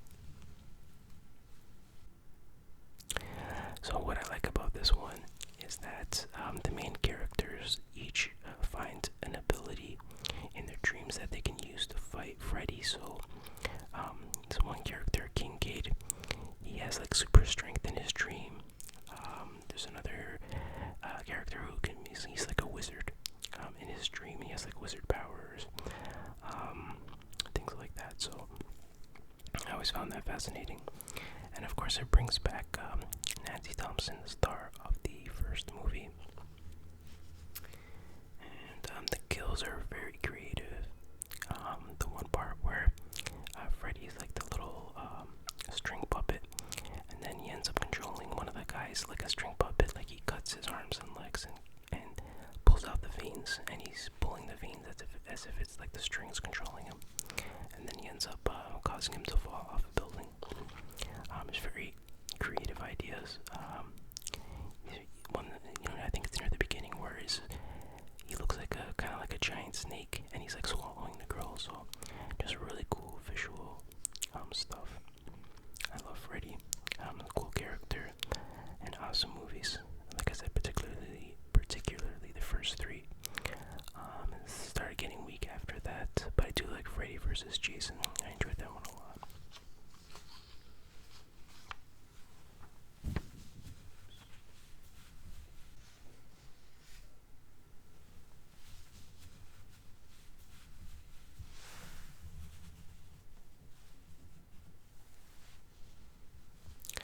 Okay, we can't have Freddy getting all the glory, so we gotta cover Friday the 13th.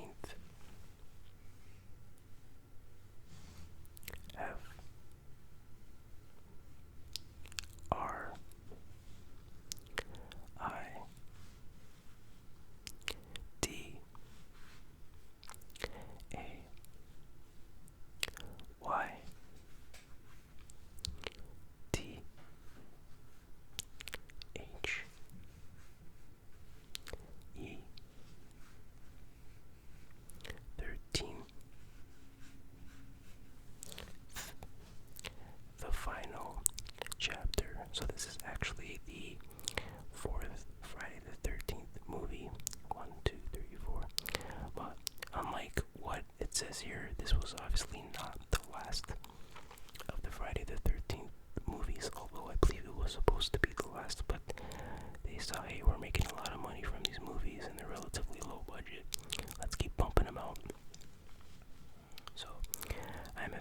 series, and I just had to pick one for this video. So once again, I picked this one because it was the one I remember seeing the most as a kid. They would show it on TV a lot, especially around Halloween. And of course, it was censored, heavily censored version of it. I remember finding these movies pretty scary as a kid. I would often have dreams where Jason was chasing me, and then he would stab me, and it would feel so real, like that feeling of the knife going in. I was convinced it was really happening, like it would actually hurt. Even when I woke up, I'd still feel it for a bit, So story-wise, I mean, in general, I guess you can say Jason is an indestructible zombie. So when he was a kid, he was at this camp, and he has, I guess, disabilities of some kind, and both mental and physical, or probably just mostly mental. Anyways, these camp counselors were, I guess, negligent. They're off doing naughty business in wherever, and Jason was swimming, and he drowned because no one was watching him. And then, so in the first movie, surprisingly, it's not actually Jason killing anybody, it's his mother, but you don't find that out until the end of the movie. Sorry, that's a spoiler. Should have warned you about that. But it's common knowledge now. But then, starting from the second movie, Jason comes back, I guess, as a zombie. I mean, there's some debate about that. But he comes back to get revenge for the death of his mother, because she dies, obviously, at the end of the first one. Someone cuts her head off. So basically, he returns to the camp. He doesn't return there, he never left, I guess, but the camp that he died at every year that people go there, he ends up hunting them down and killing them. And he doesn't get his classic hockey mask, believe it or not, until the third movie. He takes it off one of his victims, I guess. And since then, he's worn the hockey mask. And then what happens in the fourth one? In the fourth one, what's his name? It's a kid, Tommy Jarvis, played by Corey Feldman. And basically, I mean, there's not much plot. It's the same thing every time. There's a bunch of teenagers go to Camp Crystal Lake to have fun, and then Jason hunts them down one by one and kills them. But the interesting thing about this one is near the end of the movie, and this is another spoiler, Corey Feldman shaves his head, because Jason was kind of bald when he was a kid, so he shaves his head and does makeup to make him look like a young Jason, and then that distracts Jason, and then Corey, aka Tommy, gets Jason's knife and hacks him repeatedly in the head and ends up killing him, or so we're led to believe. And then at the end, it kind of looks like Jason's spirit goes into Tommy Jarvis. So is this really? Let me think.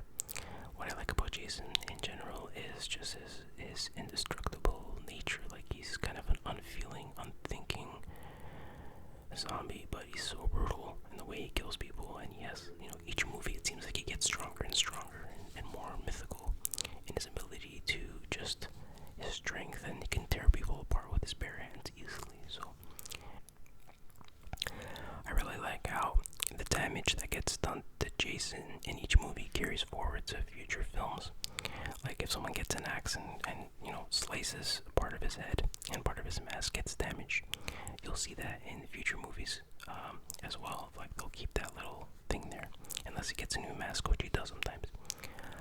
But yeah, his body by the 8th film is just a mess, but it still looks cool. Like, he's all torn up, his body's rotting, you can see his spine, but it just looks amazing. So with each movie, it just looks better and better. But then after, starting part 8 was okay, but after that it started to get a little bit weak, the series, but still enjoyable.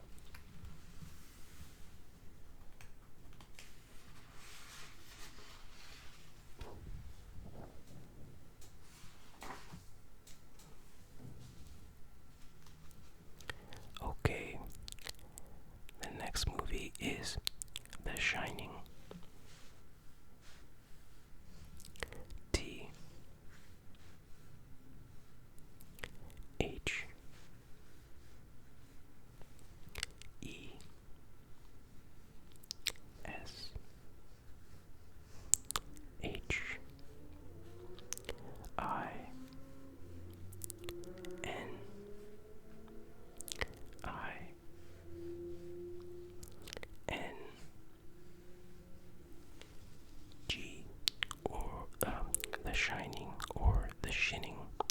they say on The Simpsons.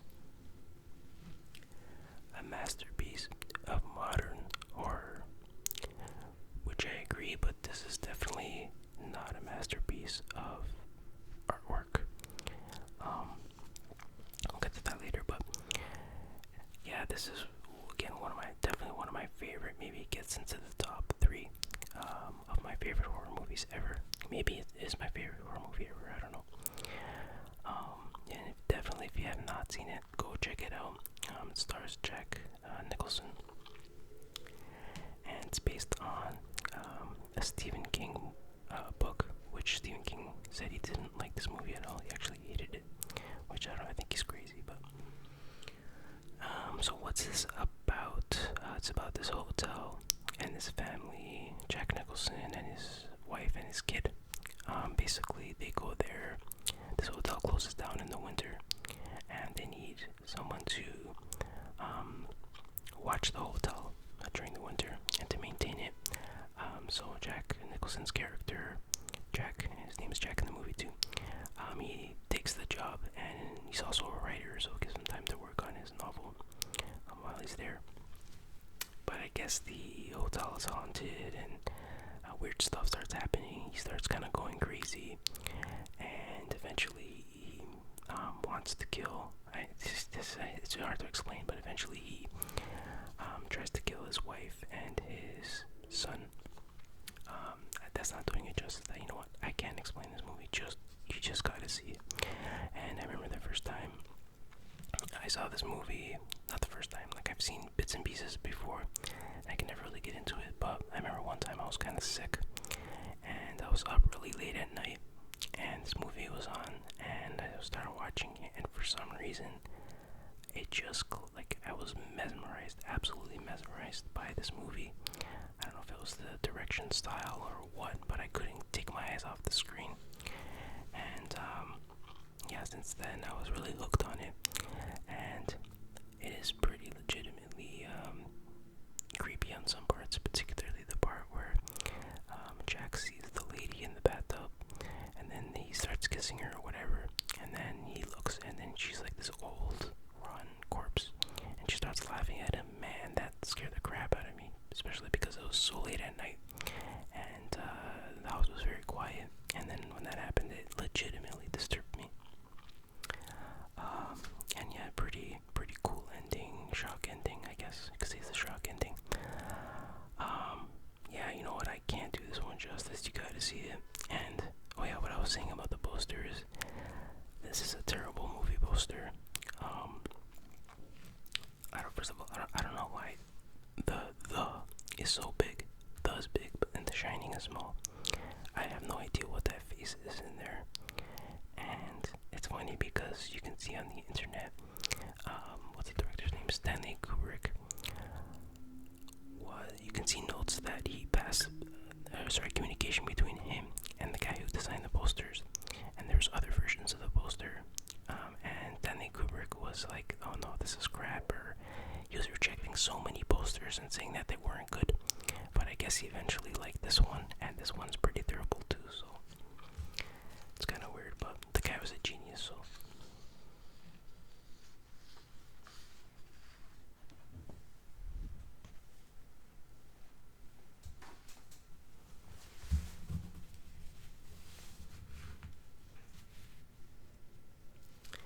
Here's another classic horror movie series, Evil Dead. And in this case, I chose Evil Dead 2 to talk about. E V I L D E A D 2 Dead by Dawn. So this movie stars Bruce Campbell and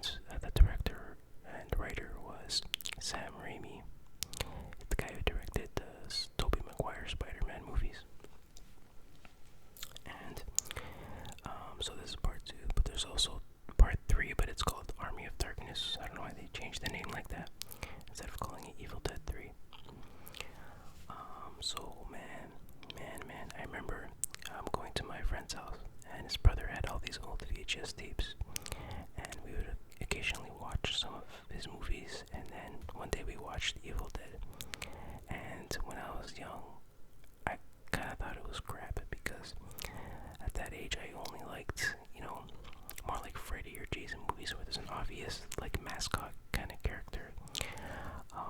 So this movie is very, very different, but I remember thinking, yeah, what the hell is this? Like, me and my friends were kind of making fun of it, but at the same time, I kind of recognized that there was definitely something about this movie, and I would think about it a lot, and would watch it a lot, and talk about it a lot. And then eventually I was kind of realized, wait a minute, this movie's friggin' awesome. And this was before the days of the internet and all that, so this was like, yeah, before it was cool. Yeah, I was a fan before it was cool, I guess I can say. What's good about this movie? Oh, the plot is, okay, there's a guy, his name is Ash, played by Bruce Campbell. Him and his friends go to this cabin. They find this book called the Necronomicon. Necronomicon. And it's aka the Book of the Dead. And when they start reading passages of this book, I guess it unleashed these demons, I guess, called Deadites. And basically, yeah, from there it's him fighting these monsters, zombies, demons, I don't know what you want to call it. And this movie definitely, what characterizes this movie is the extreme amounts of gore, especially in the first movie. But then starting the second movie, it was, Bruce Campbell, his character Ash, kind of became this badass, catchphrase spouting character, and he just became this classic, absolute classic character. That's really hard to do justice to, but and then the third one took it even further, and the third one is more like a comedy with some horror elements, but the one-liners that Ash has in that movie is just incredible. But yeah, if you want to see something kind of different, and another thing that characterizes this movie, all of the movies actually, is the unique directing style and techniques that Sam Raimi uses. Like a scene where, or multiple scenes where you'll have somebody running in the woods, and this, I guess, force is chasing after them, but you don't know what it is because it's a point of view shot. But the way it was filmed was really different and impressive, especially in the second movie. Yeah, there's not too much more I can say. Like, it's really a hard movie to do justice. But definitely, if you want to call yourself a horror movie fan, you gotta check out the Evil Dead movies. And there was even a TV show recently. I think it got canceled, but I think it's at least 1 or 2 seasons. I've seen a few episodes, and it's just crazy gory. Like, if you like gore, check out I don't know what it was called, Evil Dead, whatever, I don't know what it was called. But yeah, check out that series. I think it was on Netflix or one of those things.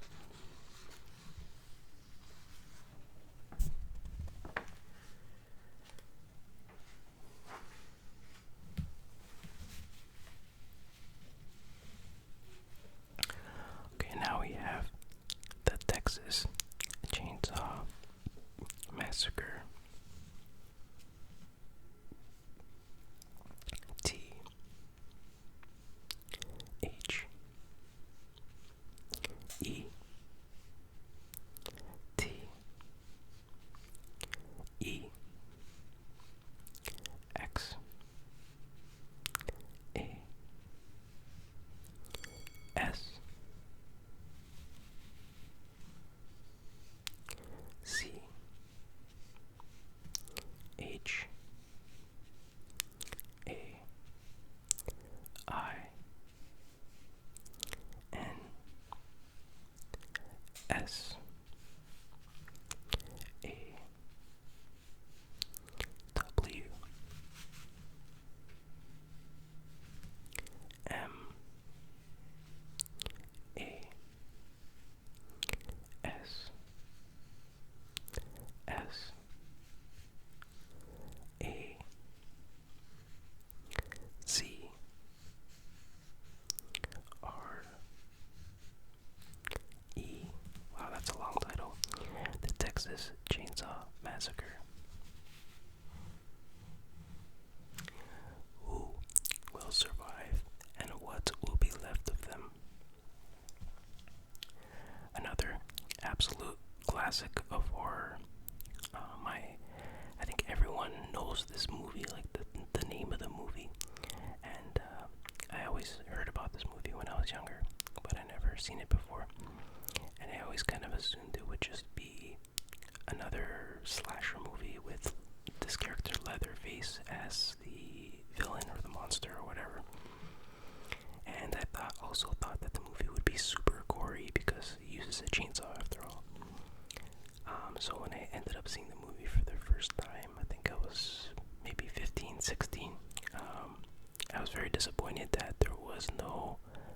number one, it wasn't a typical slasher movie, and number two, that there wasn't really much gore in the movie. There's just a little bit of blood here and there. But one thing is though, when I got to the end of the movie, my stomach physically hurt. I was like really disturbed by the movie, and it might have been the chips I was eating, but yeah, I was really disturbed by the movie. And I remember saying out loud, that movie sucked. But then, I noticed that day after day, I kept thinking about the movie, and I kept talking about it to my brother. And I was like, wait a minute. One day, kind of click, wait a minute. I actually think I like this movie. And then I watched it again, with this new mindset, and then I realized how awesome this movie is. And it is definitely awesome. But like I said, definitely disturbing. It's such a surreal. It's over the top. Sorry, let me rephrase it. It's such a crazy scenario that these characters find themselves in. Yet it feels so believable, and I can completely imagine what the main character in the movie must have been going through. I can imagine this happening to me. As crazy as it sounds, and that's why it feels so real. Just very briefly, it's about this family, I guess, of cannibals. They own this barbecue shop, and they catch unsuspecting victims, and they cut them up, and they serve the meat in this barbecue shop. And it's a really deranged family. And one of the members is Leatherface, who, for some reason, he cuts off the faces of his victims, and then he wears them like a mask. And then, of course, there's a group of teenagers who accidentally get cut up in this. And yeah, so I guess of course, there's a sole survivor in the movie. I won't spoil who that is, but yeah, like I said, the whole movie feels very real. And there's one part where Leatherface kills this guy by smashing him with a hammer, and then he falls on the floor and he lays still for a second, and then he just starts violently twitching. His legs just start violently twitching, and that's very disturbing because you don't usually see that kind of thing, especially back then. Like, that's not the way you would see death portrayed. It'd usually be something unrealistic or whatever. You would just probably fall and be dead, and that's it. But this injected a bit of realism into the way these guys were murdered.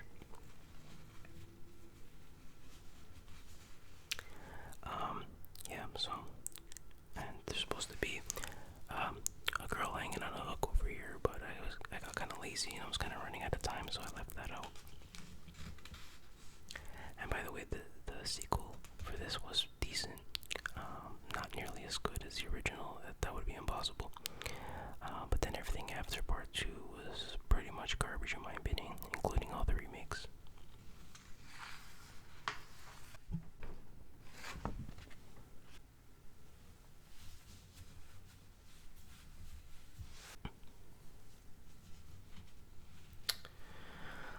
Okay, only a few more left here. Yes, Poltergeist.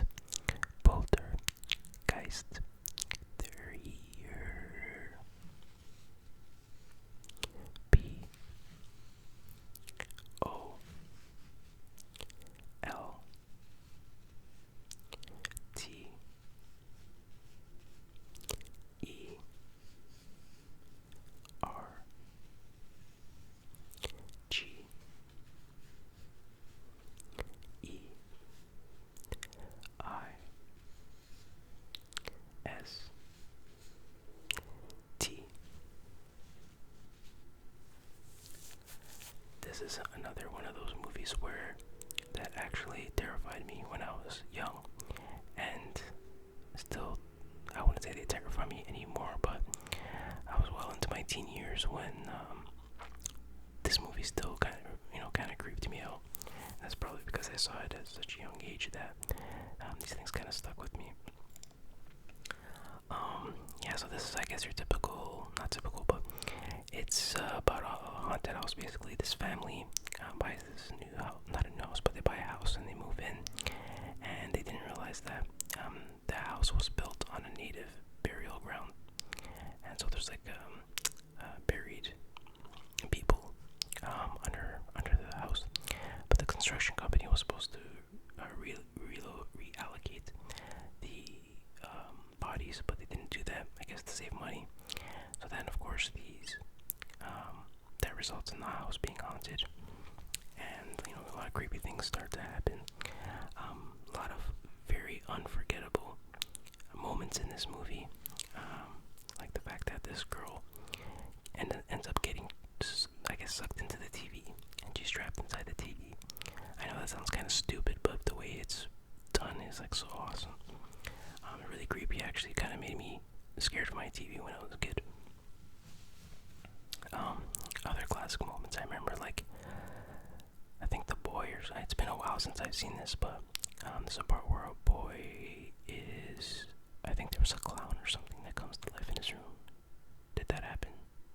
Maybe I'm thinking of something else, but there's a part where the tree comes to life in the backyard and tries to swallow him. That freaked me out as a kid. And then there's a part where the closet door, like inside their closet, all of a sudden this big vortex thingy is trying to pull them in, pull the kids in. And again, that really creeped me out. That definitely gave me nightmares as a kid. And then the scene where I think it was the mom in the swimming pool. It was like, they just started taking out the swimming pool, and then the one part she falls in and it's raining, and then all these skeletons start, popping up and trying to, pull her under or something like that. Very terrifying moment. But I don't think, it's been a long time since I've seen this, but I think I caught a part of it on TV recently, and some of the effects were like, kind of like they didn't age very well, so I don't think I'd find it creepy anymore maybe for that reason.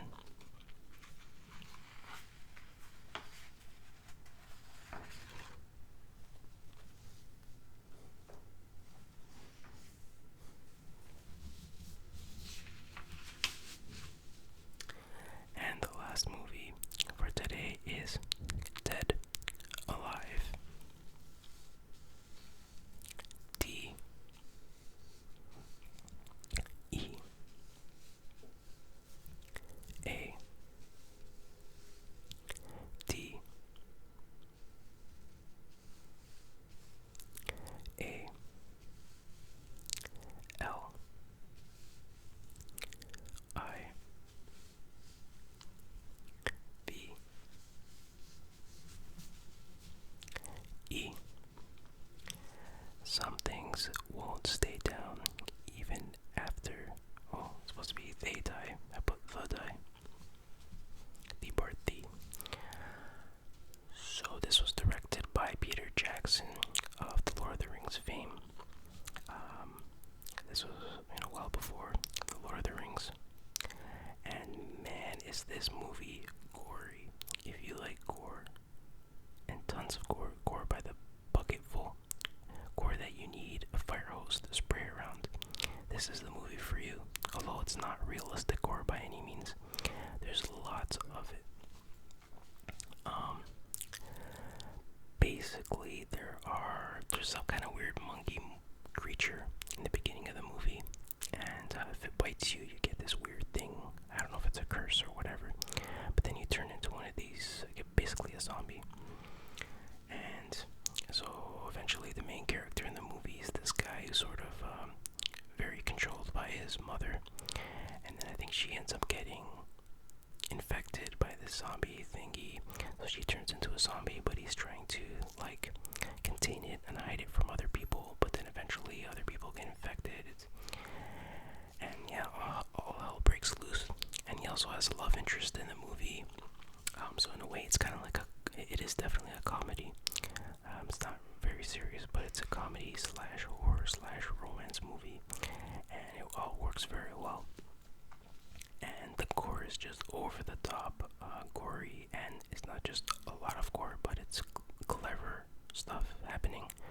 A lot of really good ideas and just really cool things. Like one part, the intestines of the zombie get ripped out, but then the intestines come to life and they start like attacking people and running around. It's like this little, I guess, puppet or something, but it's so well done and so funny. But my favorite thing in the movie is there's this little baby that's a zombie, and despite the fact that he looks, like a zombie, he's still like really cute. And yeah, it was just a really funny character to see him, this baby zombie run around and cause havoc. I love that character. So yeah, definitely check this one out if you like gore and if you like to see some very, a lot of ideas jam-packed into like one movie, like just cool idea after cool idea regarding the zombies and the gores and the way they get killed, and a lot of memorable lines in the movie as well. So yeah, definitely check this one out. But make sure you get the uncensored version, because the first time I bought it, this was a while back, but when I bought it, I got home and I was really disappointed because everything was censored out, all the gore, like everything was censored, and then I had to go back and get the correct uncensored version. Anyway, that's it for my ramblings for this video. And I hope you enjoyed it, and tomorrow's the big day, Halloween, so I hope you're ready for some Halloween goodness. Anyways, I'll see you next time. Take care. Bye-bye.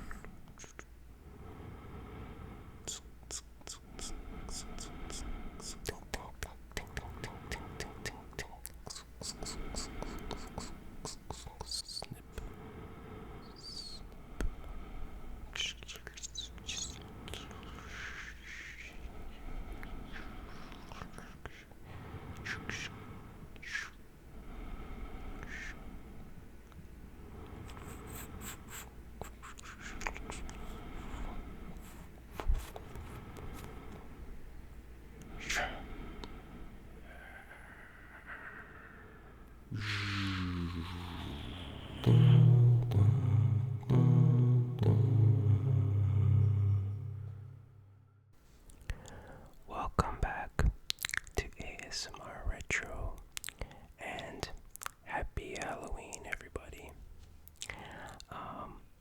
So today I'm going to do a recap of A Nightmare on Elm Street, the movie, the first movie, and I was going to originally show like some footage from the movie or maybe some stills, but I didn't want to get a copyright claim against me, so I decided to just draw my own little recap comic of the movie, and I'll use that to explain what happens.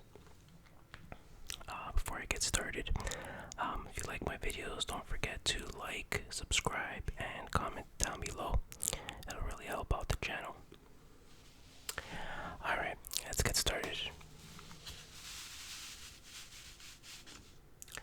So we start up here. The movie starts with a little montage of Freddy making his glove. Well, you don't know it's Freddy. I'm guessing everybody knows who Freddy is now, but you see this mysterious man, and he's making this glove, and he's attaching these blades to the end of each finger, and we later learn that's his, I guess, weapon of choice when it comes to killing. But you don't see his face at this point, you just see him making the glove and this really creepy sounds and stuff like that. So a nice introduction, and then you get the title screen, A Nightmare on Elm Street, and you get the creepy music and all that.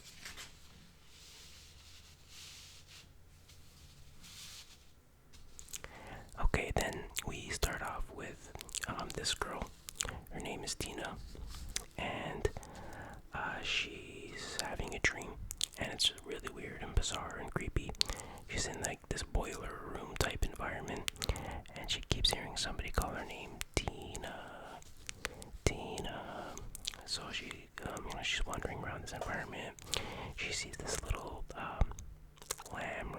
sheep or a goat or something. It's not a goat, but a lamb, let's say. Or probably a sheep. Let's call it a sheep. So she sees a sheep for no reason, and everything's all really creepy. And then eventually this man pops out from behind her, or behind a pipe or something, and he has his claws there. And she gets terrified, and he takes a swipe at her with his claw. But then she wakes up just in time.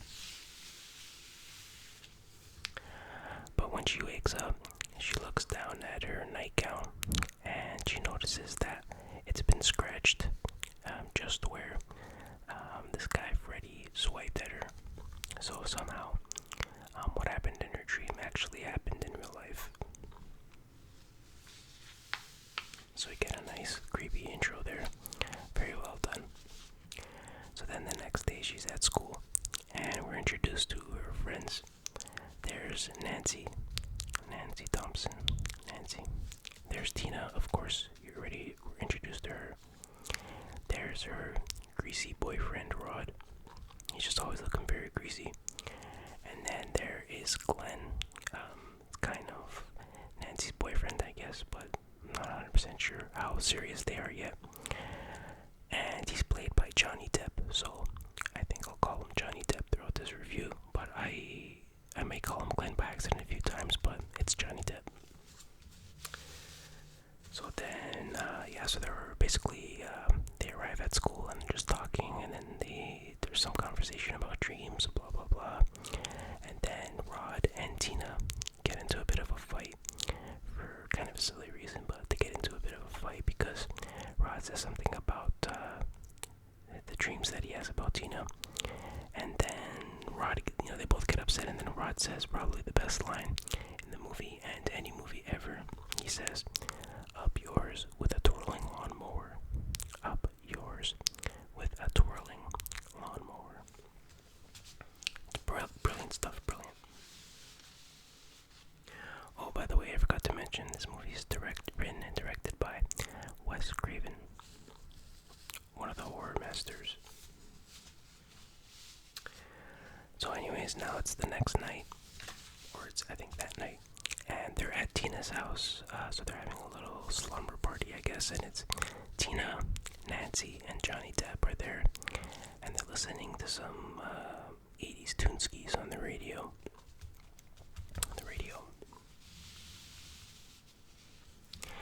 And then they start talking about dreams and stuff, and I think Tina mentions that about the dreams about the guy with fingernails, long fingernails, and then Nancy is like, fingernails, because she had dreams like that too, and they're both like, oh my god.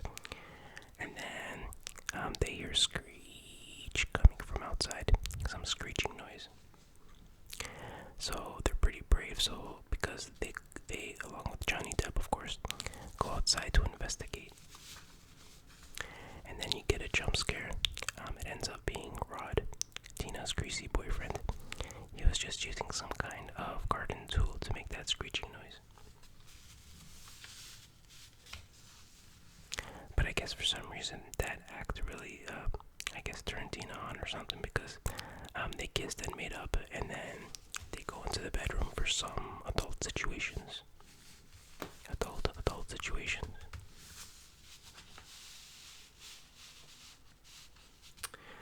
So then after they have their adult situation time, they're in bed, and Rod is more greasy than ever. Grease, sweat, a lot of sweat. And then Rod mentions how guys can have nightmares too. So obviously Rod was also having some kind of nightmares, but he doesn't really go into details. So then they fall asleep.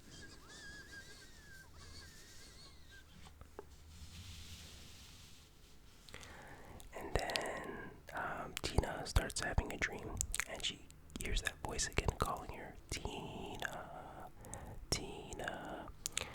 And she gets up and she goes to the window, and she part of the window cracks. I think it's supposed to be a little pebble that was thrown, and it got embedded in the window because I guess it was thrown so hard or something. And then we cut into the room where Nancy's sleeping, and it looks like she's having cool scene and cool effect where Freddy's face is pushing through the wall. So the wall is almost becomes like this pliable, soft material. I don't know how to explain it, but his face is like pressing through the wall, and his hands are pressing through the wall too, right above Nancy. But then Nancy gets up, she turns around, and the wall goes back to normal. So I guess she woke up. So then Tina goes outside to investigate who's calling her, which is unrealistic. I'd be too terrified to even move.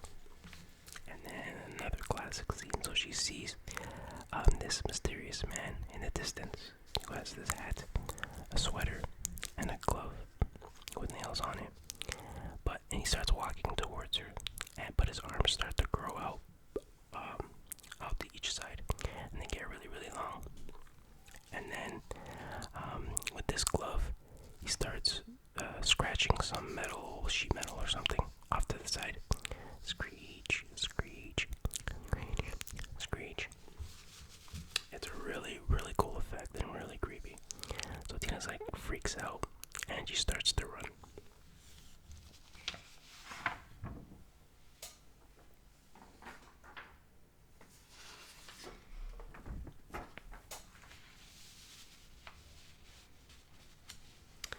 And then Freddy's like, Tina. And then she stops on a dime and turns around. I don't know why she would stop and turn around, but she stops and turns around.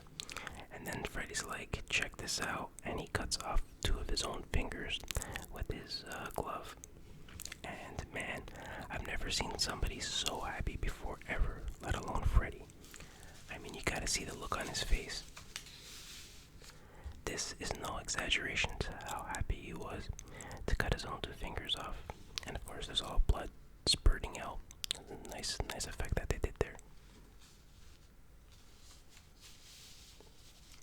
So of course Tina, that freaks her out, so she keeps running back to her house. And then Freddy catches up with her, and they start, a scuffle breaks out. And then Tina grabs Freddy's face and claws at it, but then his face just like slides off and exposes his skull underneath, and he laughs. It's a pretty creepy effect as well. And then we cut to, I guess, what do you want to call this? The real world or whatever. Rod wakes up and he sees cuts start to appear on Tina's body all at once. And he's like, what the hell's going on, Tina? And there's blood everywhere. And then just an iconic but very disturbing scene. Tina starts to levitate out of her bed. And it looks like she's being tossed around and she's like floating in the air. And then she, more cuts are just appearing all over and she's a bloody mess. And Rod is like just freaking out. He doesn't know what to do.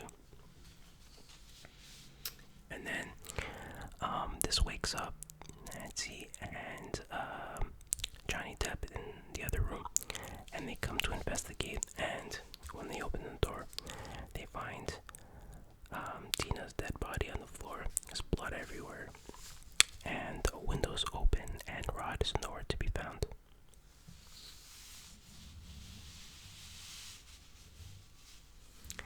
So then we cut to the police station. So this is later on, and we're introduced to 2 characters. Lieutenant Thompson, who is Nancy's father. He's a police lieutenant, and her mother, Marge. And I think they're divorced, and they don't seem to get along very well. So the father is he's like, what the hell were you doing there, Nancy? That guy Rod is dangerous. And she's like, he's not dangerous. Yeah, sure, him and Tina got into fights every once in a while, but it was nothing serious. And then the mom is like, well, I'm sorry, you don't think this is serious. And then Nancy's like, how can you say that? My friend is dead. So she was really upset about that. So maybe bad choice of words by the mom.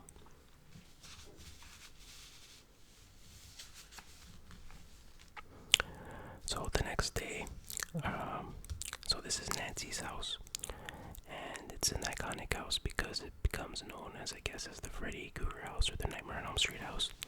And it's a real house, by the way. You can see it on YouTube, but this house appears pretty much in every movie, and I'm not sure if this ends up being revealed to be Freddy's house when he was alive, just a regular human, but anyways, it's an important house in the series.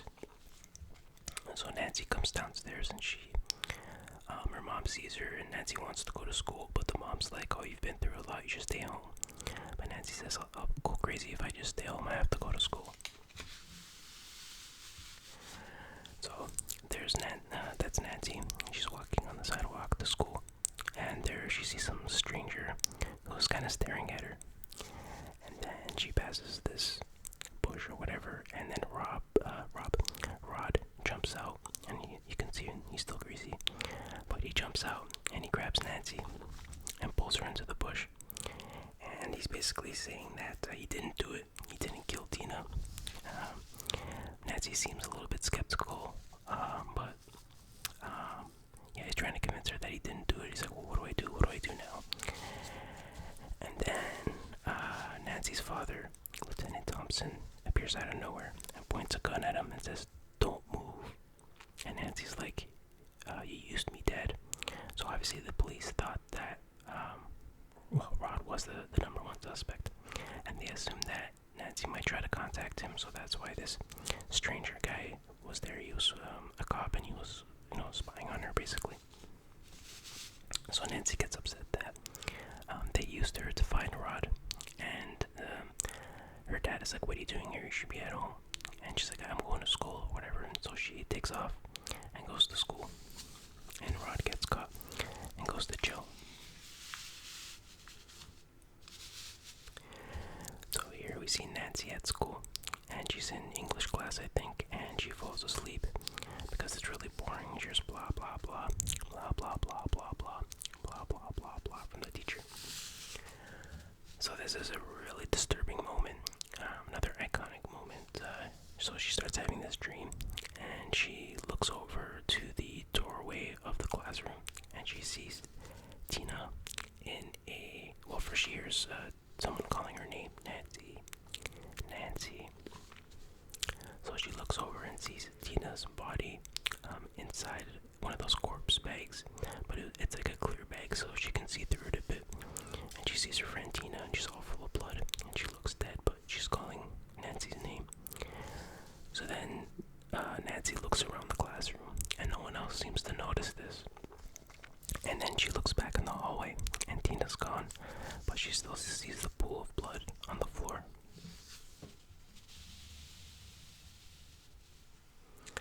So then she goes out into the hallway, and she sees a trail of blood, so she decides to follow it. So this is the long school hallway. She goes down some steps, and then actually in one part she sees this, hall monitor, this girl, and she's wearing this sweater that looks like Freddy's sweater, the green and red stripes, and she's like, no running. And then Nancy, I think, pushes her to the ground or something like that, and she's like, screw your hall pass or something. I'm not recapping this exactly right, but then the girl looks at Nancy and says something in Freddy's voice. No, I can't remember what it is. I probably should have planned that better, but anyways. So anyway, Nancy keeps going, and she finds this boiler room area in the school.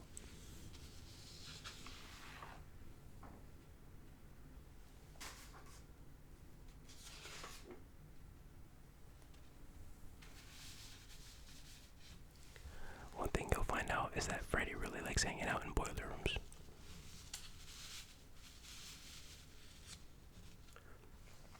Okay, so she's wandering around this creepy boiler room for a while, and then she sees this mysterious dude come out of the shadows, and she's like, who are you? So Freddy's response, of course, is to lift his shirt, and then he slices open his own chest, and all these maggots start coming out. A really cool effect. The only weird thing is that his chest and his stomach didn't have any burns, because his face is all burned. I didn't mention that, but his face looks all burned. But his chest was absolutely normal, so that was kind of weird. Maybe they got lazy with the makeup.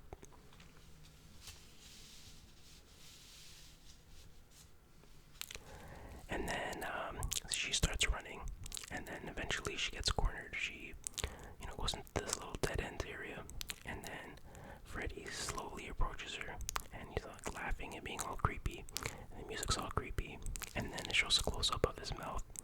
he's like, "Come to Freddy," and then it shows his tongue flicker in a very creepy way.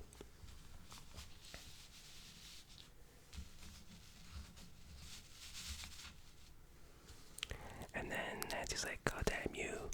And then she puts her arm on this pipe, a really hot pipe, I guess it's carrying hot water, and it burns her arm. And then she wakes up in the classroom, sitting at her desk, and she's freaking out. She's like totally going berserk. And then the teacher, tries to calm her down. She's like, "Nancy, what's wrong? What's happening?"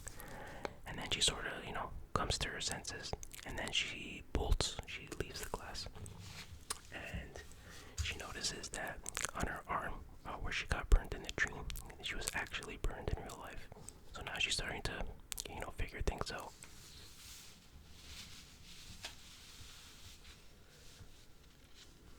So she decides to visit Rod in jail, and there he is, poor guy behind bars, and she's asking him questions about what happened that night with Tina, and he's like, "I just saw all these cuts appear on her at once, 4 cuts at once." So that clues Nancy into like, okay, 4 cuts at once, that sounds like, Freddy's glove thingy. And Rod's like, "I could have helped her if I acted sooner, but I thought it was just another nightmare." And Nancy's like, figuring out, okay, he thought it was a nightmare, so he has nightmares too. So she's starting to put things together. And he's like, "Do you think I did it?" And Nancy's like, "No." So she starts to believe him, and she leaves. So later, she's at home and she's relaxing in a hot bath, and she starts singing, "1, 2, Freddy's coming for you." That's the classic Freddy song. And she starts drifting off to sleep.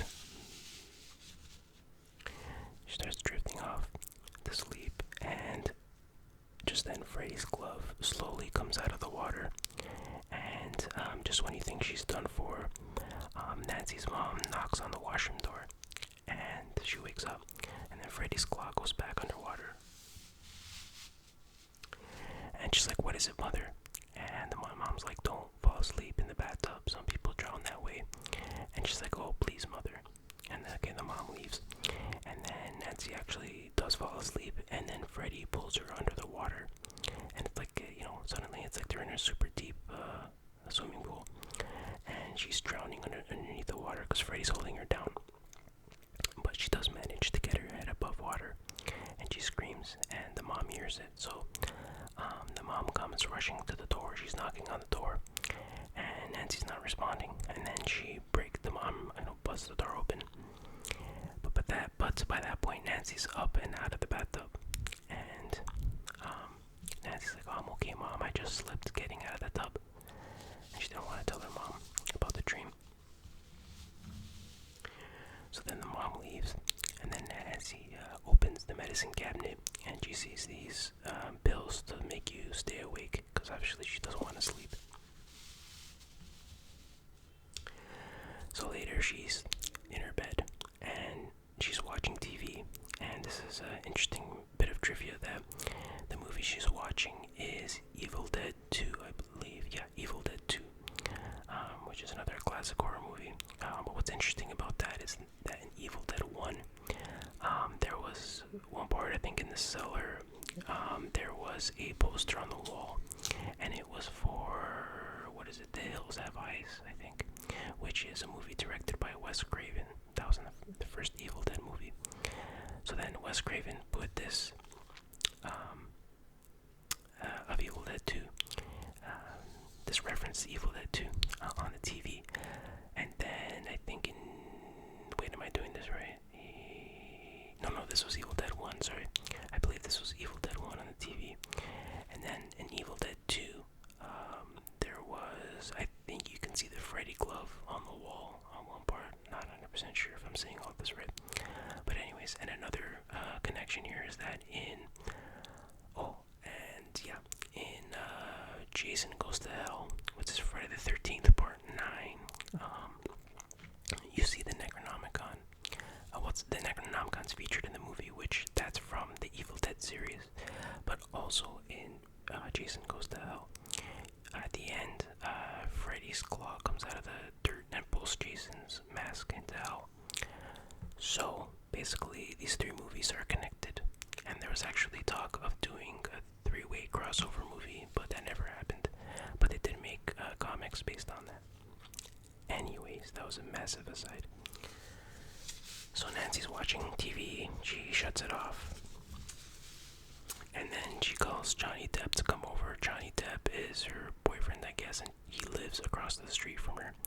So he comes over, he sneaks in through her window, and she tells him, okay, I need you to do me a favor. I need to get some sleep, so I want you to watch me, and if you see me acting weird or doing anything weird, wake me up. Like, if it looks like I'm having a nightmare, wake me up. And he's like, yeah, no problem. She's like, don't fall asleep. He's like, yeah, don't worry. You can always trust Johnny Depp. So Nancy goes to sleep, and she starts having a dream.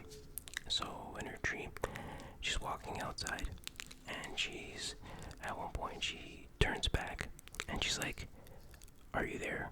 And then Johnny Depp walks out from behind a tree, and he's like, yeah, so what? And she's like, just checking. And then Johnny Depp's like, and he just walks back behind the tree. So it was kind of interesting how they did that, kind of somehow creepy. I don't know why, but it makes you think, wait a minute, how is Johnny Depp communicating with her if he's awake? Is she talking in her sleep and he's responding? Or did he fall asleep and he's in the dream too? I guess we'll find out a bit later. So anyway, in the dream, she walks to the jail, and she looks in the window, and she sees her friend Rod lying in his cell, sleeping. And then she sees Freddy walking down there in the jail, and then he walks through the bars of his cell, just like T-1000 did in Terminator 2. So she starts freaking out, and she's calling for Glenn, but Glenn's not responding. And then suddenly Freddy appears next to her or something, and she starts running, and she's screaming for Glenn, but again, no response from Glenn.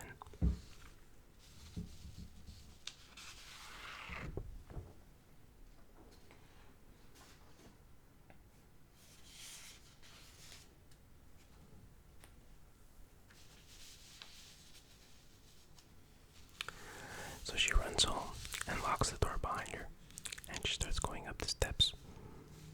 But as you can see, her feet start going through the steps as if the steps are made of a soft marshmallow material. So it makes her really hard to go up the steps. She's kind of like sticking to the goo. And then she hears the window break, so Freddy busts through the little window in her door. And this is kind of funny, kind of weird. Funny because it's kind of cheaply done. It makes me laugh, but Freddy says, Nancy, help, but he's saying it in Tina's voice. But he's wearing a terrible mask that's supposed to be Tina, but you would never know that.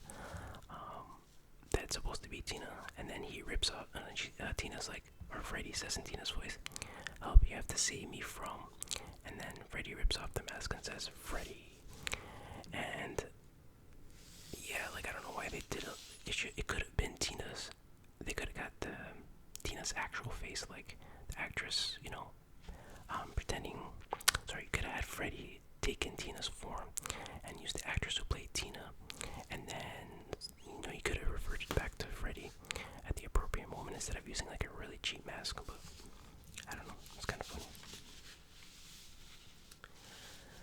So then Nancy runs upstairs, and she closes her bedroom door behind her, and on the bedroom door there's a mirror, and she looks in the mirror and says, this is just a dream. It isn't real. This is just a dream. It isn't real. And just then, boom, Freddy busts through the mirror, and it's a really awesome effect in the way Freddy jumps through, and he's like, just was so cool.